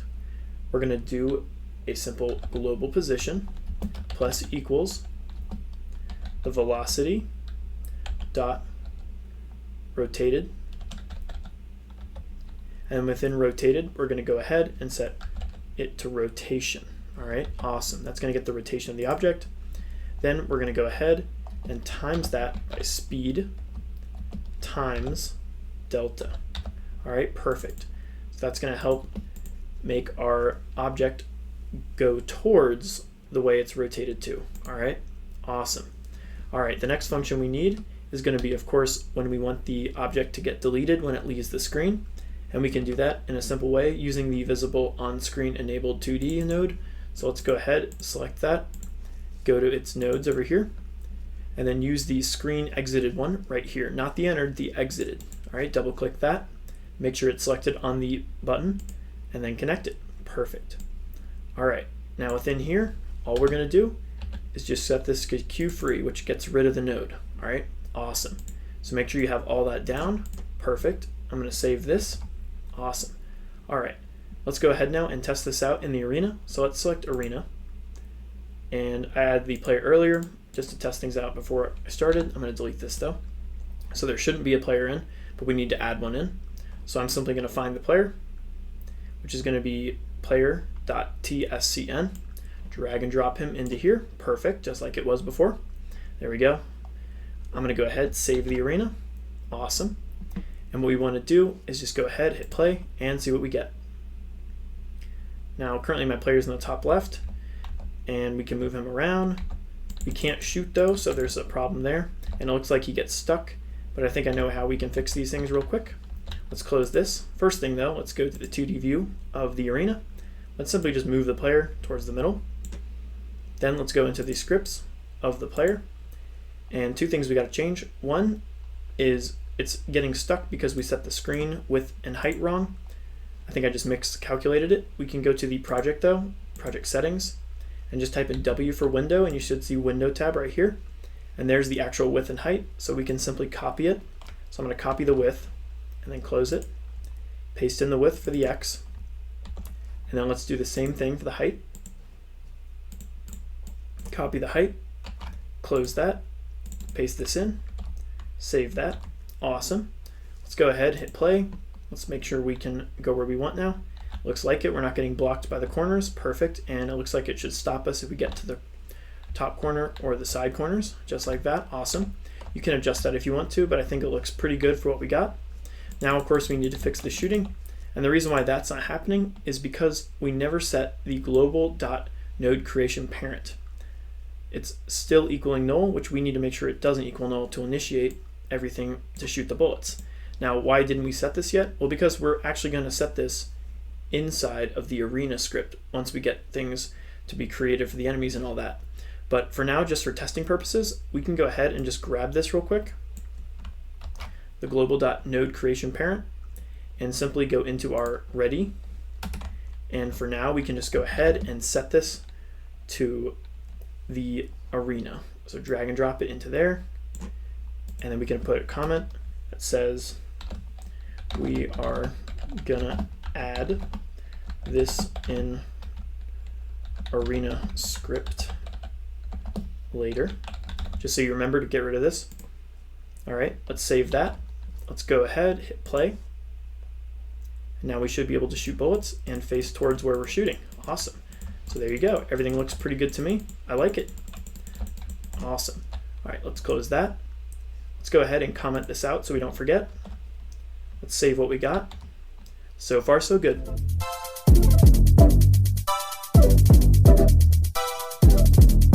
All right, so in this section, we're going to create the enemy object. We're going to start off creating the enemy object with a sprite 2D. Then we're going to go ahead and add a hitbox for the enemy. And after that, we're going to add a stun timer to the enemy as well. Let's go ahead and jump right in. All right, let's get started creating the enemy object. We're going to start off creating a new scene for the enemy. So let's go to 2D scene first. Then let's go up to the top left, scene, new scene. Awesome. From here, let's go ahead and select other node. And we're going to be creating a sprite 2D. Let's select that, hit create, and there we go. All right, let's go ahead. Let's change the name of the sprite 2D to enemy. Perfect. All right, from there, let's go ahead and drag and drop our enemy into here. And we're going to be using a zombie. So let's go ahead and find our zombie guy. Should be zombie 1, so let's open that up. And I simply want to use the zombie with his arms sticking out like that. So let's drag and drop that onto the enemy. Perfect. All right, next up, let's go ahead, go to the inspector of that object. Let's go to the not the visibility, the texture. Let's change the filter to inherit to nearest, so it's a little clearer. Awesome. Then let's go ahead and change the size. Now I want to match this size to the same one we did for the player, so let's double click on player. So we can go over here and see what we did for size. Looks like we did 2 for scale. Let's go back to the enemy one. Let's go ahead, open up the transform and set it to 2 also. Awesome. All right, perfect. Now we got the size correct. That's good. All right, next thing we're going to do is we're going to add the hitbox. So let's right click, add child node. This is going to be an area 2D. There we go. Let's go ahead and rename this. Let's call this hitbox. Perfect. All right, from there, let's go ahead and add a collision shape 2D to that. Let's right click on it, add child node, collision shape 2D. Perfect. Let's go ahead and give this a shape. Let's go to the shape, go to new rectangle shape. Let's zoom in a bit using the pointer tool up here. Let's go ahead and just put the box where we think it would be good. You can adjust it however you want, but I think this looks pretty good for what we're working with. Awesome. All right, next thing we need to do for this area 2D hitbox is we need to give it a group tag of enemy. So let's select hitbox and let's go to the node and select groups right there. Perfect. Let's add a new one. This one's going to be enemy, capital E. Awesome. Make sure that check bar is there and also that it has the square around it. Perfect. Now if you remember, we're making sure this says enemy on the player script. If we go to player, scroll down, there it is. So make sure it matches up exactly what that is. Awesome. Let's go back to 2D view. All right, one more thing we need to add to this is the timer. So let's go ahead, right click on the main enemy node. Let's go to add child node. We're going to add a timer. And this timer is going to be used for the stun when the enemy gets hit by a bullet. Let's just go ahead and just call this stun underscore timer. Perfect. Awesome. And let me double check what I want for the settings for that one. What we should do is make sure you select it, go to inspect. We're going to go ahead and make it a one shot. And we're going to do something really short. We could do like a 0.1. We could make it longer if we want to as well. But we really just want to make the enemy stand still for just a tiny bit and then keep moving afterwards. Okay? Awesome. Let's make sure we have that there. Perfect. Let's save this, Control S. Save it as enemy.tscn. And there we go. Awesome. All right. So far, so good.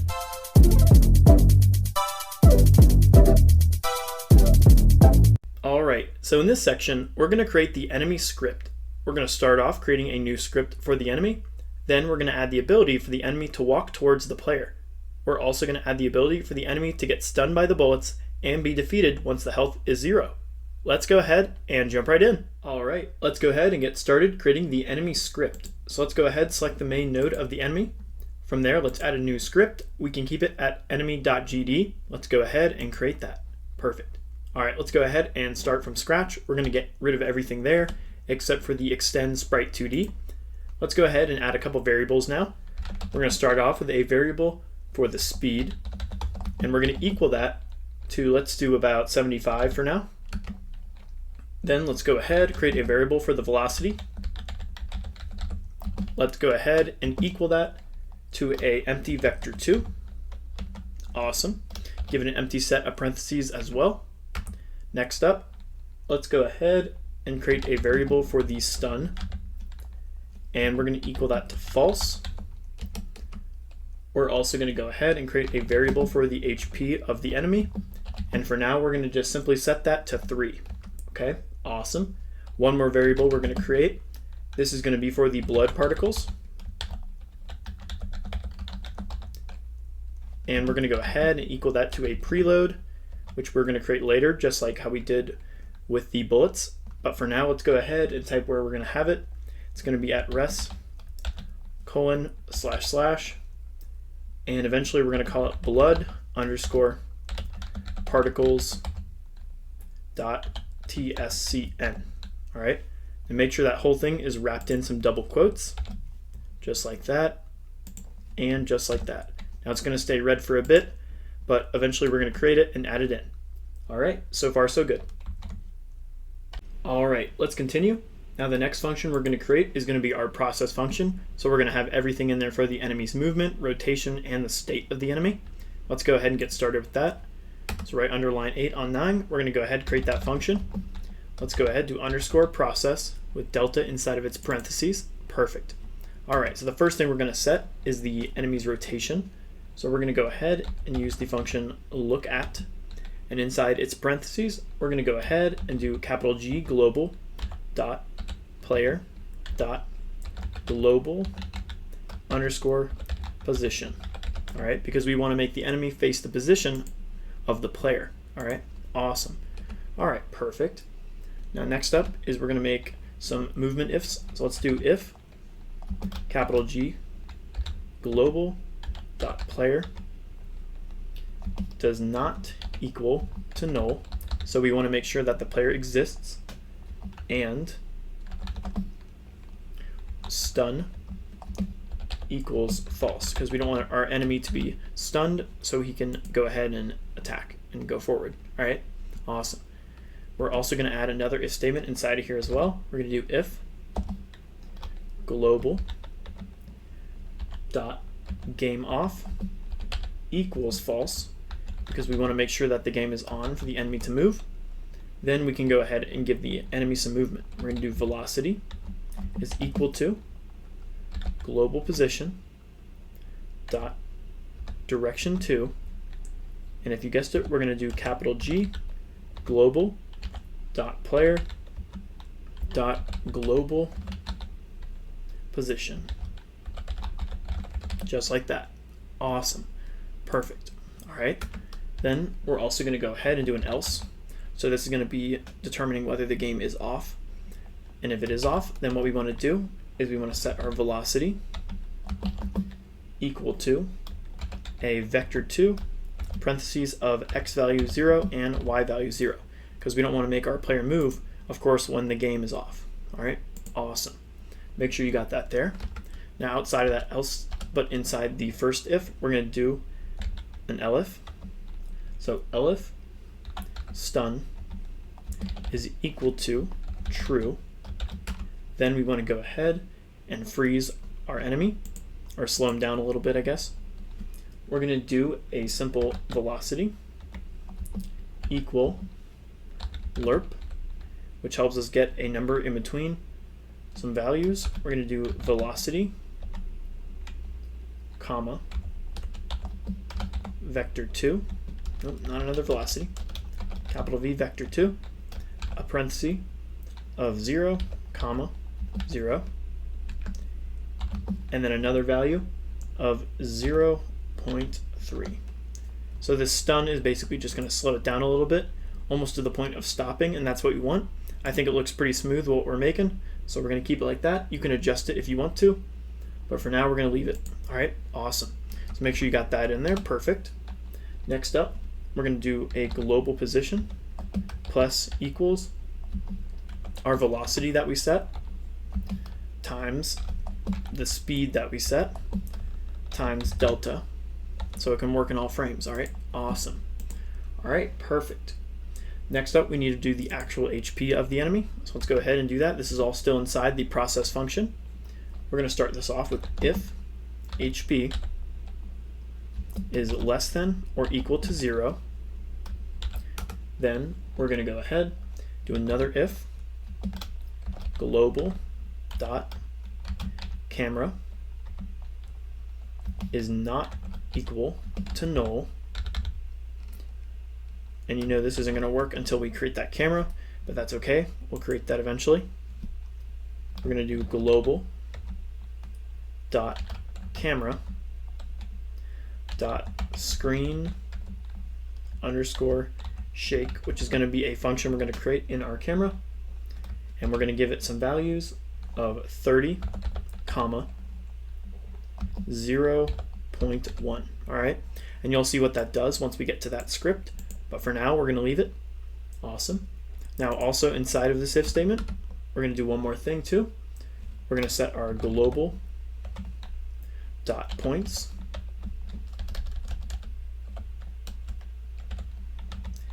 and we're going to go ahead and plus equal 10 points. So every enemy we defeat, we're going to get 10 points. You can make that different if you want. You can make it 1, you could make it 20, you can make it anything.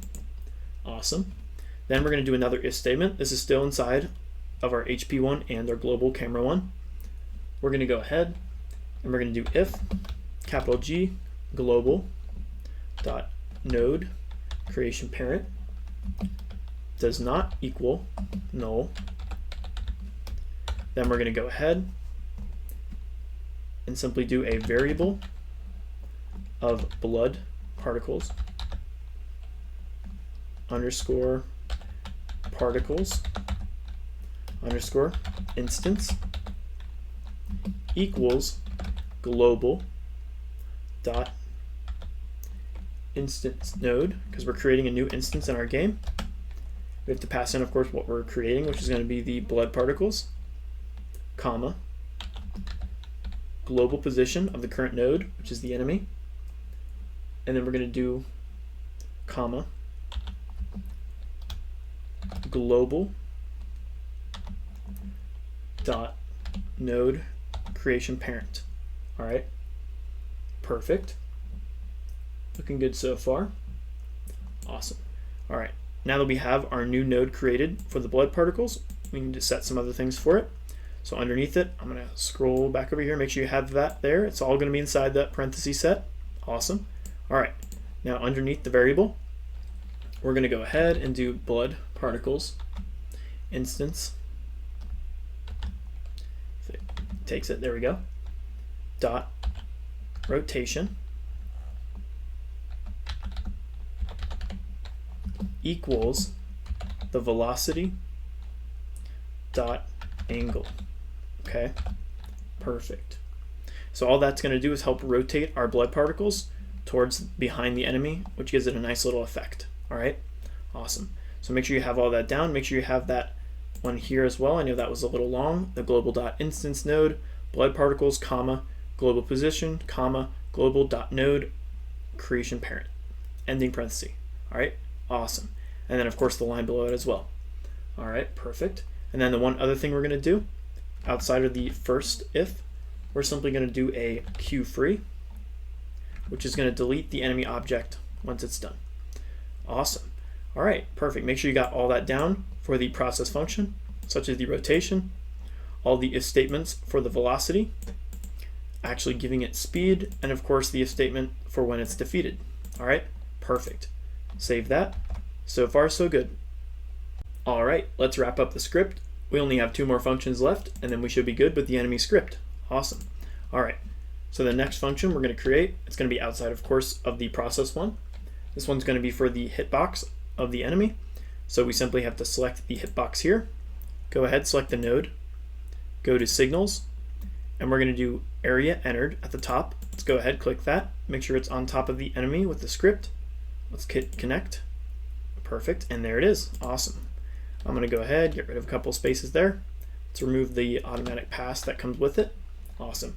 So what we're going to do is what we've done in the past with other enemy objects. We simply want to make an if statement first. Do an if area dot is underscore in underscore group, and then within its parentheses and double quotes, we're going to do enemy underscore damager. Now remember, this needs to match up with what we set on the bullet. So if we go to bullet and we go to the groups, it should be enemy damager. It looks like I did a lowercase e. So let's go ahead and make sure we do that as well for ours. Let's go back to the enemy script. Make sure to make that lowercase e so it matches up perfectly. All right, awesome. All right, next up we're going to do is an and we want to go ahead and do stun equals false. All right, because we don't want to keep hurting the enemy when he is already stunned. Okay, awesome. And you can take away that if you want to, but I think it looks better like this. All right, perfect. So far so good. It looks like I think I might need nope, I think it's okay. All right, Then we're going to go ahead and do a modulate. And this is going to help change the color of our object, because if we go ahead to the bullets right here, go to the inspector, and you go ahead to the visibility, we have modulate here where we can go ahead and change that color of the object. So we're just doing that within the code. All right, so let's go ahead and we're going to do an equal color, and we're simply going to give it some parentheses and a quote, and we're going to change the color to FF0056, just like that. Okay, awesome. And we can show you what the color is going to be for this if we simply copy that. Let's go to 2D view, make sure we're selecting on the player though, or no, the enemy. Go ahead to the visibility of it, modulate, and simply paste it here for the hex code. And there you go. It makes it a little red looking, which is nice. It's going to turn it this color, just like that. All right, awesome. I'm going to change that back though. Should be, I think it was just FFF. If I go ahead, there we go. So it's going to make it flash a little red, which looks pretty cool. Okay, awesome. But let's keep it at white for now. I'm going to save that just to make sure it stays there. Let's go back to the script. All right, let's continue. Next up, we're going to go ahead and do our velocity equals minus, or minus equals. There we go. Or you know what? Let's just do equals and then make the whole thing negative. We'll do negative, and we'll do velocity times 6. There we go, which helps it move backwards a little bit. We're also going to go ahead and do HP. This time we'll do minus equals 1, which minus is 1. Awesome. Then we're going to do stun equals true, because now that the enemy is hit, we want him to get a little stun effect. Then we're going to go ahead and bring in where the stun timer is, which is right over here. So we can simply go ahead and just drag and drop it in and do a dot and do a dot start. Make sure it has that empty set of parentheses there as well, just like that. Okay, awesome. Next up, so we're going to go ahead and do area dot get parent parenthesis set, and then dot queue free. It should be like that, underscore free. There we go, perfect. All right, awesome. Which is good, because that's just going to get that bullet to disappear when it hits the enemy. All right, because we don't want the bullet to just keep passing through or keep pushing the enemy away. We want it to basically remove that bullet once it hits the enemy. All right, and that's what that code's doing. All right, next up is the actual timer one for the stun timer. So let's go ahead and add that in. Simply select the stun timer here, go to the node, make sure we are selecting the right one. Still on the hitbox for some reason. There we go, stun timer. Go to node, let's go to signals, and it's going to be the timeout. Let's go ahead and make sure you're selecting the enemy node, connect. Awesome. Let's get it a little closer. All right, so in here we're going to set something pretty simple. We're just going to set our color back to where it was. So we could just simply actually just copy this here, paste it in, and we can grab the original color by simply going to the enemy here, going to inspector, opening up visibility, modulate, and there's that code, which is a couple Fs. Let's copy all those. There we go. And let's simply paste those in. There we go, perfect. So when our enemy is hit, it's going to go ahead and make the enemy that little red color. And then after the timer is done, it's going to change it back to what it was. All right. And of course, the other thing we got to do is set stun back to false once the timer is done. All right. Make sure to add your equal there. Perfect. Awesome. All right. Make sure you have everything we just did, everything for the hitbox, the if statement for the area, changing of the color, having the pushback velocity, minusing the HP, setting stun to true, starting the timer, and then deleting the bullet once it's hit. And then of course for the timer one, we're changing the color back and then also setting stun back to false. Perfect. Go ahead and save that. All right, so far so good.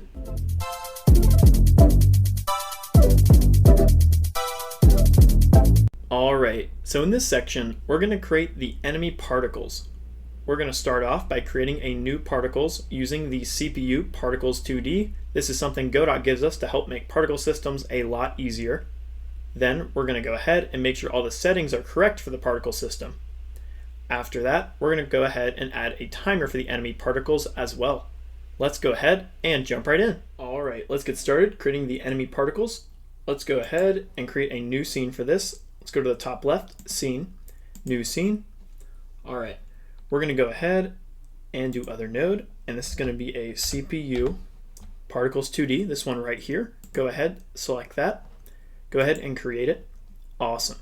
All right, let's go ahead and rename it real quick. And we're simply going to call it blood underscore particles. There we go. And remember, it needs to match up with our enemy script of this one here, blood underscore particles. Awesome. All right, let's go to the 2D scene view though. All right, for this, we're going to set a couple things here on the right. I'm going to stretch this out here so we can see a little better. All right, let's go ahead and make sure we have emitting turned on. Perfect. We're going to go to amount, and I want to change this to 15 because I think that's going to look a little better. Let's open up the time. All right. For time, we're going to go ahead and change the lifetime from 1 second to 0. Let's do 0.2 for now. We might change it later. All right, we can leave all these the same. We do want to set explosiveness to all the way. So let's set it all the way to 1, just like that. Awesome. All right, let's go ahead and make sure frac delta is enabled. Perfect. All right, let's go ahead and get the next things we want, such as the direction. Let's open that up. All right, for direction, we're going to make sure that the X is set to 1, Y is 0. All right, awesome. But we do want to set the speed 45 or spread. 45 is a little fast, so or a little too much. Let's do something like 18.9, and you can adjust this later if you want to. All right, awesome. Let's go to gravity, and we're going to go ahead and zero out gravity because this is a top-down game, so gravity doesn't play a role in this. Awesome. All right, make sure you got that set. Then we need the initial velocity. All right, an initial velocity, we're going to set the velocity minimum to 1, and we're going to set the maximum to, let's do something like 656. That should be enough. Awesome. Let me double check what else I need. We're going to need scale and all that, but we need an actual image for this. So we can go ahead and drag and drop in what we need for this. So let's scroll down, and I think we can find a circle object we can use for this in our tiles. So let's open up tiles, scroll down a little bit, and if I recall, I think there is one somewhere, like a little circle. Yep, perfect. This little white circle we have, it's going to be tile underscore 132. Let's take that, drag and drop it into there, and there we go. See, that's our little circle. Awesome. All right, now we're going to go ahead to scale, and let's take a look at how big it is compared to it. Actually, I think it's okay for the scale for now. I don't hate it, but if you want to adjust the scale, you can simply go to wherever the scale is over here, and you can go ahead and increase and decrease the scale. I think, though, what we could do is simply change the scale max. Nope. Not the scale max, whoopsie. The scale minimum to something below 1. So we could do, let's do like 0.04. Okay, and then we're going to change the max just to, let's do 1 and see how that looks. There we go, perfect. Awesome. All right, that should be good for that. You can adjust those if you want to, that's completely up to you. But I think for what we're working with, this is okay. All right, now we can do the color, which is pretty important because we need it to match the blood particles.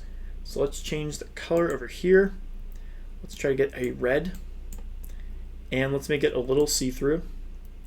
So let's do something like, 150 I think would be good for the transparency. Awesome. Perfect. So make sure you have it something like that. You can use the code here if you want to get the exact one, or just set it to whatever one you want. But I think it looks pretty good. Awesome. All right. Let's see what else we can set. Let's go ahead, scroll down. All right. Now I think we're good with the color. We could go to visibility though, and let's make sure the layering is good. We can keep those both on 1, I think. Awesome. The only thing we might need to change down the road is just the ordering, because we want to make sure it is still above the ground, like we can see it, and it's also going to be below the zombie and the player, and of course the UI. So eventually we might need to change the Z index, but I think for now we're just going to keep it at 0. Okay, awesome. All right, let's go ahead and save this. Control S. Save bloodparticles.tscn. Perfect. And we also need a timer though for here. So let's go ahead, right click, add child node, select timer, add that in there. Perfect. Let's go to the inspector of the timer. And what we want to do for the timer is simply turn one shot on, and we want auto start on as well. And we're going to change the wait time. Instead of 1, we're just going to do 0.15, and you can change this later if you want, but I think this will work pretty good. All right, perfect. All right, there we go. Now we have our blood particles. I think it looks pretty good. We might need to adjust some things later, but I think it's good so far. Awesome. All right, don't forget to save.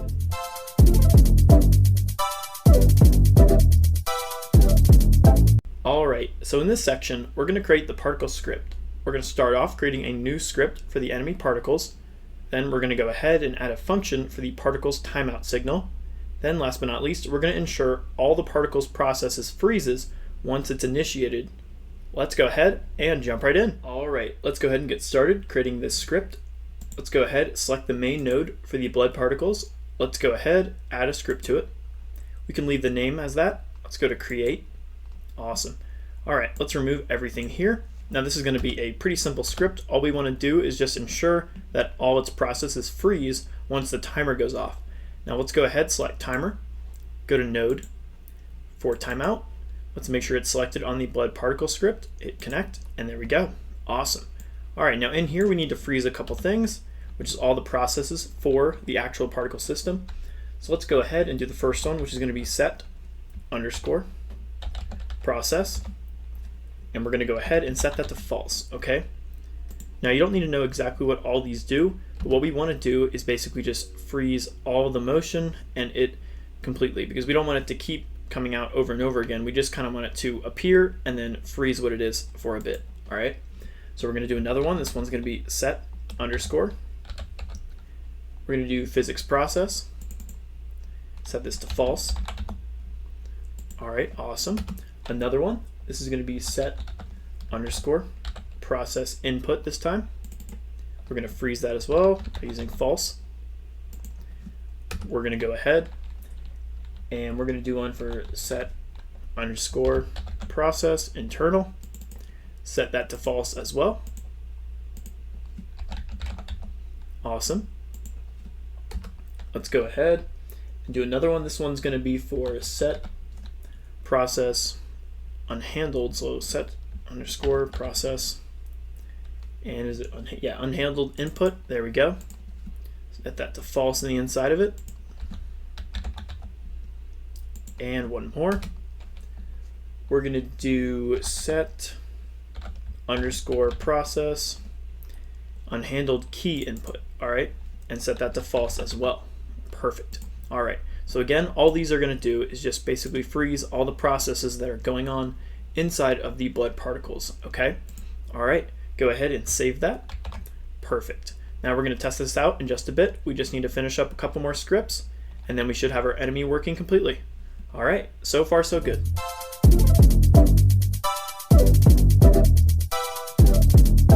All right, so in this section, we're going to create the camera script. We're going to start off creating a new script and then attaching it to the camera. After that, we're going to add the ability for the camera to shake. Then we're going to go ahead and add the camera to zoom out when shook as well. Let's go ahead and get started. All right, let's get started creating the camera script. So let's go ahead and go back to our main scene in Arena. Awesome. From here, let's go ahead and select our camera 2D. Let's go ahead and add a script for it. Create. Perfect. All right, let's go ahead and start from scratch. I'm going to get rid of everything I have in here. Perfect. Let's start off creating a couple variables. We're going to start off creating a variable for the screen underscore shake underscore start. And we can go ahead and equal that to false at first. Awesome. Then we're going to go ahead and do another variable. This one's going to be called shake intensity. And we're going to go ahead and at first equal that to 0. All right, awesome. All right, so now we need to create a couple functions. The first one we're going to do is our function ready, which if you remember is going to be everything at start. Let's go ahead and simply set it our global dot camera equal to self. All right, awesome, because this of course is going to be our camera that we're going to be using in the game.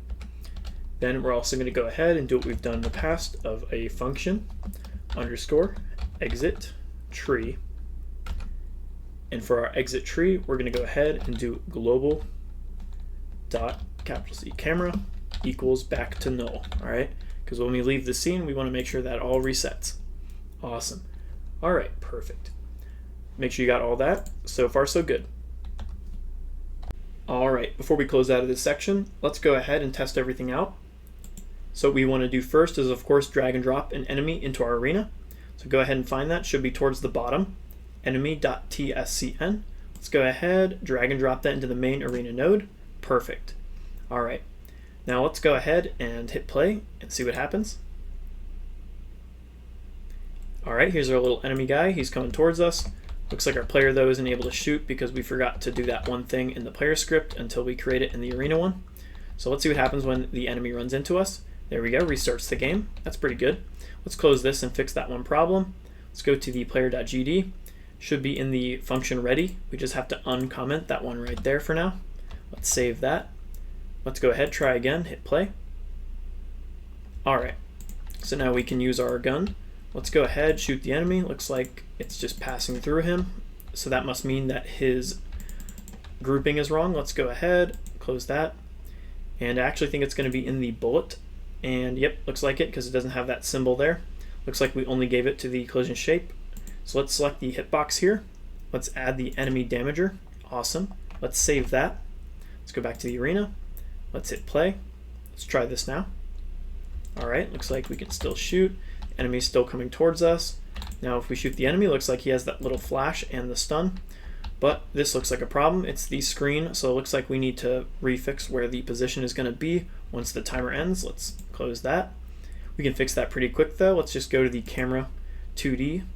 Now I think it's going to be coming from this guy here. Our global position is going to be setting it wrong here. So to fix that, we can simply select our camera 2D, go to the inspector, scroll down. It should be in this transform that we have, and it's going to be an X position of 576. So let's copy that value, set it for the one here. Let's go ahead, copy this one here as well, and set it right here. Oopsie, looks like it didn't copy the right one. There we go. Doesn't like it. I'll just type it in. 326. Awesome.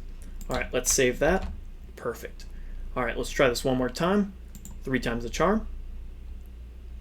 All right, we can still shoot. Enemies coming towards us. We can go ahead and shoot the enemy. And there we go. Awesome.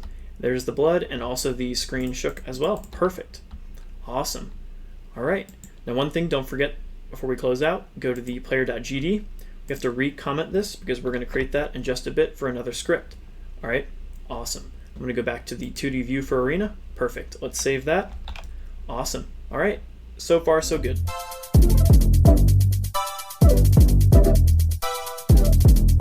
All right, so in this section, we're going to create the arena script.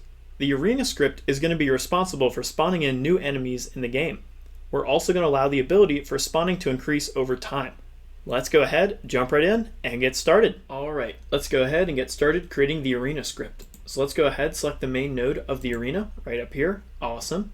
Let's go ahead, add new script. We can leave the name as arena.gd. Let's create that. Perfect. All right, I'm going to remove everything we have in here currently. let's go ahead and add a variable.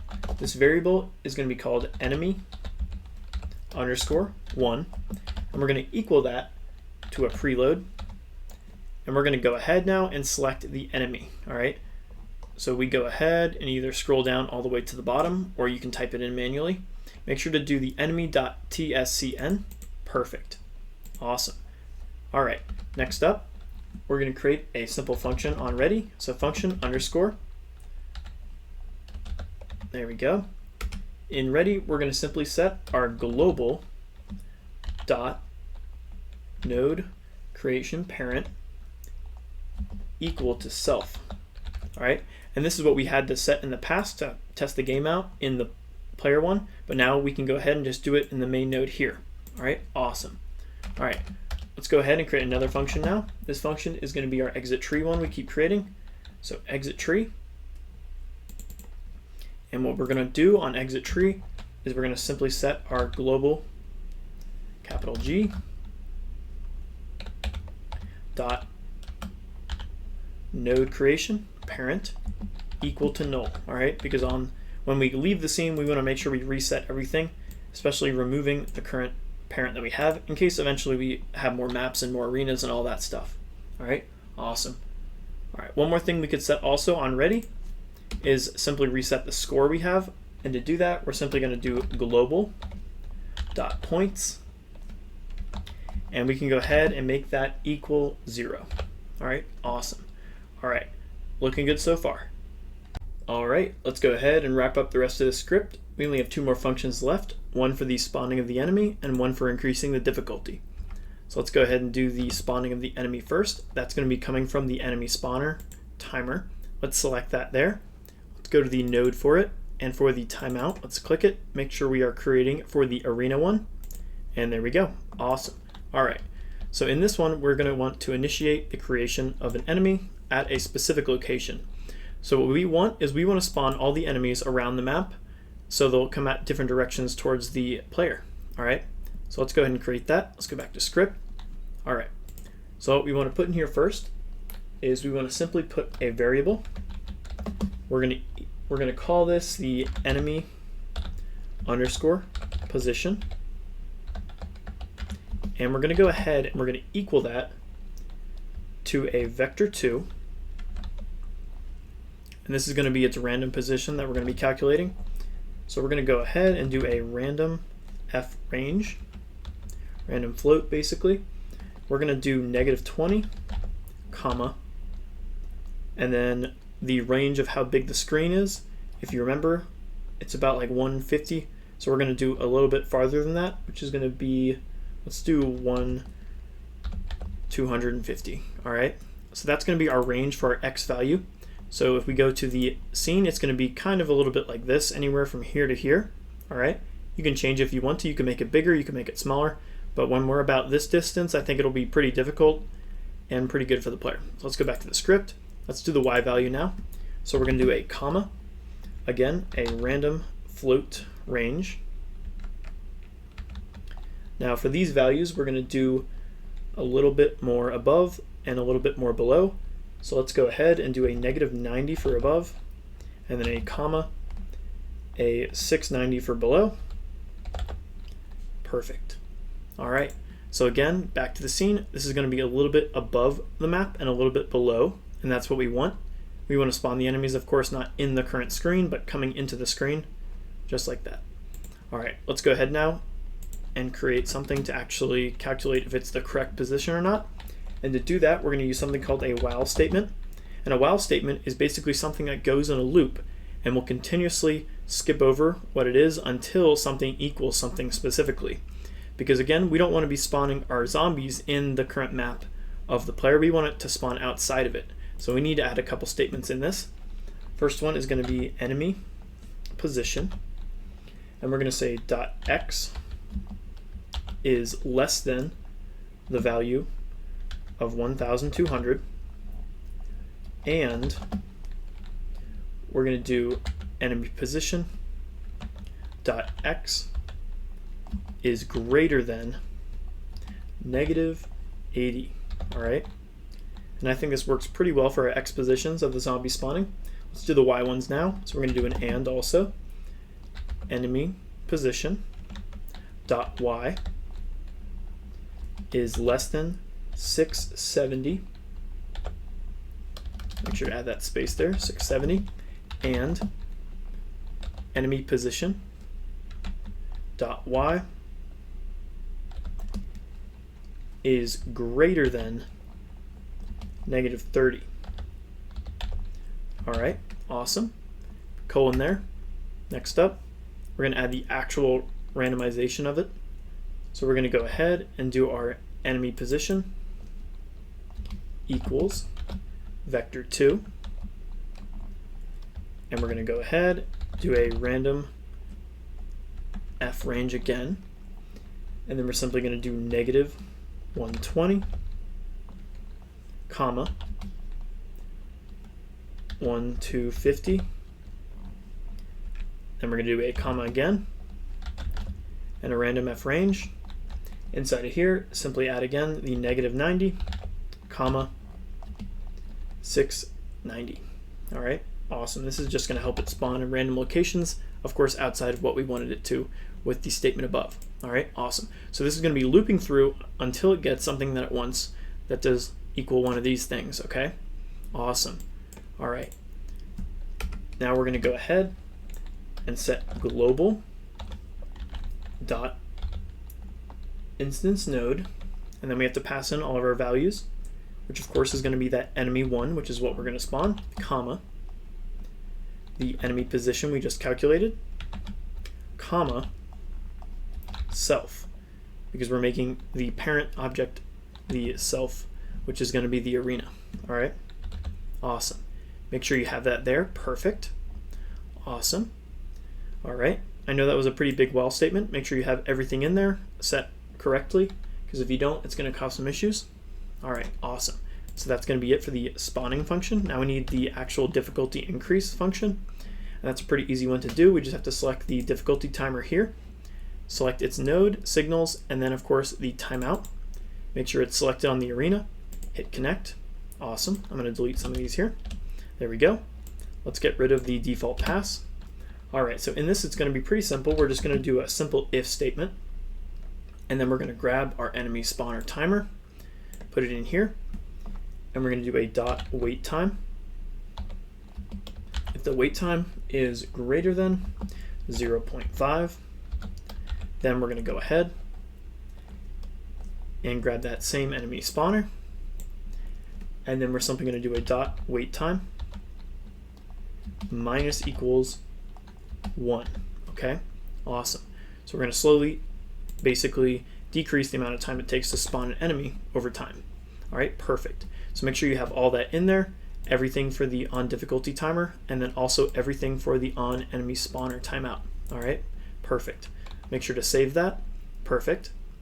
All right, we can go ahead and remove the current enemy we have in here. I'm going to delete that guy there. Hit OK. Awesome. Let's save that. Let's go ahead, hit play. Let's see how this looks. We can move around. We can still shoot. Awesome. There's our enemy. There we go. And you see them spawning over there. It's going to be spawning in random locations all outside of the map, which is exactly what we want.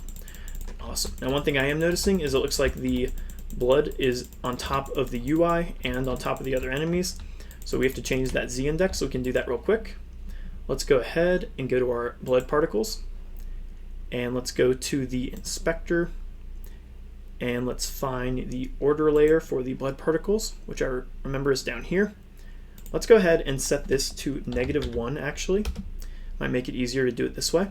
And then the other thing we can set is of course the ground to be below -1. So let's go back to arena after we save this. Perfect. Let's go to arena, go to background, and we can go ahead and just select the top one there, scroll all the way down, control or hold down shift and select the bottom one. Perfect. Go to ordering, and we can simply make this Z index a -2. Awesome. Let's save all those changes. Let's close the background we have right here. Let's hit play. And let's see how that looks. Wait for a zombie to spawn in. Perfect. And there we go. Looks like the zombies that were above the UI. We can change that also. but it looks like the blood is in the right location. I like it. Looks pretty good. Now for the UI, we can change that real quick. We can just simply go to the order of it as well. And wherever that is, ordering, let's go ahead and just make that 1, the z-index of the score, and then also 1 for the z-index of the high score. Awesome. And then we can hit play. Make sure to save though, test it out, and we should be looking good. All right, let's wait for a zombie to get near. There you go. See how the zombie's underneath and the blood as well? Perfect. All right, awesome. Don't forget to save. So far, so good.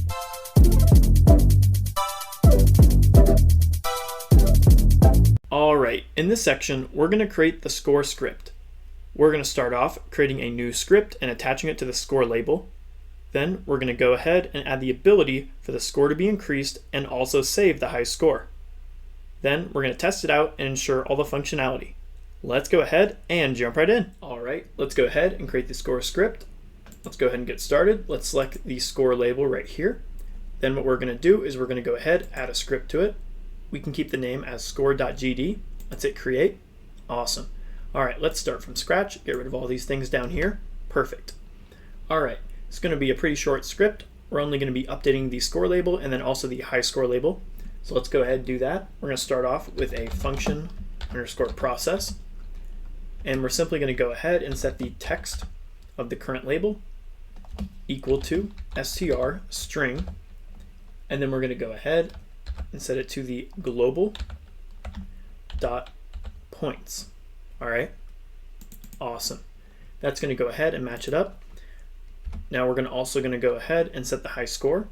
So we're gonna go ahead, drag and drop the score label in right here. Perfect. Then we're gonna do a dot text to set its text.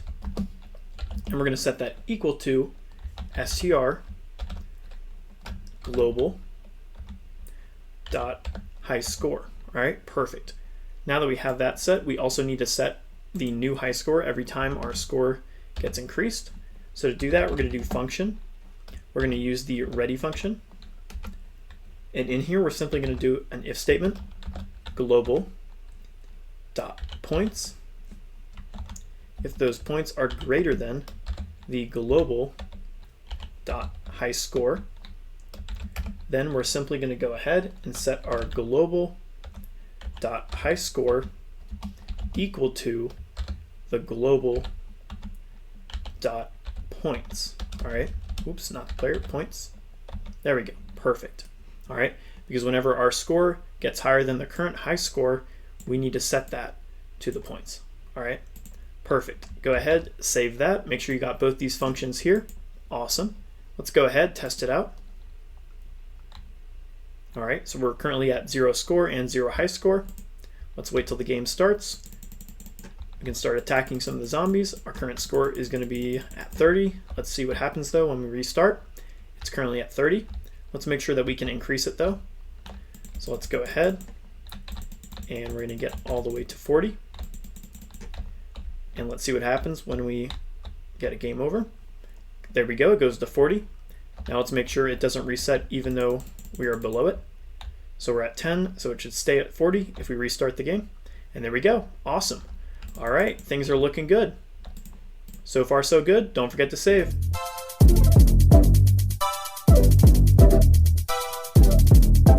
Congratulations on completing the third project. In this project, we created a top-down zombie game. We learned how to give our player top-down movement to follow and aim towards the mouse. We also learned how to set difficulty to our game and increase it over time.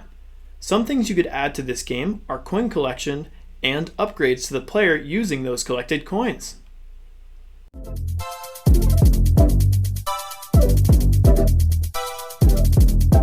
Alright, now that you've created a couple games in Godot, you will now learn how to show them off to family and friends.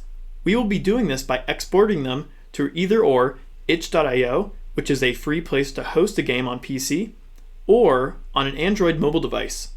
Let's go ahead and jump right in.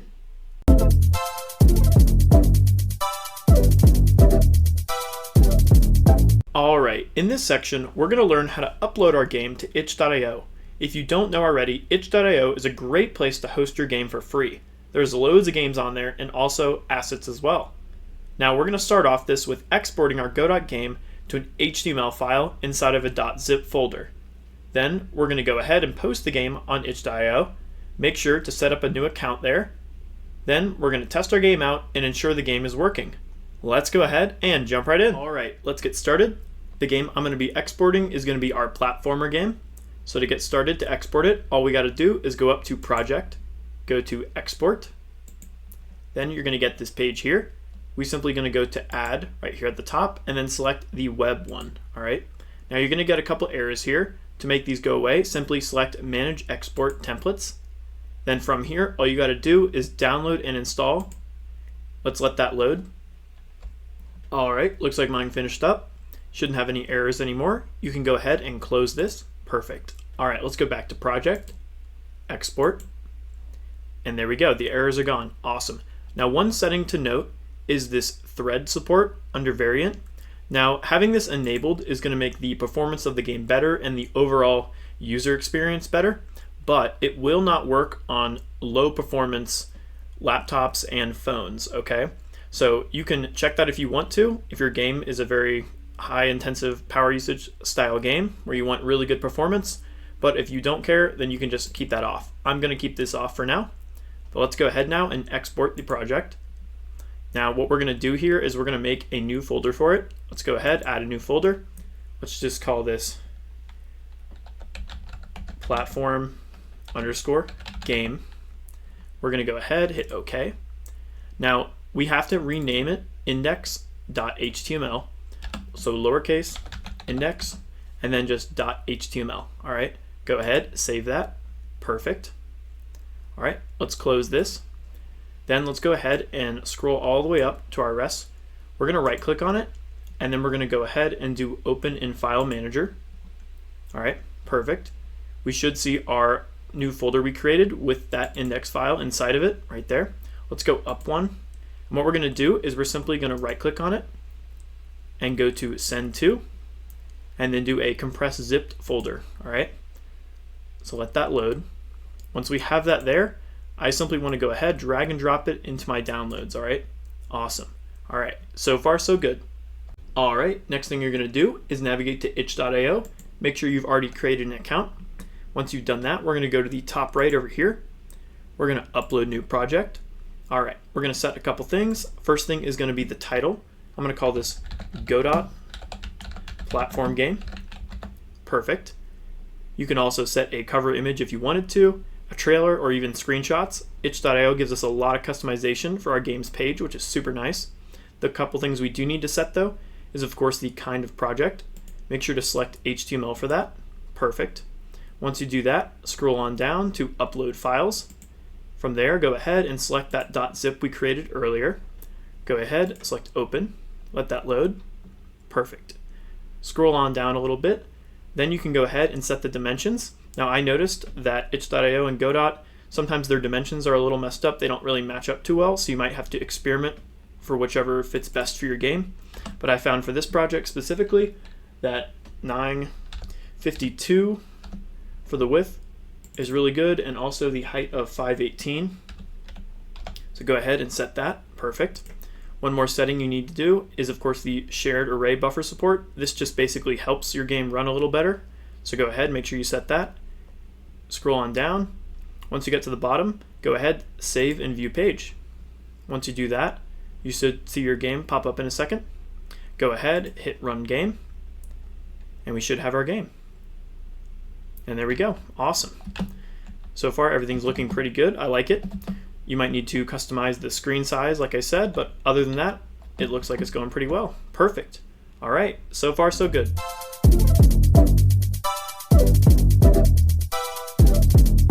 All right, in this section, we're going to learn how to export our game to an Android device.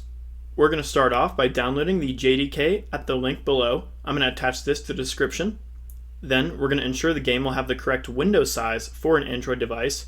Last but not least, we're going to set all the Godot editor settings for our Android export. Let's go ahead and jump right in. All right, let's go ahead and get started. Just to note, we're going to be using the official Godot documentation at docs.godotengine.org. I'm going to share this link in the description. Once you're here, go ahead, select Manual, Export, and then scroll down to find Exporting for Android. Now these are all the steps we're going to be using.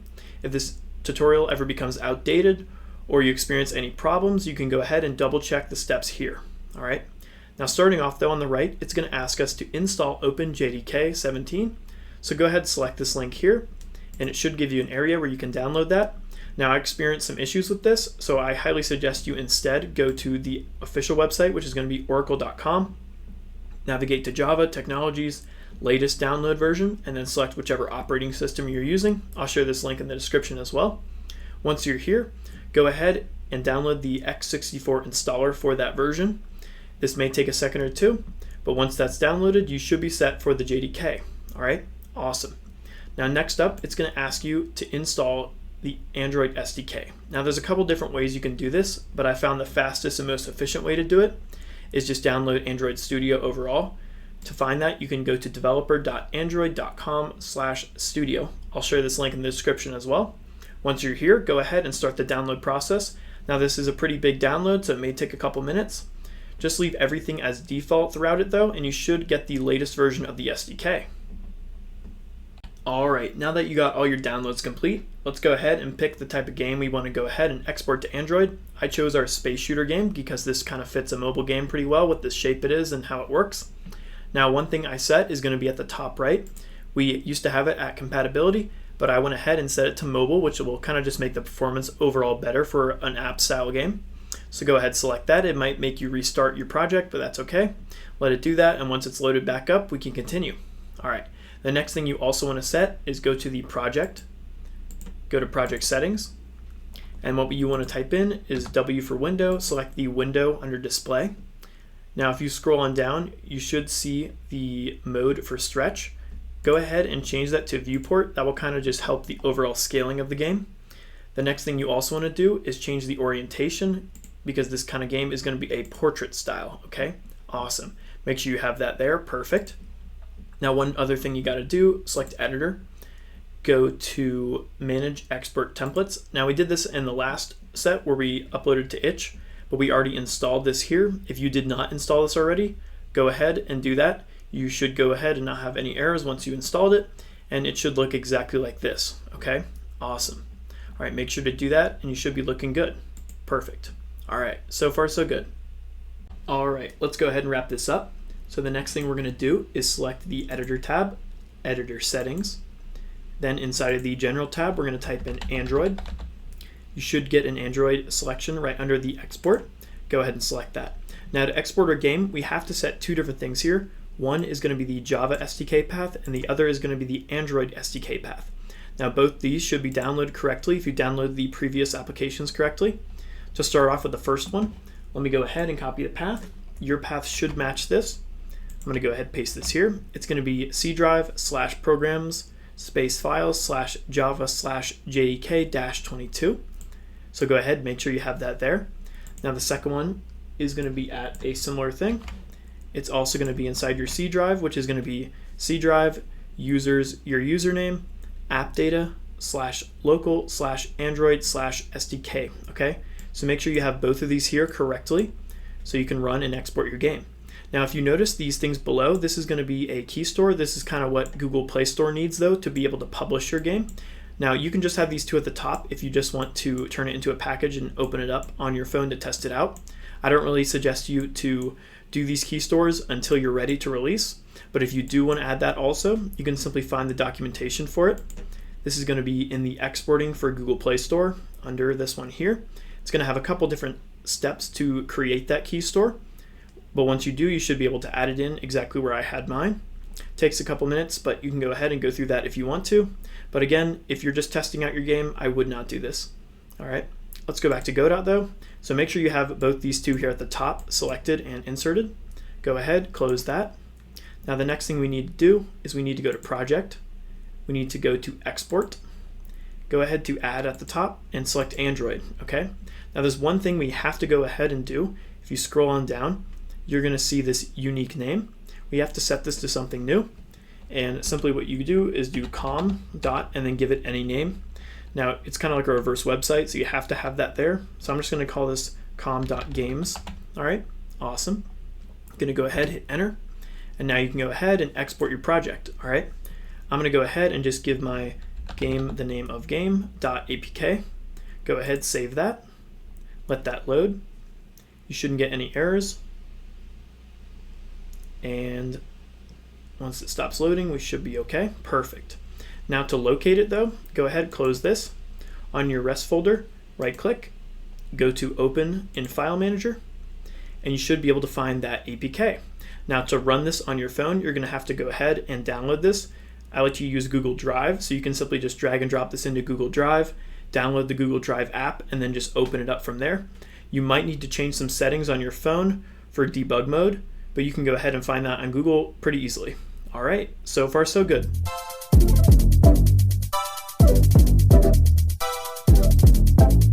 Congratulations, you've made it to the end of the complete Godot course for beginners.